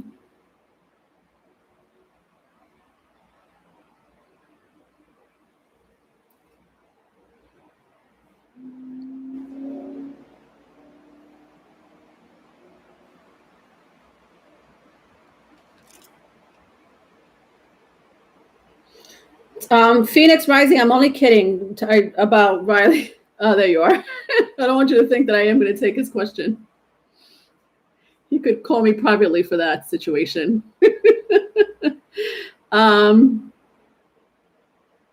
Yeah, I know. All right, Phoenix. My question is, why has Kay gone so silent? Is she okay or mad at me? Where are things going between us in this connection?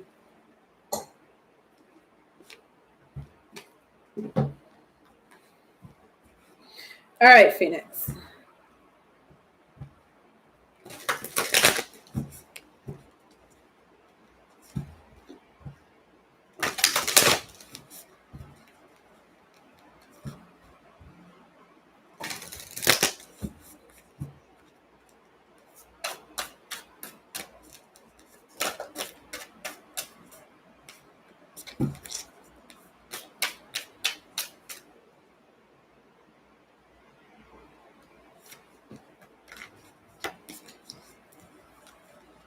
Okay.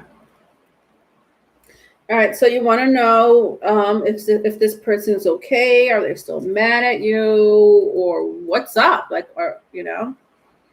All right. So I have Hilarion. I have Three of Scrolls, which is setting your course. At the bottom of the deck, I have Five of Forces.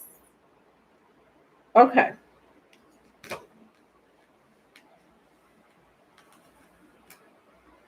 This person's not mad at you. They're on a spiritual quest. They're okay. They're more than okay. They're on a very spiritual quest. Wow. It's overwhelming. I don't think this person even anticipated this situation. Like, I don't even think this person woke up one morning and was like, you know what? I think today I'm going to go on a spiritual quest and not talk to anyone and quit my job and start wearing white and red. Like, I don't even think this person even planned. Like, it happened out of like something happened that triggered this. I almost even want to say this person was possessed. This person is possessed by something or some.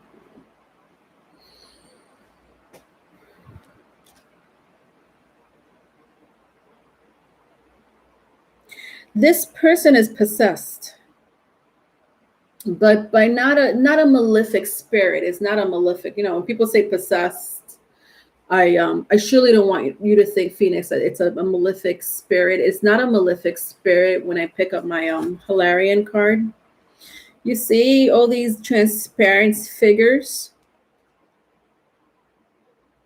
on this card. This there's something little like it's so weird. Oh my god, this has happened to me before.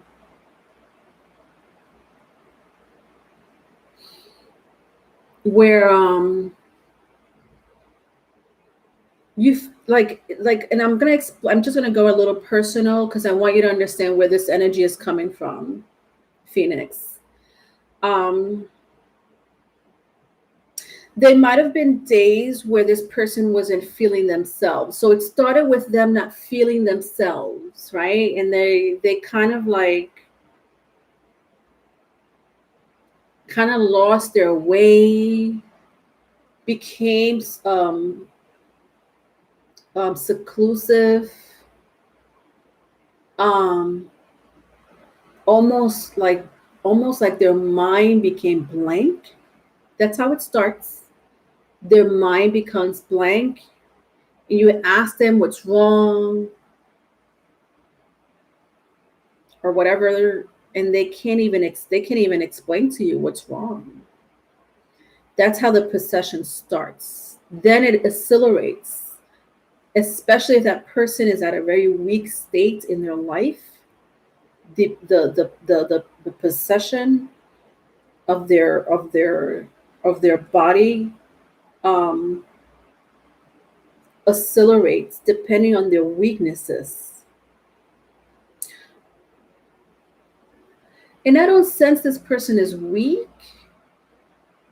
but nevertheless, there's something inside of them right now, and they're not being the like they're not themselves, and it has not it. They're not themselves because they really are not themselves. They're really like that's like a little statement. They're not themselves. Like I could legit say they really are not themselves. They're someone else in their body, in their vessel. But I'm also hearing perhaps that they needed to save their life. Yeah. I think there was like an accident waiting to happen. What the fuck?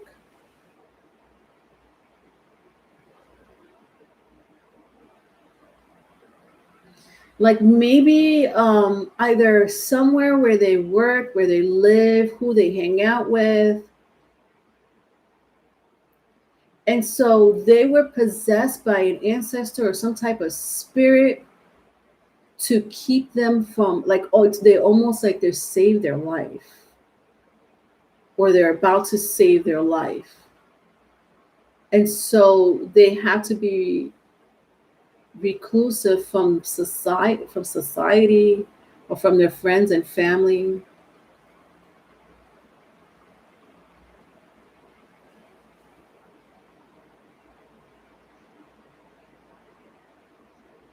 I don't like that.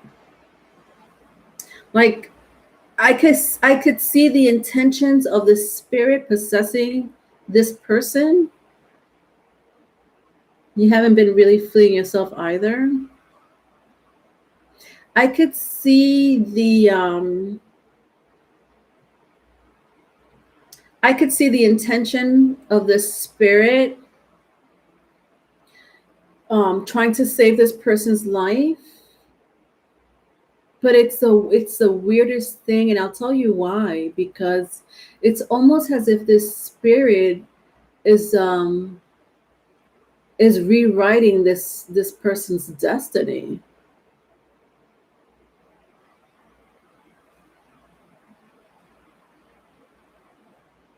And that's too much power. That's way too much power.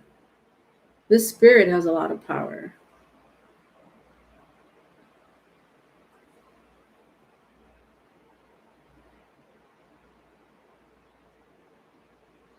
I would check up on your friend. I would check up on this person, Phoenix, here and there, because I don't really like try. I mean, God, I know that if you tell your person what I just told you, they may be like, you know what, I have been feeling this way, or it may be the total opposite and be like, you're crazy. Either way, be there for that person as much as you can, Phoenix, because this spirit has way too much power. And if this person of yours is too reclusive, if this person of yours is too themselves for way too long, I'm afraid the spirit is going to take over and overextend their stay, even though they're trying, like, something was written, either a tragic accident or a bad decision or worse. And the spirit is like, I'm going to possess this person because I don't want this to happen. That's crazy in itself. And then on top of that, it's a very powerful spirit that has possessed your person. And if your person is too reclusive and to themselves all the time, this spirit is just going to run, it's going to just take over. So this person of yours needs to interact with the world and get, like, her soul back. I hope that made sense.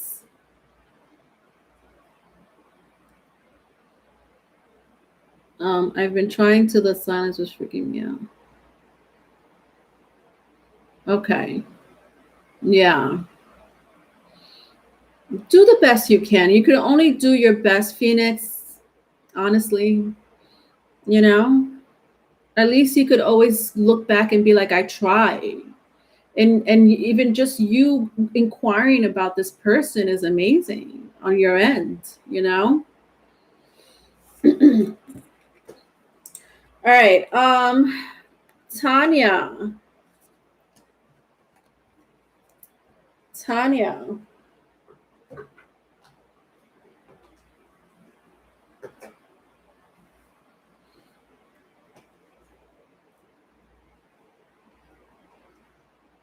I'm wearing one of Tanya's. Tanya gifted me this necklace, by the way. I love it. Perfect with my outfit today. I ordered this other dress that's pretty much almost the same color as this. I think this is a labradorite. I could be wrong. But I love it, Tanya.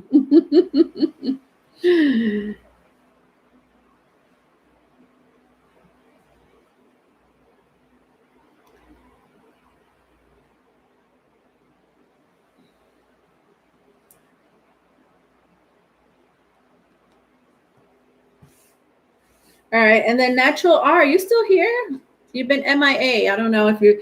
Let me know if you do get here by the time I finish doing the readings. Then that's fine. But after I finish doing the readings, I'm not fit to be taking no questions.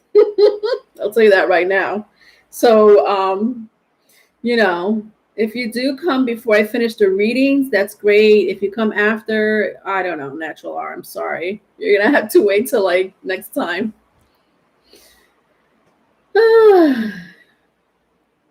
Phoenix, I'll pray for her and ask my angel. Yeah. Oh, that's very sweet. Oh, there you are, natural art. Okay, good. All right. You're after Tanya, right? I mean, unless you want to go first, Tanya. It's up to you, Tanya. Let me know what you want to do. Do you want to go after natural R? Are you ready?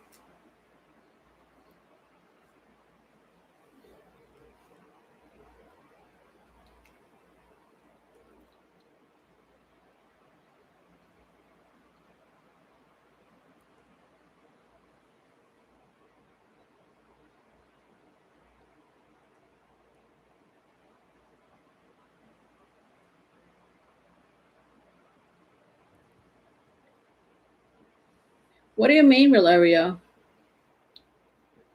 You are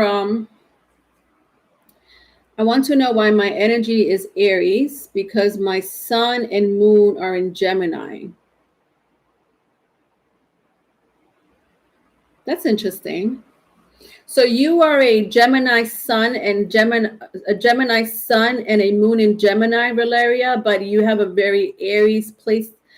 I'm sure I know I could feel that you have Aries in your chart. That's why. You have Aries in your chart. Do you know your whole birth chart? You either have to have like either a Mercury in Aries, maybe a Venus in Aries, um, or something else, maybe a Mars in Aries. Do you know your whole birth chart? Your Chiron's in Aries?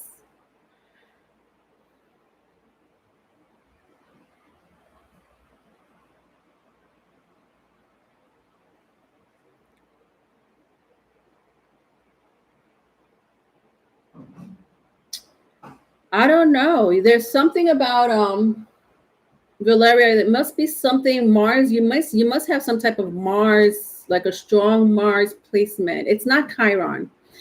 Chiron in Aries doesn't really act like an Aries. Chiron in Aries is actually the opposite. It's called a wounded warrior when it's in Chiron. I have Chiron in Aries too.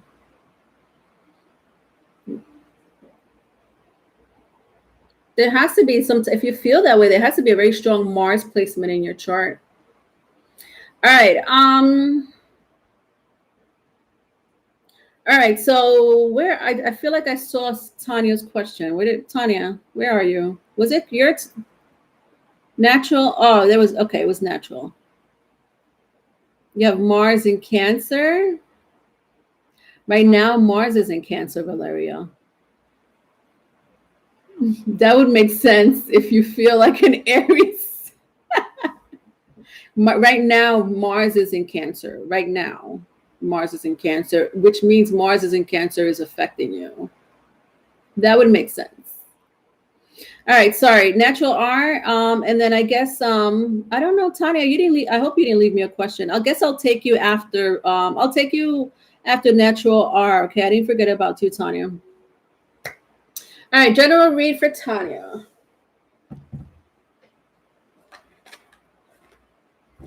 I'm sorry, general read for natural R. Natural R.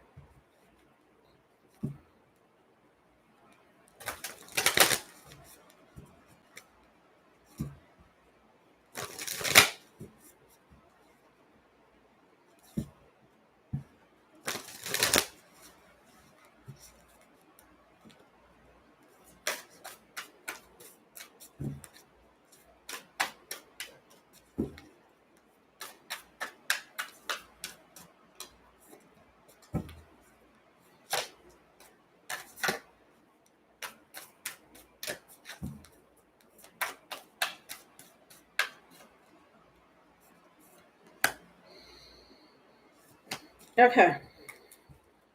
All right. So natural arm.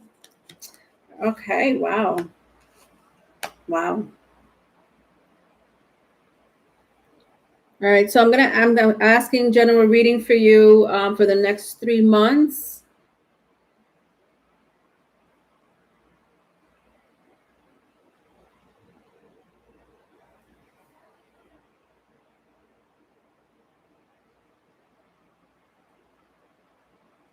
You're dealing with someone here who may want to propose to you or take it to the next level.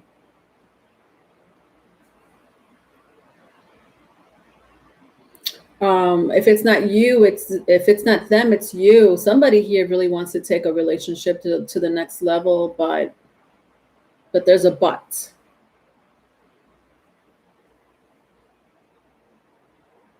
Something is in the way. Something or someone is in the way. So I have the King of Roses. I have 4 scrolls, which is the Karmic Trench, and then the Scribe. Okay. So what I'm seeing here is that somebody really wants to take it to the next level in a relationship, like a serious, like they've made up their mind and they really want to do this. I'm not sure if you had this conversation before. If not, it's coming, but I don't like this. I don't like that this came out because I feel like there's someone opposing this connection. Natural.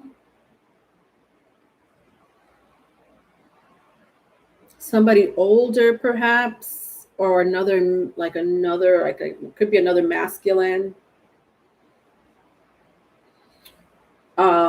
opposing this relationship. Gossip, I'm hearing gossip, bullying, like bullying through social media perhaps, writing things that are not true. Okay, interesting. So whoever wants to stop this relationship is making up lies, gossip. It maybe even some form of bullying through social media or in person. But their intentions, their motives is to keep you away from somebody that really wants to spend long term with you.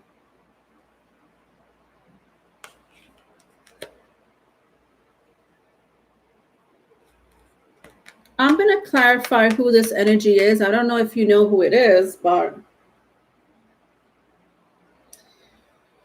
let's clarify to see who this person that's in the way. Natural are.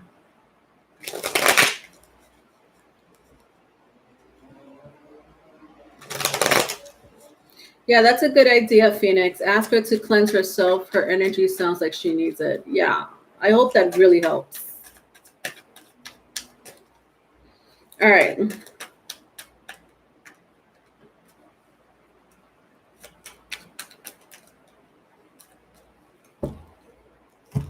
Interesting.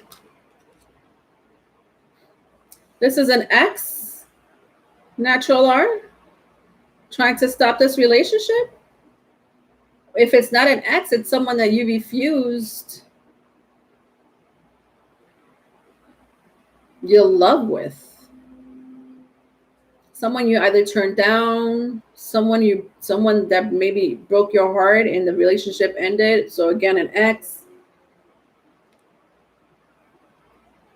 I'm also hearing it could be a female friend of yours that's jealous because they wanted something with that person and that person wasn't interested in them. They're interested in you.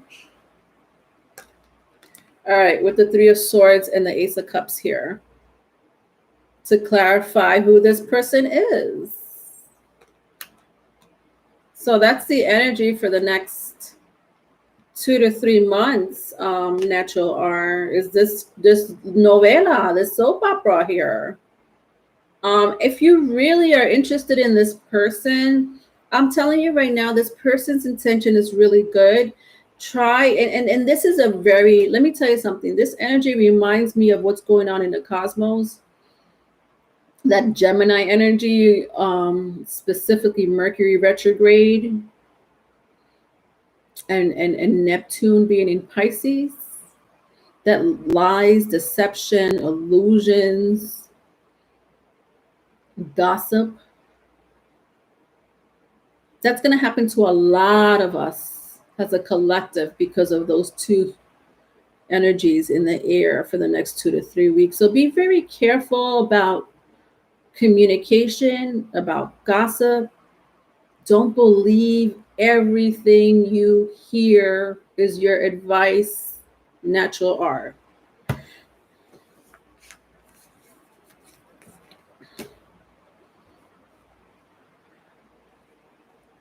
All right.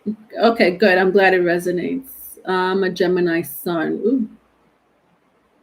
Natural R. Yeah, be super careful with the Mercury retrograde then when it comes to communication, okay? All right, where's my Tanya? All right, I'm gonna go to the next sign. Whenever Tanya comes by, I hope she didn't leave a question and I missed it. Did she leave a question? No. Okay. All right. Oh, there you are, Tanya.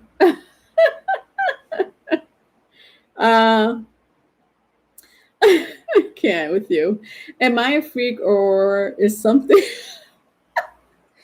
Oh my God, I can't with you. Am I a freak or is something otherworldly trying to find me? If so, why? I'm not that special. Some nights I sleep with hoodie on under blankets or under blankets, saying mantras just to feel safe enough to sleep. Okay, you're welcome, Natural R. So Tanya, your question is, you're asking me if you're a freak? I don't know. Are you a freak? Don't mind me. I know. I'm sorry. I couldn't help it. I know that's not the question you're asking. All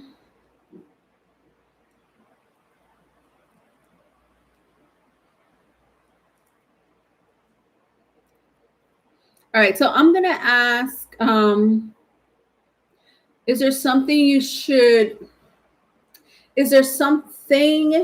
some energy that you should be concerned about?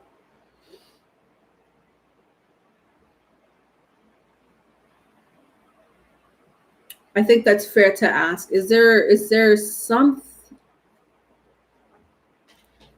someone, whatever, some energy, species that you should be concerned about? Right? I think that's a fair question.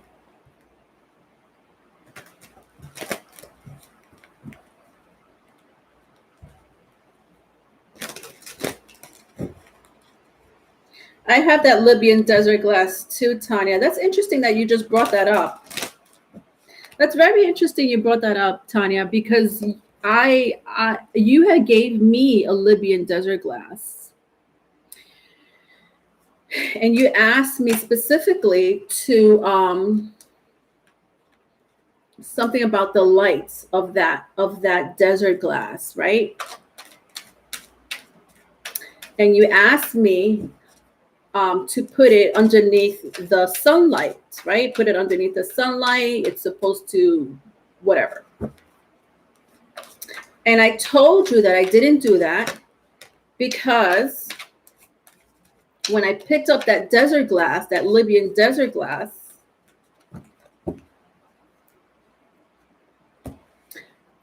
something told me to bring it to my heart. So I took that Libyan desert glass that you gave me And to find out that the light was radiating, the whatever light that I had inside of me, that energy was radiating or was affecting that Libyan desert glass. And I know you had given me specific instructions because that's, whatever, that's how it is. But that's not how it worked. So I took that glass and I sat with it for a couple of days, whenever I could, I'll pick it up, put it next to my heart. And something told me to do it for a couple of days or so, just so it could get familiar with my soul, my light, specifically my light. And you know where I have that Libyan desert glass right now? I have it on top of my door, my bedroom door. A lot of things happen at nighttime. The freaks come out at nighttime in my house, Tanya. So what I do is I have it right on top of this door. And what happens is that energy, that Libyan desert glass that you gave me, there is a protective seal. I want to say a protective seal from this Libyan desert glass that kind of filters out negative energy. And once in a while, I'll take that Libyan desert glass and I'll hold it again to my light, my heart. And I'll keep it there for as long as I can. And I put it right back up on top of my doorway. And I feel the energy protecting or filtering, I should say filtering, the negative energies that should not be coming in during the witching hour, if that makes sense. Okay, so back to your question.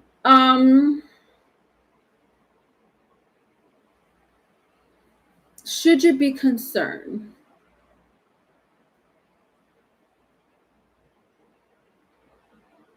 Yes.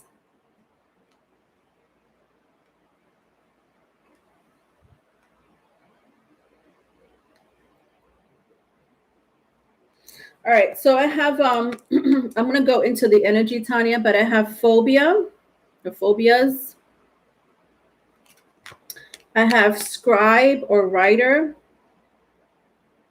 At the bottom of the deck, I have Atlantis. If I keep going, Celtic. If I keep going, authority figures. I'm just feeling the energies of these cards, so if I feel the energy, I have to pick it up. These are the cards that came out for you.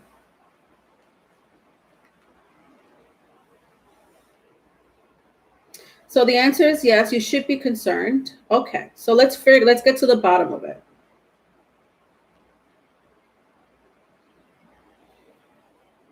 So, my darling Tanya, you and I have had conversations.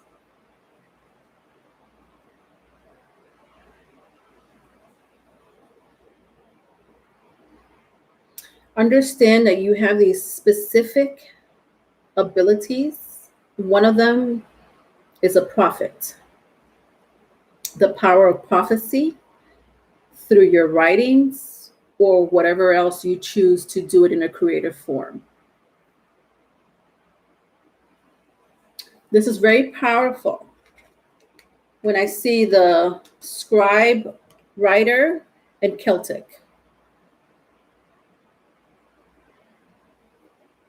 Okay.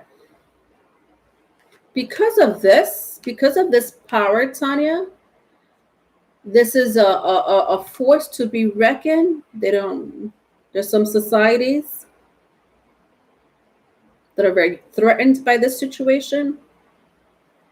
When I see authority figures, and I'm saying society for a reason, we're not talking about local police. This is not local police. Then I have Atlantis here. Interesting. Wow.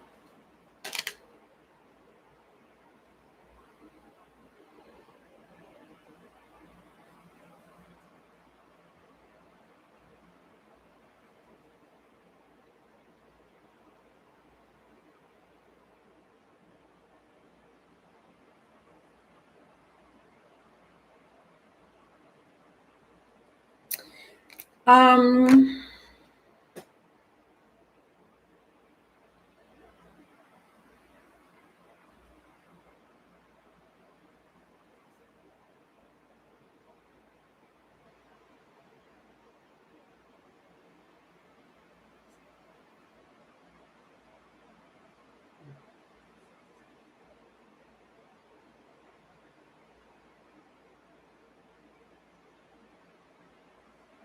you have an idea of I don't know what there's an idea, a book, perhaps something creative that you're working on or will be working on. Not sure if you already started.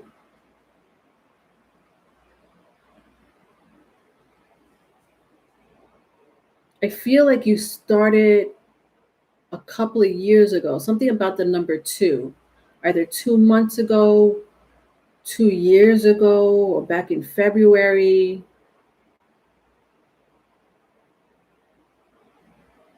Something you started that's going to change the course of an algorithm, an algorithm. And that's a big threat to this type of society.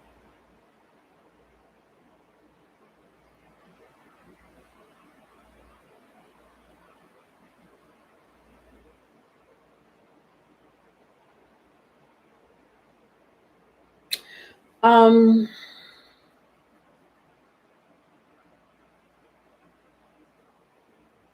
Honestly, Tanya, there is nothing that else I could say about this situation.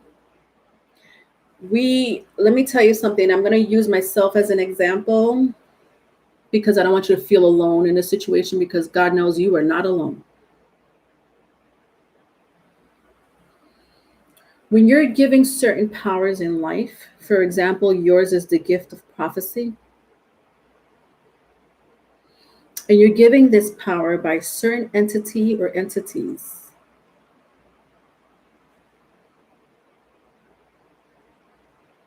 And these entities, they protect you, but there's only so much they could do on this earth. They can't do a lot, unfortunately, even if you call upon them. But they try to protect you. Your gift of prophecy is very powerful and is a big threat. And they know this. They already know this. The society already knows this. They're trying to see, because I don't know what's going to happen.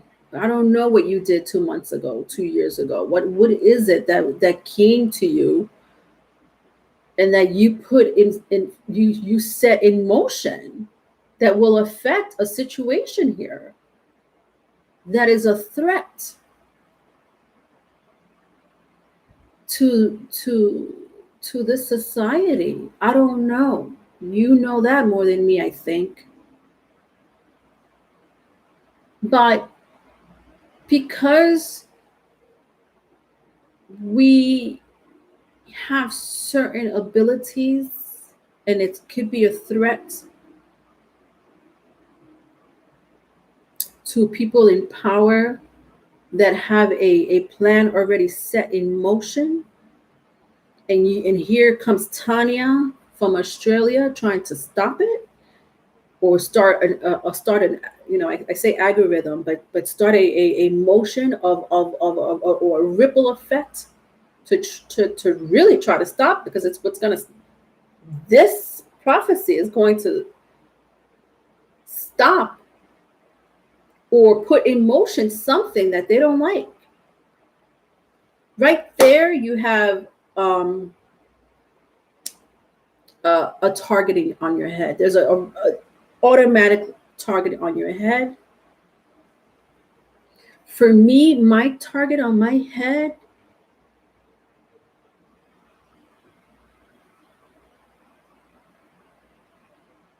comes from this earth, comes from demons. The demons have put a target on my head, but they also have saved me.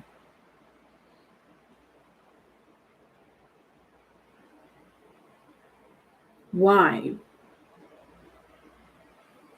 Because I'm here to awaken a lot of my people who have spiritual gifts. You come to me and I'll tell you what your power is.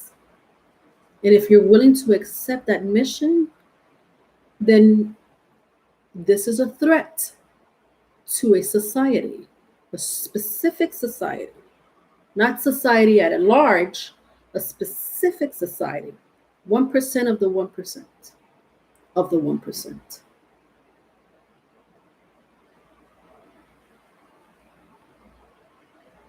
If I'm trying to wake up these people who think they're just natural people, who they think they may feel like they're crazy. Tanya, you just called yourself a freak.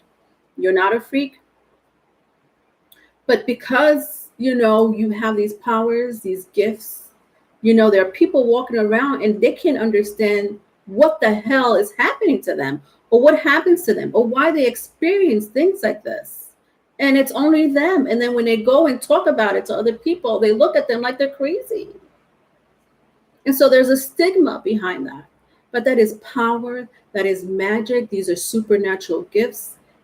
Right there, because I'm trying to awaken these people, I automatically have a target in my head, on my head.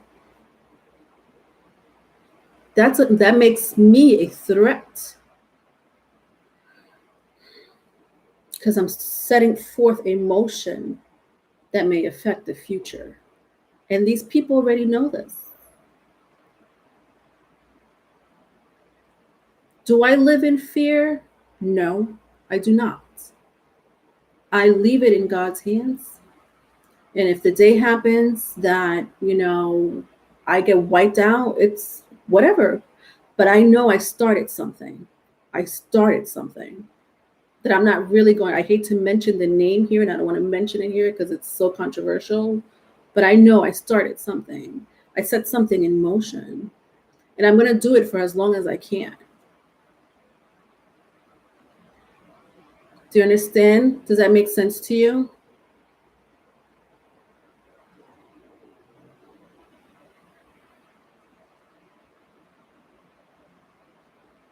Your phone, interesting. So your phone blacked out, Tanya, while I was telling you this interesting message.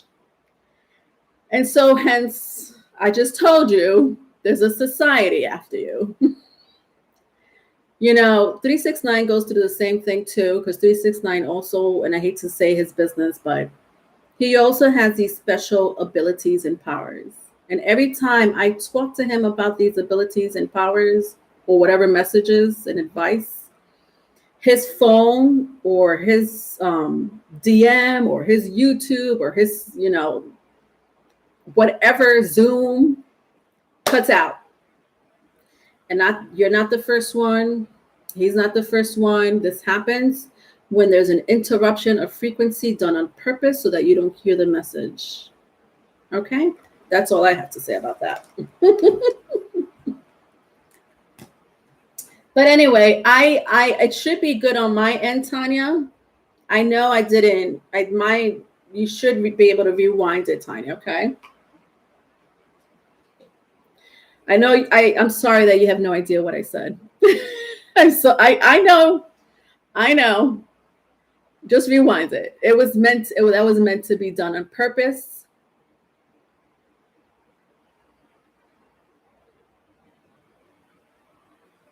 I'm so sorry, honey, but just rewind it. The message is there. Let me know if you didn't hear it. Let me know if you can't rewind it and get it. because that just proves everything that I just told you. Is everybody else here though? Is everybody else here? So I could go on to the next sign, Virgo.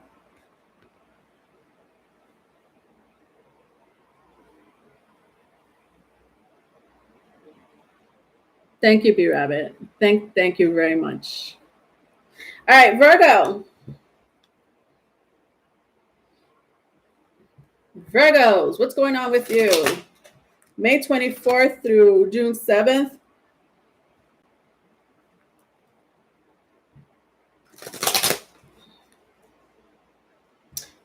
Please subscribe to my channel. I do have a second channel, Virgos, Riley and Leonore. There will be more content. We are working on more content to put up. The love readings are going to be out June 1st for all 12 zodiac signs, and my Patreon will also launch on that day, June 1st. Follow me on Instagram, TikTok to get your nightly oracle spread, your nightly oracle card. If you don't have TikTok, just follow me on Instagram. If you don't have Instagram, follow me on TikTok. The links are all in the description box.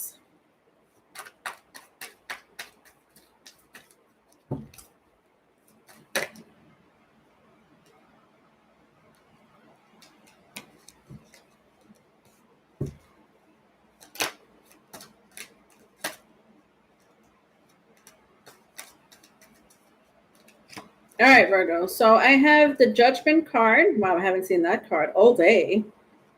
The Judgment card, the Seven of Cups, and the Seven of Swords.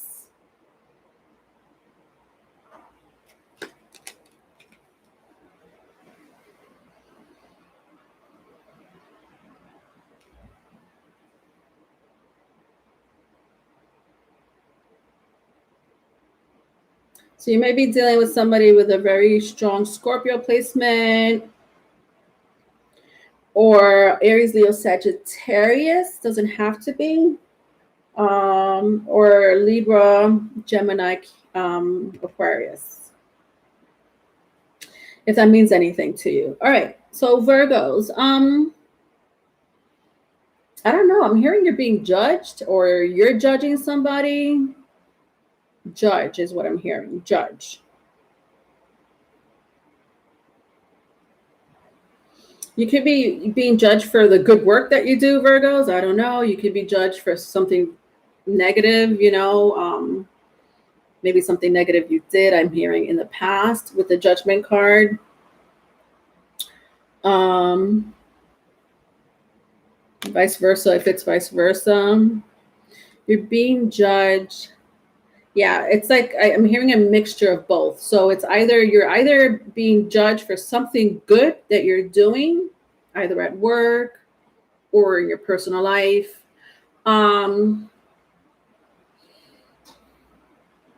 Or something bad, something you weren't supposed to do. Like I'm hearing way back when, and I don't know how far back, but something in the past. With the Seven of Cups and the Seven of Swords, so I have two sevens. The number 5 may be a significance to you, or the number 7.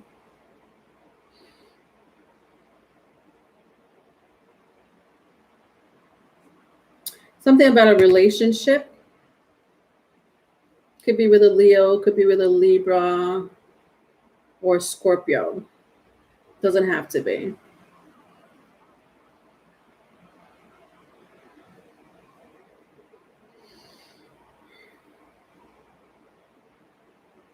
There's someone manifesting you.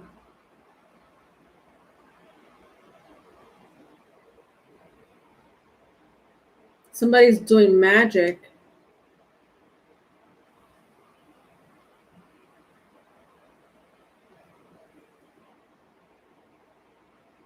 And it's pretty serious. Virgos. What do I do it? I feel like I said this for you 2 weeks ago.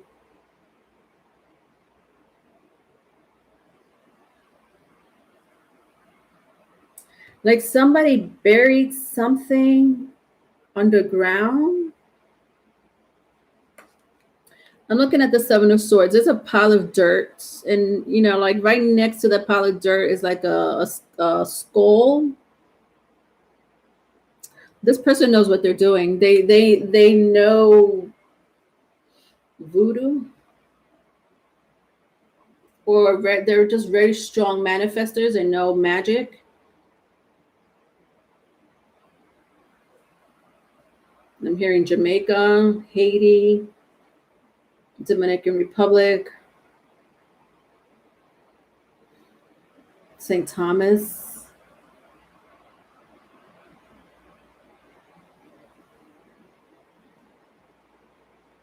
All right, let's see what happened in the past.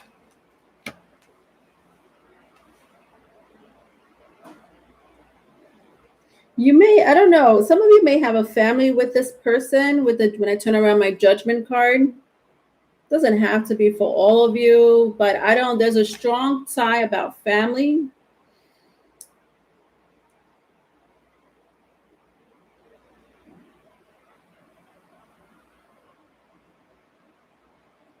This person has lied to you in the past. For some of you, this person cheated on you. Again, vice versa, if it's vice versa. Yeah, I don't really like this energy, Virgos, this week for you.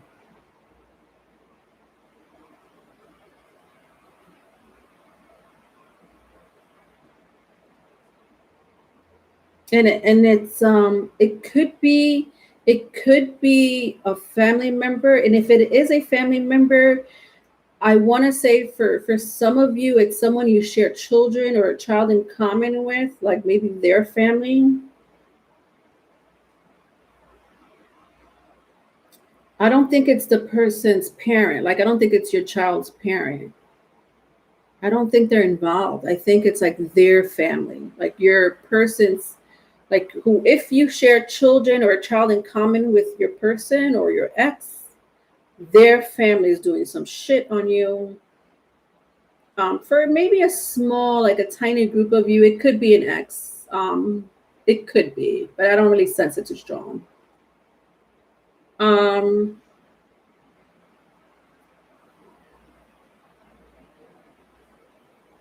Yeah, listen, they know what they're doing. They know their craft. I'm not getting too much out of that, Virgos. I'm so sorry. Your advice is the Four Swords. Wow. I'm hearing you have the powers to stop this with the Four Swords. Protective energy, or protect your energy. Protect your energy with the Four Swords. You have a good spirit team, guide team, or whatever source you go by. It's there for you at your disposal, Virgos. Okay, let's not forget that you are also witches and magicians. So use that power. It's there.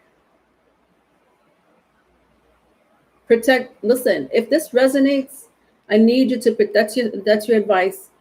Protect your energy, protect your circle, protect your surroundings. Hi, Tiffany. I haven't seen you in a long time. It was Sunday's message too. I knew it. It's still happening. Virgos, you may want to listen to the last live on Sunday I did. The same type of energy came up for you. Maybe you'll find greater detail in that reading. Yeah, thank you, B Rabbit, because I know I read some shit for you 2 weeks ago, and it was sort of this energy.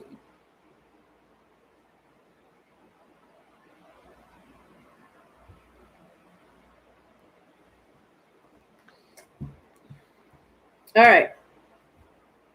Let's see what's going on for your moonology, what's affecting you in the cosmos, my Virgos.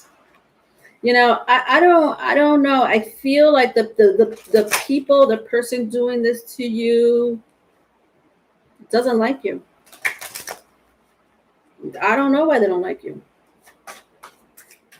But I really want you to listen to the last live on Sunday too. It was similar to this energy. I just can't remember the whole thing.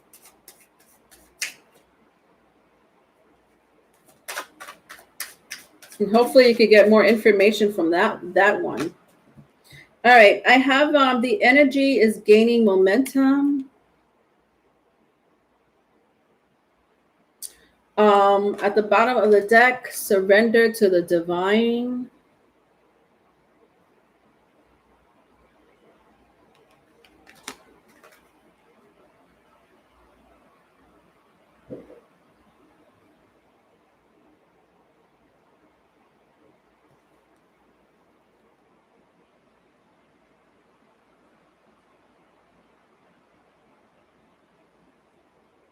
There's something that this person is doing. Hi, the Truth Tarot. Thank you. Thank you so much for the $20. That's so sweet.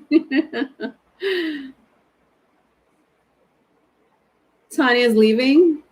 Yeah, I don't know what the hell happened with that conversation. I know what happened. Somebody didn't want her to hear that message. It happens to me constantly. Thank you so much. Do you have your own channel, The Truth Tarot? What do I sound? That sounds super familiar. Please, if you do, let us know. We'll subscribe. All right. The energy gaining momentum. I don't like that this came out, honestly, because when I saw it, I feel like this person's situation here is gaining energy. Why is it gaining energy? Because of the Mercury retrograde. Yeah. I know sometimes with retrogrades, depending who the person is and if they know the craft very well, there's some energies when it comes to the deities of some planets and the moon that they call upon to help with witchcraft. And I feel like with the planetary stations, not sure which ones that they're using. I got here the full moon. It could be the super full moon in Sagittarius. Wouldn't be surprised if that's what it is. Or the Mercury retrograde. Both. The energy is going to gain momentum, which is why your advice is to protect your energy, Virgos. All right, let's see what else is going on, and then we'll go to the next sign. I just want to one card for the Aboriginal Spirit Oracle. I love you too, Valerie.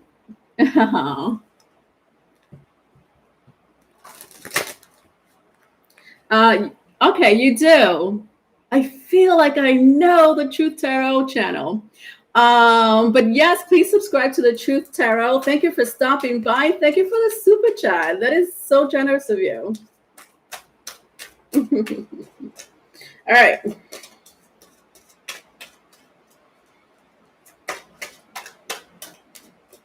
All right, my lovely Virgos. Oh my gosh. Okay. Achievement.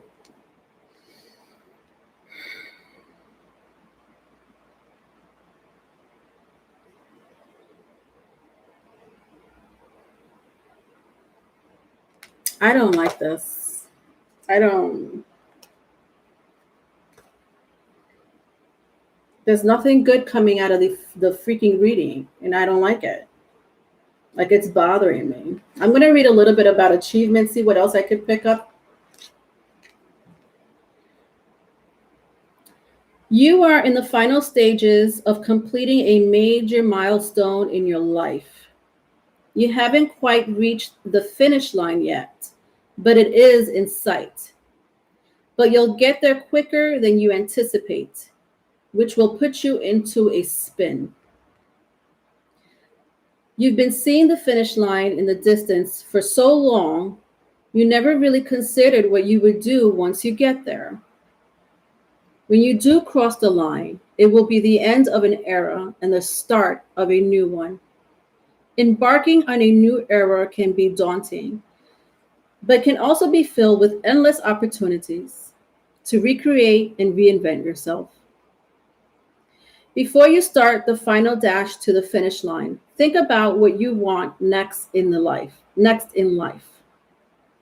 When you step up to the winner's circle, have a clear direction where you want to go next and how you want your life to be. Interesting. So what I'm gathering from this is that this energy right here may stop you for a quick second in achieving your goals, whatever it is that you want to achieve in life. You will end up a winner because this energy right here is karma. It's going to boomerang right back. That's what I'm hearing. See how that circle, like it's going to whoever's doing bad onto you, Virgos, again, vice versa, if it's vice versa, this energy is going to boomerang right back to them. Karma is what it's called.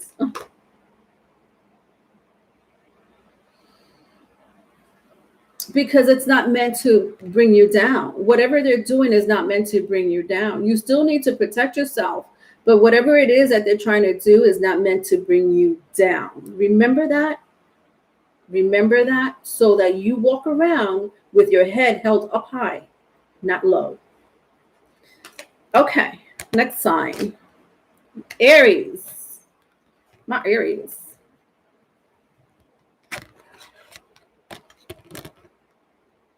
What's going on with my Aries? May 24th through June 7th.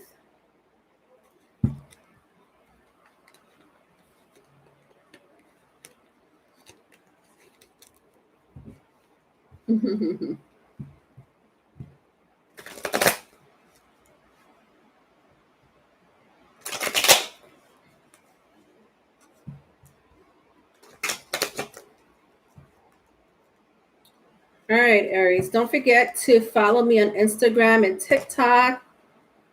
I do have nightly spreads there, nightly oracle spreads that I created myself. Also, the love reads will be out June 1st for all 12 zodiac signs. My Patreon page will also launch on that day as well, okay? Because the extended to the love reads will be on Patreon. And that's it. I think that's all I have to say. And my second channel, I do have my Riley and Leonore channel, folks. So please subscribe to my other channel. More content will be put up. All right, the High Priestess keeps showing itself to me. Not sure why. I'm not going to take it. I'm just going to leave it there. I'm just letting you know. This is too many cards. I'm not taking all these cards.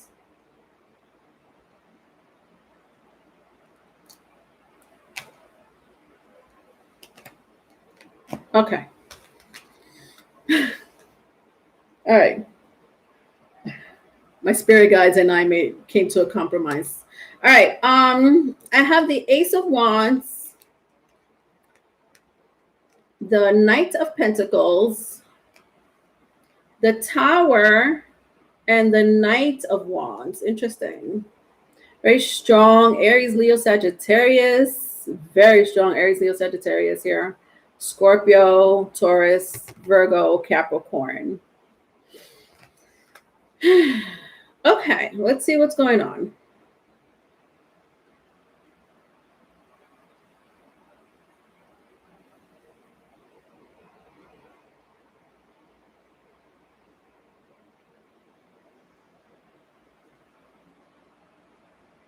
I don't know. Somebody here is like quiet. Like I keep looking at the face of this Knight of Pentacles.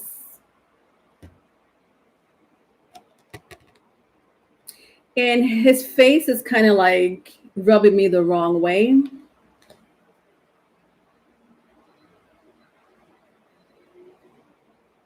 Like there's quiet.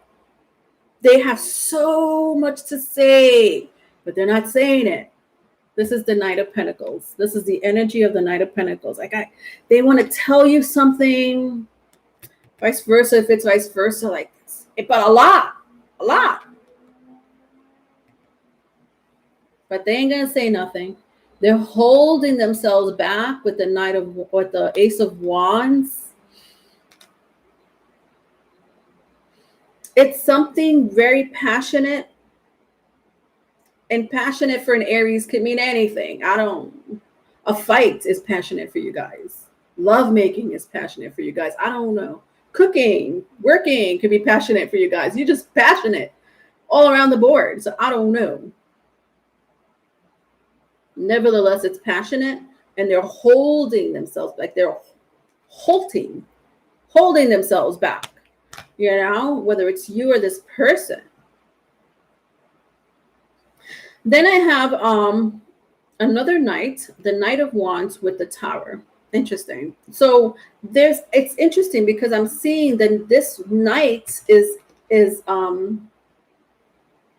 entering, like this knight is entering, and this knight is exiting. That's what I'm like. There's two energies here. One knight is entering and the other one is exiting. Okay, what the hell does that mean?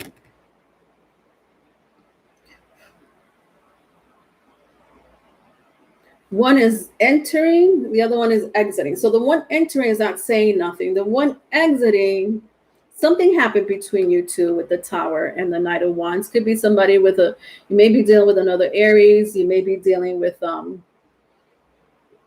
someone with other fire placements, Aries, Leo, Sagittarius, or Scorpio even.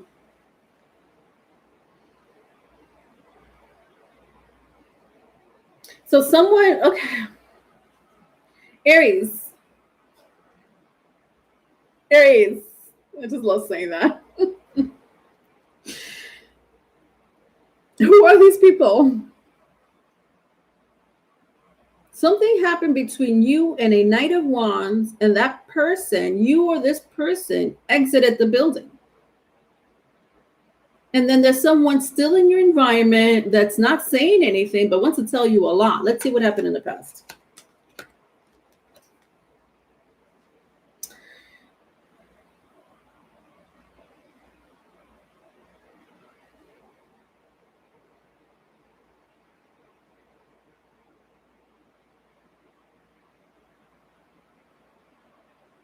Wow, I almost feel like you promised a relationship. I mean, I don't want to say the word promise, but something about a relationship. There's like supposed to be a relationship and it didn't happen. When I turn around my Knight of Pentacles and the Ace of Wands, like there was supposed to be a relationship and it didn't happen.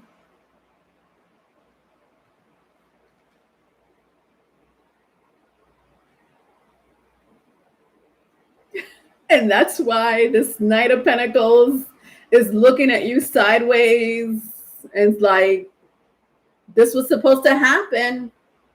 This relationship was supposed to happen and it's not going anywhere.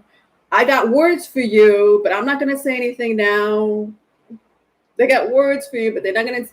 They want to do things to you with the Ace of Wands. They want to say things to you that's very passionate, but they ain't going to do anything now. They don't want to do anything now. I don't know why. Could be the Mercury retrograde.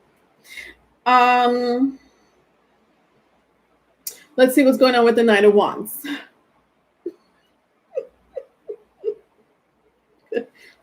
One energy here, another energy here. Oh, my Aries. I can't. I'm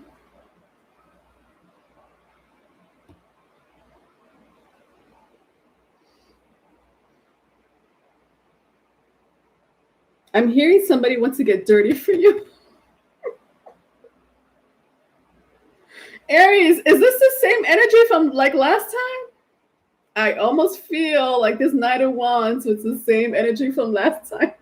There was a lot of sexual energy in the last live on Sunday. I'm not getting that too much for the next 2 weeks. That was too much for me. Somebody wants to get dirty. What the hell does that mean? Someone wants to get dirty? Yeah.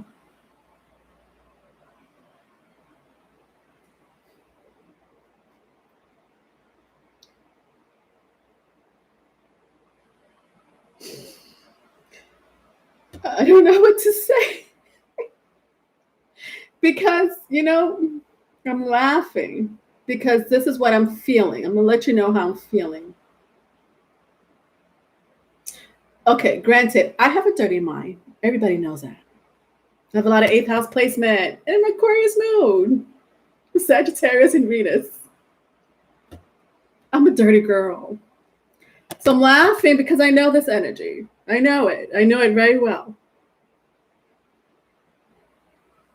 So somebody wants to get their hands dirty. Now, that can mean a couple of things. It can mean that maybe you're not available, Aries, and they want to get their hands dirty, meaning they want to grab you. They want to take you. They want to take you. They're like, I know you're not available, or, like, I know you're not available for, to date me or to go out with me or to have a one-night stand with me. I know you're not available. I know. But I still want to get dirty with you. Are you down? Are you down for, like, Memorial Day? Because I am. That's one way of the dirty energy I'm feeling. The other energy of, like, I want to get myself dirty. Somebody here has been single for quite some time. And there's a very sexual tension between you and this person, and they want to get themselves dirty in that sex. Honestly, no matter what I say, it still leads to sex. Aries, whatever. Anyway, your advice is King of Cups, the King of Cups.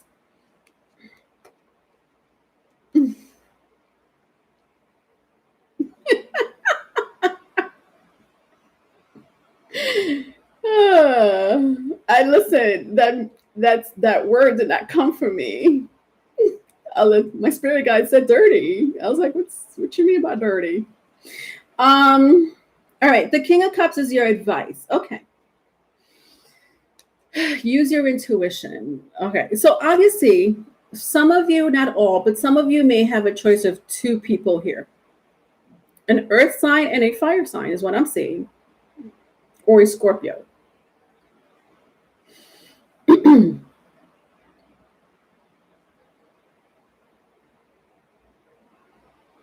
Use your intuition to make the right decision.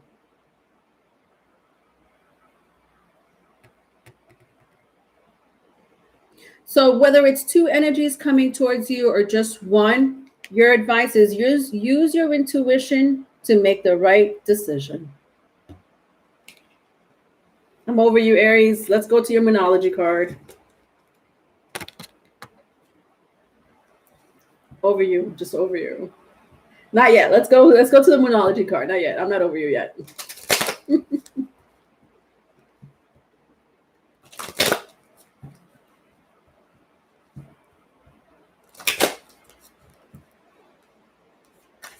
Ooh.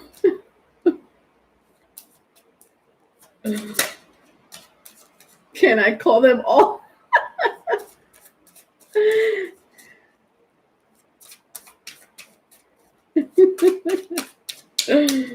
All right, let's see what else I could pick up in the cosmos for you for the next 2 weeks. All right, so believe in the impossible. Blue moon. At the bottom of the deck, communication is key. New moon in Gemini. This is interesting. Because I kept saying somebody wants to say something, but they're not saying it. Communication is key. So I don't know who wants to communicate. Is it you, Aries, or is it this person, my cross watchers, whatever? Okay. Understand. Understand that there is a Mercury retrograde and there's going to be a lot of misunderstandings or taking things out of context, gossip. That's okay. That's what happens, whatever. We just have to roll with it.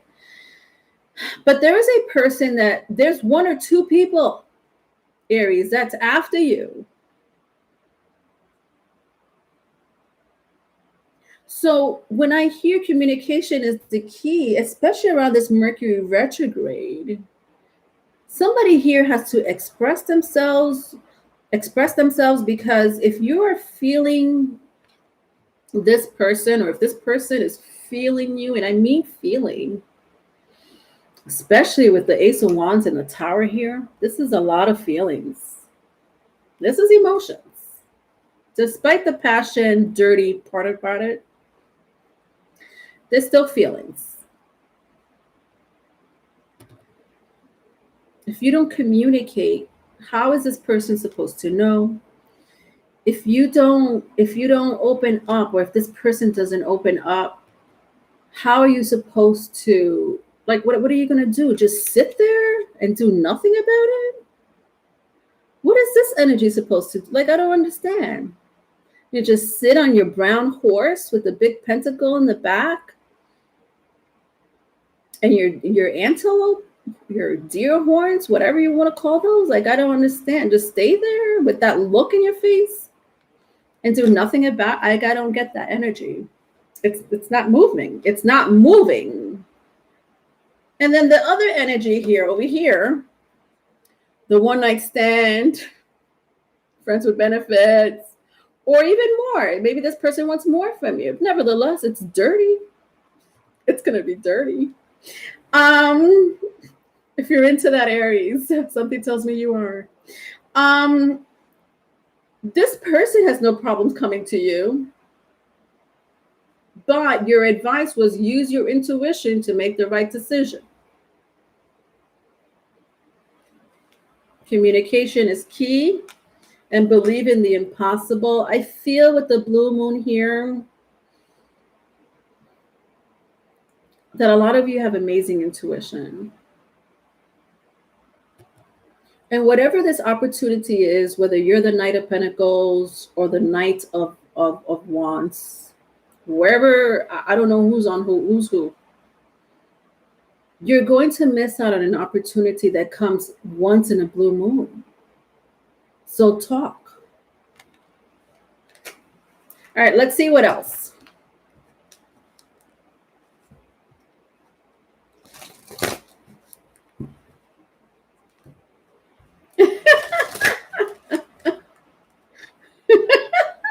You're just going to have a meeting, Brittany, and see who wins. The discussion on the round table. How dirty? I don't know how dirty. That's a good question. It looks pretty dusty. Looks pretty dusty to me on this end. I don't know. All right, look at this. Love. Oh my God. Come on. See, somebody really, I wasn't kidding. I felt it. With the Tower and the Ace of Wands. I almost feel it's the Knight of Pentacles, because the Knight of Pentacles, when we look at the Knight of Pentacles, the energy of Knight of Pentacles is someone that wants stability. It's the Knight of Wands is a different energy. Remember, I said one wants to stay, the other one is exiting. I said that, right? This one wants to stay, but this one wants to hit it and quit it.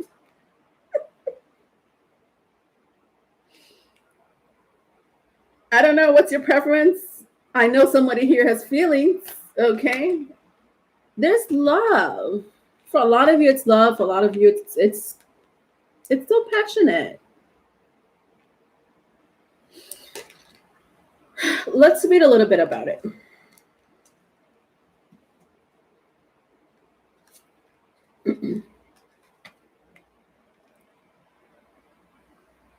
Love is not unconditional, as we like to think. Love comes from Love comes with conditions. Conditions that you respect the person and cause them no harm.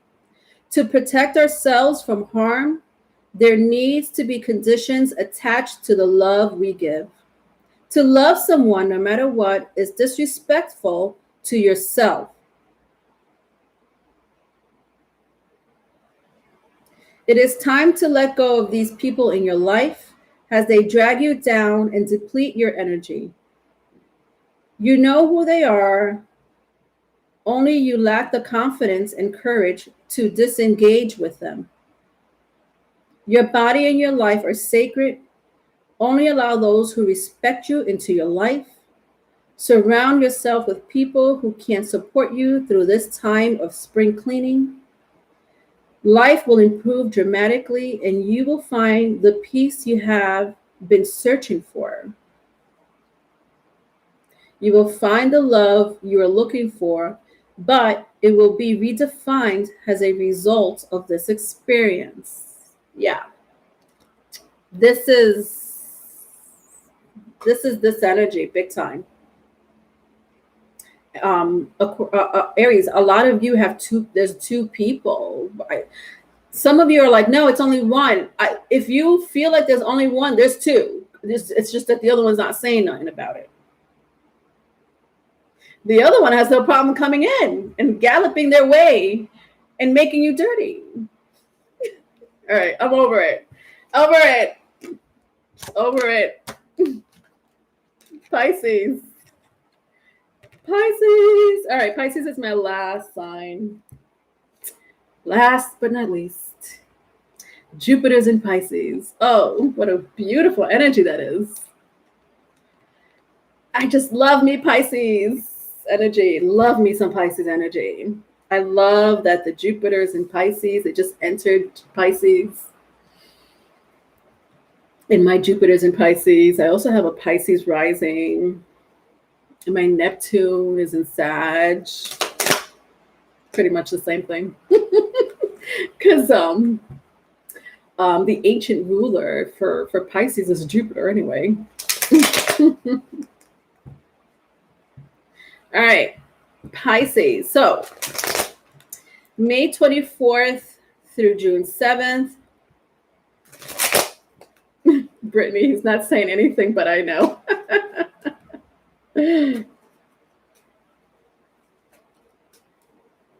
All right, Pisces, don't forget to follow me on Instagram or TikTok to get your nightly oracle messages.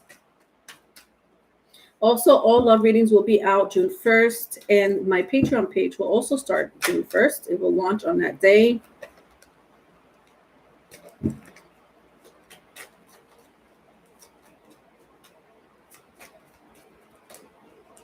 I also have the Riley and Leonore channel.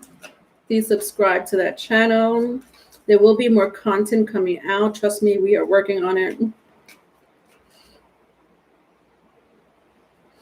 All those links will be in the description box.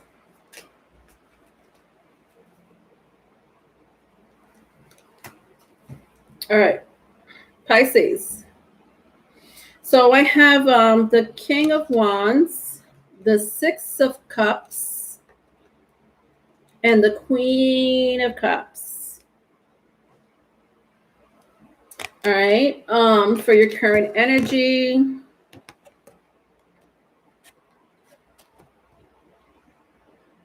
So very strong Aries, Leo, Sag, or Cancer, Pisces, Scorpio, if that means anything to you.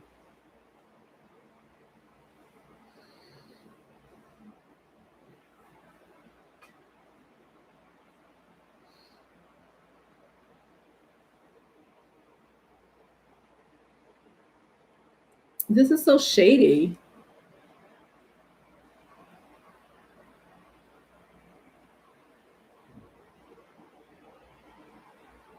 Some of you may live near a city or live in a city.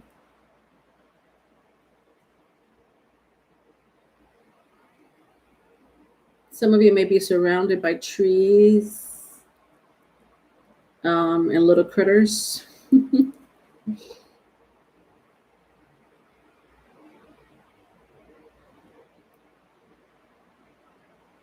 Does someone come into your house? When I look at the King of Wands and the Six of Cups, and this, I don't know if you talk to this person, because the Queen of Cups is like, there's so much quietness going on here. There's too much quietness. When I look at all these cards, like the King and the Queen of Cups, the King of Wands, the King of Wands and the Queen of Cups have their throne, the other way. Then I have the Six of Cups, shady behavior, but quiet. There's just so much quietness. It's like but this tension. There's quietness, but there's tension. Interesting.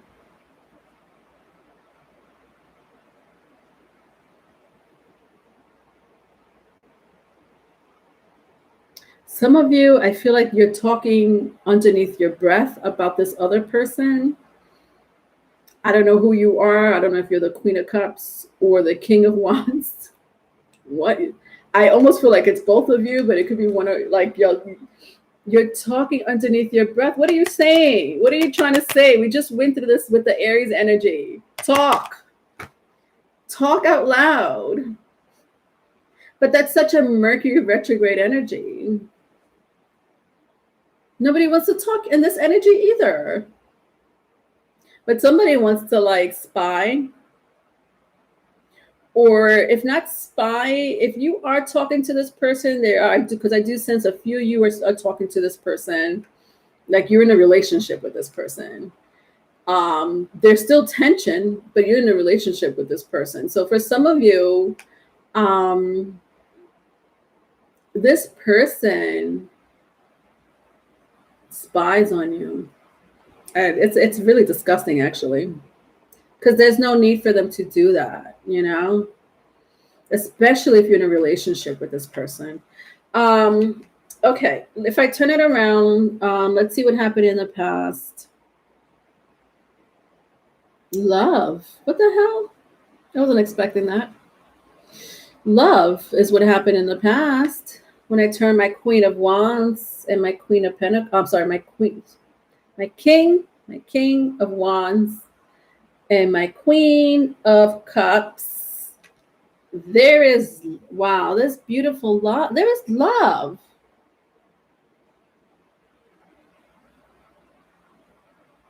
That's what happened in the past. And I do sense it's still going on with the Six of Cups, but it's a very deep-rooted love. So I feel like even though you're not talking to this person, for whatever reason they may be, I feel like there's different stories for a few groups of you.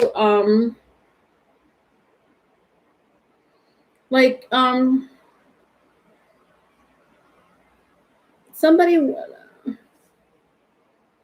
I feel so bad because I sense the care, like there's so much deep-rooted, it's like a protective, bingo. There's a protective energy between you and this person. But then there's currently there's quiet. There's quiet. So in the past it wasn't like this, but currently is like this. Your advice is, I feel like the Mercury retrograde is going to affect you, Pisces. Be patient with yourself and this person, because there is love, there is caring. There's an amazing nurturing energy and protective energy between the both of you. Honestly, this could be, with the Six of Cups, a soulmate of yours or a childhood friend. Nevertheless, it seems like a soulmate.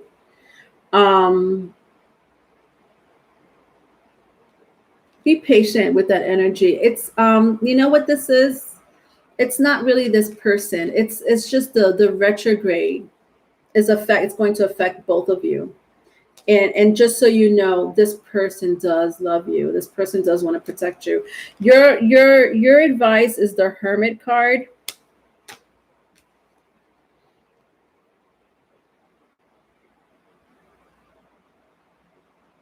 This person, yeah, wow, the advice is exactly what I just told you. Be patient. Time. Let time be your friend, is what I'm hearing. Let time be your friend. Okay. Hope that made sense. Let time, let time be your friend. It's a good thing I'm talking to Pisces, because Pisces is okay with that. Pisces is okay with that energy.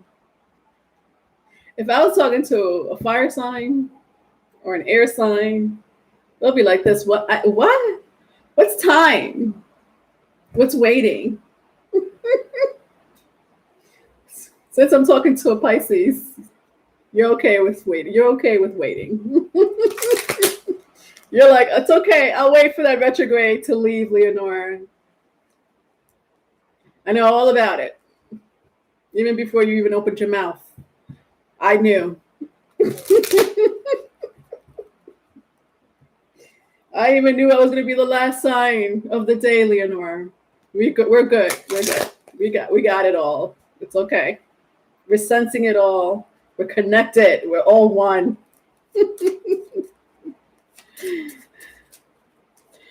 Oh God, I can't. All right, so let's see what's going on your Moonology card. Thank you, Infinite. Bye.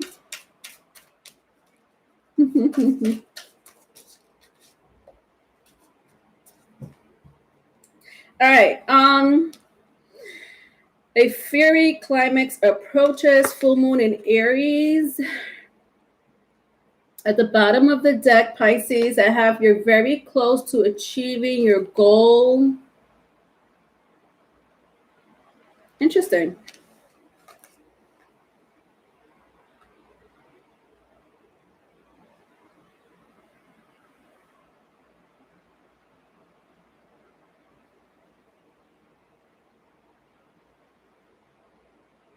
I do see this relationship working out, Pisces. But I feel like you already knew that. Oh, my Pisces. I feel like you already knew that. You're like, yeah, Leonore, I said, I knew. All right. Yeah. Whatever this relationship is, Pisces, it's gonna work out. I feel because your advice was let time be your friend. I love that that was your advice because it's almost as if you both need to go within or maybe miss each other. I feel like even maybe missing each other is going to help this relationship in the long term. I mean, look at this. I have two suits here.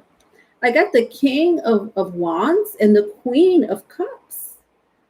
These are two mature people. One is very nurturing, one is very protective. They belong with each other. I love these two energies together. So this relate. I mean, then I have the Six of Cups. Jesus, that's crazy. I love that. So and then the Hermit card is here. You may have a very spiritual connection to this person, or in your past life, you had a spiritual connection with this person. There's something very strong about the past life, especially when I see the Hermit and the Six of Cups together like this. All right, let's see what else is going on with your Aboriginal Spiritual Oracle card, and then we'll close out the reading.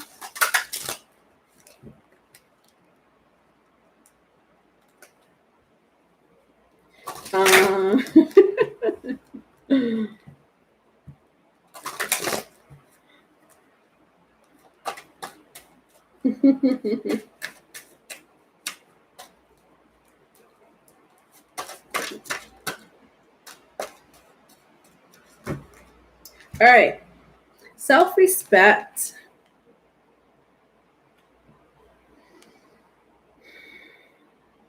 Let's read a little bit about it.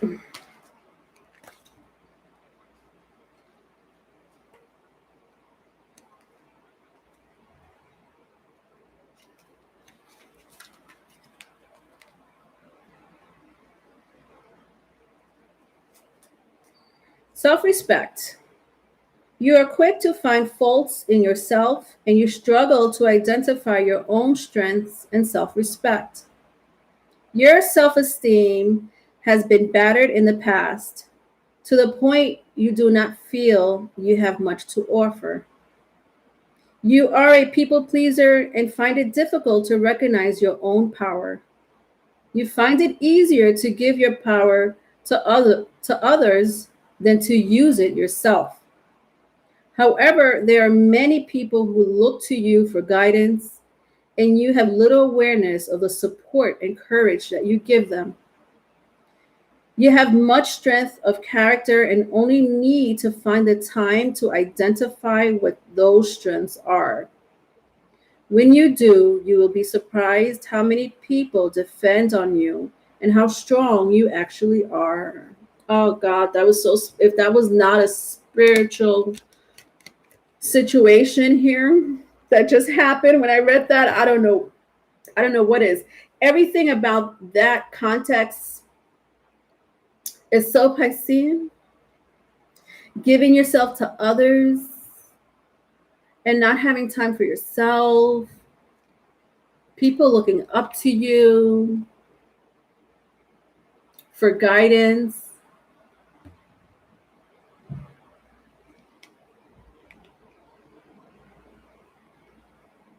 Yeah, expect that energy in the next couple of weeks, Pisces. All right, people wanting you, needing you, but also really, really honestly pay attention to yourself. All right, don't lose yourself in other people's energy. Be your individual person that you are, if that's even possible for Pisces. Can you just be just one person for one day? Specifically yourself. All right. Okay, so that's it. We's done. We's is done here. All right. So yeah, folks, I just want to remind you really quick that all the love readings will be out. I have been working on the love readings all month. I think I just have like 2 signs to go. I can't remember. I know it's two mutable signs, if not 3. I'm going to upload them on YouTube all in one day. All in one day.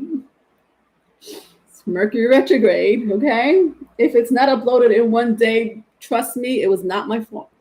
Something happened. So just give it time because it's done. They're done. So the love readings will be out. The Q&A love readings that I do, I haven't done them in like 2 months. Just so you also know, for my singles, the singles love reads after I upload my love reads.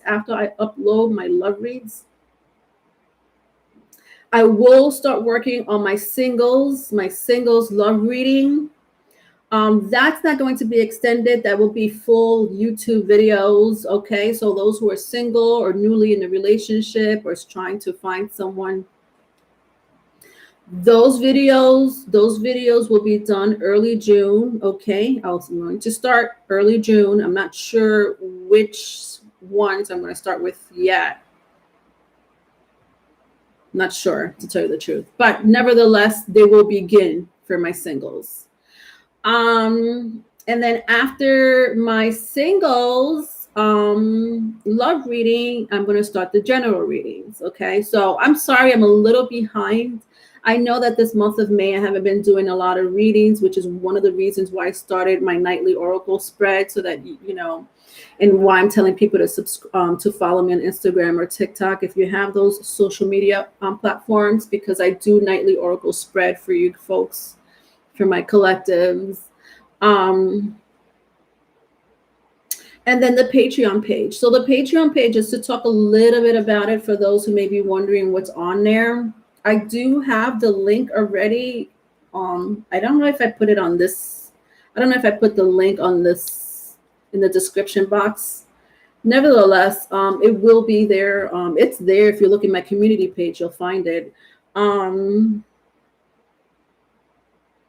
The Patreon page, there's three different tiers. The first tier is 1111, but for 1111 a month, it could be a month or it could be for 1 month. That's up to you. You don't have to keep subscribing to my Patreon page every month. You could stop whenever you want, but they do collect the payment at the beginning of the month.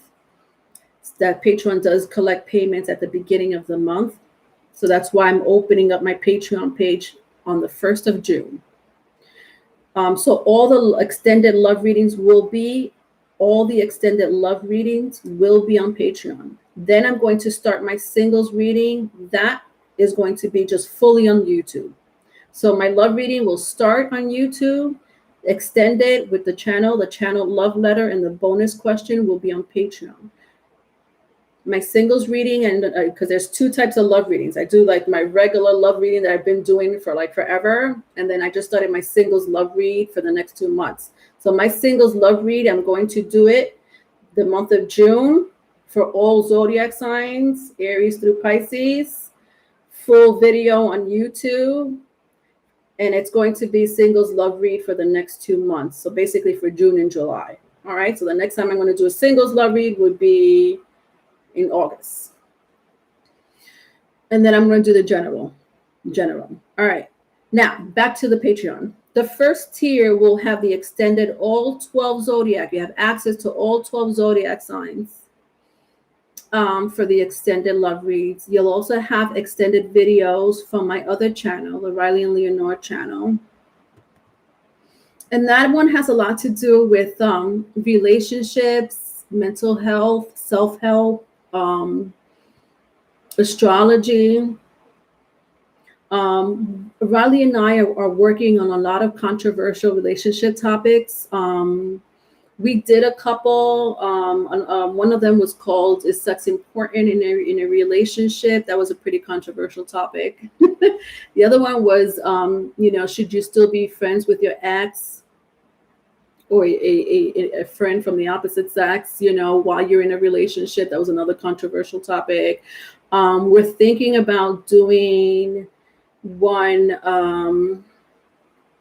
about women and women, either women that are in a relationship that let themselves go and don't really take care of themselves, versus women who do the complete opposite and show so much of themselves on social media and stuff like that. So that's kind of another controversial topic. Whether you're in a relationship or not, it's still very controversial. And I love to hear your opinions and feedback.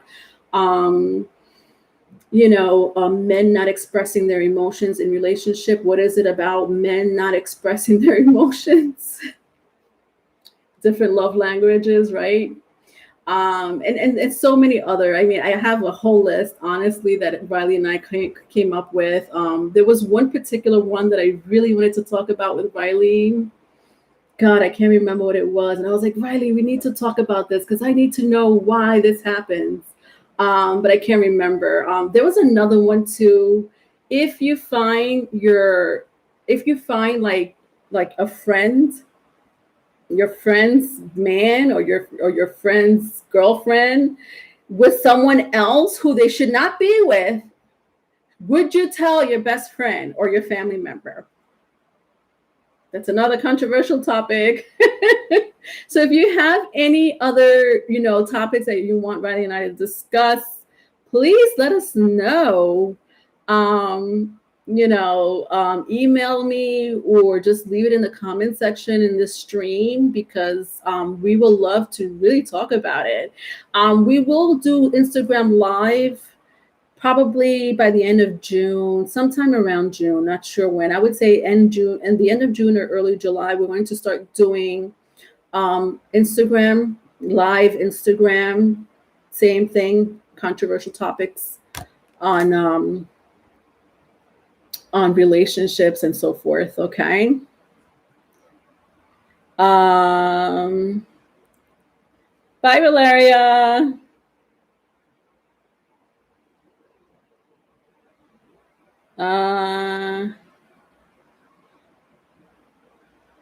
Yeah, thank you. The timestamps will be in the comment section. Thank you very much.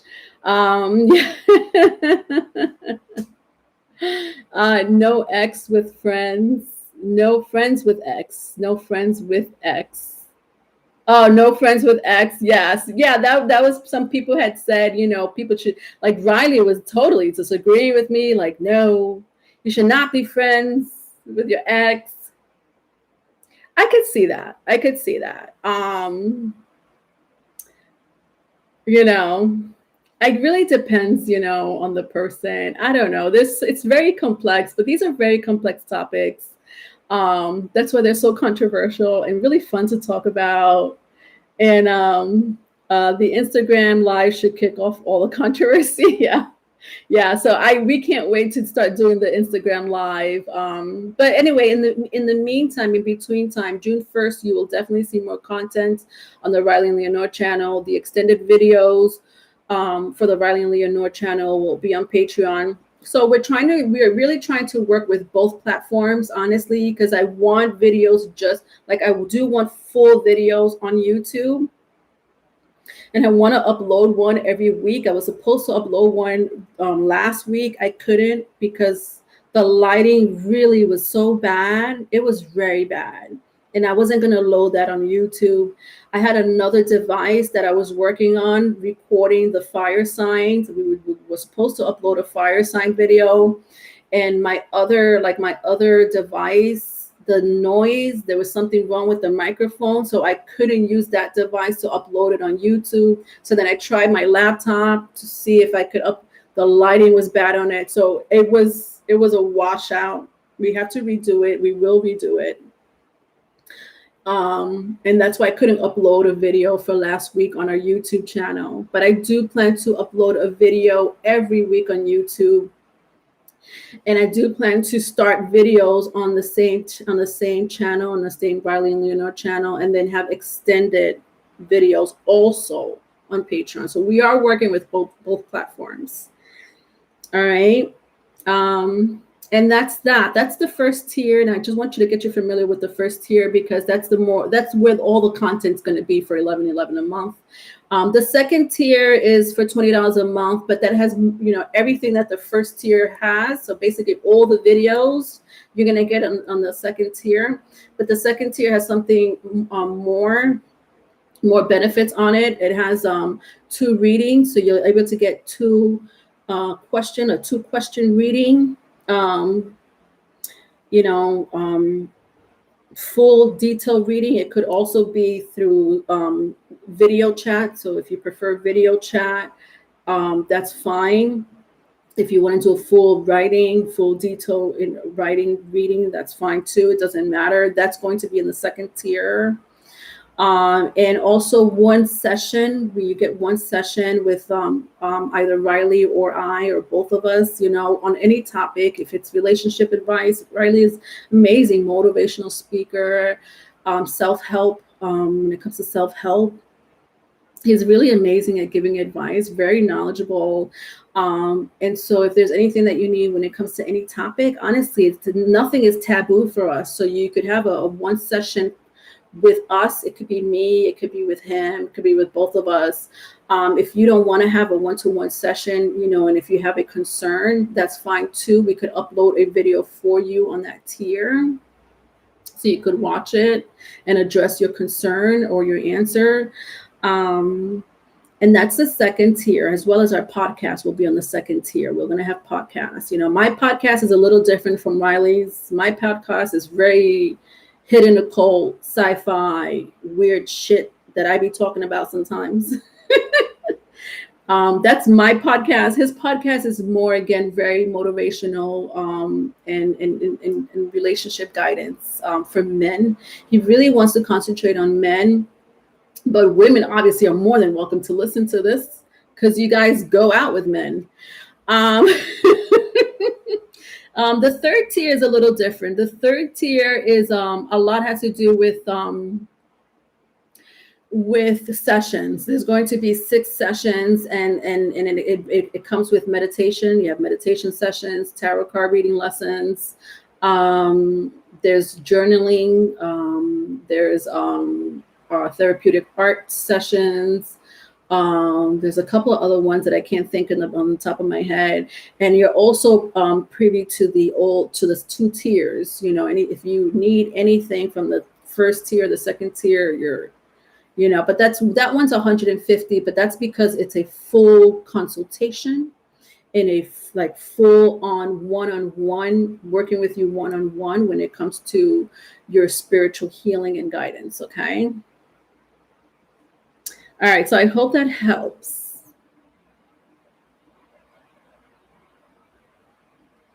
Needs to be Instagram live on readings and Riley and Leonore.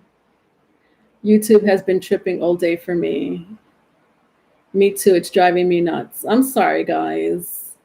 No wonder I don't see too many people. I mean, I hardly ever have people. I have like my regular 15 to 20 people, but it's pretty low now. But that makes sense. You guys are having issues on you. But this is Mercury retrograde. What you gonna do when they come for you? No reason to have an ex as a friend. You're not together for a reason. Your new spouse should be your best friend. Oh, that is so sweet. I agree with you 110%. I always feel like being friends with someone that you have sex with is amazing, because there's so much open communication. Like, you guys could talk about anything, there's nothing taboo. May feel uncomfortable at first, or it's not always going to be 100%, whatever. That's how it is, even if you were just friends without having sex.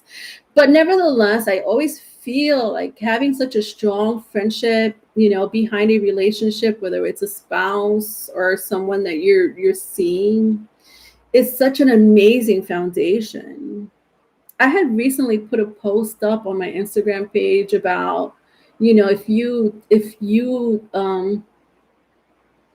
if sex is not included in a relationship, most likely you have nothing in common with the person. Like, basically, like, if sex wasn't such a big part of your relationship, what else can you talk to about your person?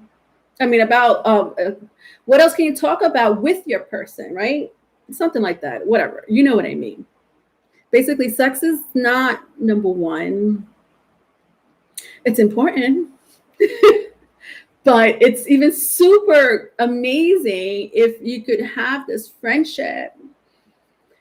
And it's funny because I'm one of those people who sometimes do communicate with my exes. And listen, when I communicate with my exes, this is like once a year, once every 2 years, and it's very short, or it's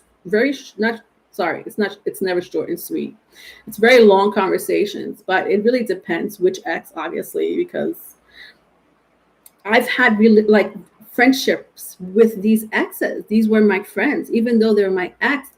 I was just talking about how important friendship is in a relationship. So even though they're gone out of my life and they've been gone for so many years, for some reason they always want to reach out, and we end up having like long conversations. But honestly, it's like either once a year or once every 2 years, very rare and seldom. But this is the reason why. It's because I developed such a friendship. I mean, maybe it's my aqua moon, but for me, friendship is like means a lot. And I take that very seriously. And if I can be friends with someone that I'm in a committed relationship with, it's a washout for me. It's a huge washout for me. That's just my aqua moon. Work associates or associate with common hobbies is okay, but it doesn't need to be an ex. Yeah, see, this is the controversy. Yeah. Yeah, there has to be common interest, common hobby. Yes, also true, because exes are usually exes for a reason. But yes, your person should be your best friend. My twin flame is my bestie. Oh, yeah. I so agree with the friends situation. Like, I honestly feel like you should be friends in a relationship. with your person because it opens up the gateway to communication. My ex, I couldn't communicate with him as a friend. We had things in common, but it was very little things in common, very little things in common that really didn't mean much. It wasn't meaningful for me as a spiritual person. It wasn't meaningful. Yes, we had things in common, but it wasn't spiritual and meaningful for me. But that was my thing, and he had his thing. Him, I can never be friends with. That would not be a friend situation after the breakup. I'd be like, what? I don't, there's no need for me to talk to you. I know what your interest is, and it does not pertain to me. Do you know? So it's a very complex situation, but you know, to each its own, whatever. All right. I think I'm all done. I love all of you for really helping me. My moderators, Be Rabbit, 369, Store Online, Gemini Sun, which is Wake Up, Tanya, Infinite, Savvy, Valerie, Valeria. You know, you guys who support me here every time I come live on Sunday, even those who don't say anything. Phoenix Rising, Natural R, thank you for stopping by. Love it. Thank you for always coming by and checking in from the other side of the world. I honestly appreciate each and every one of you, and I can't wait to really take out like the love reads for you guys. So finally you get to see something, because I know I've been really short on readings this month. Okay. All right. Bye guys.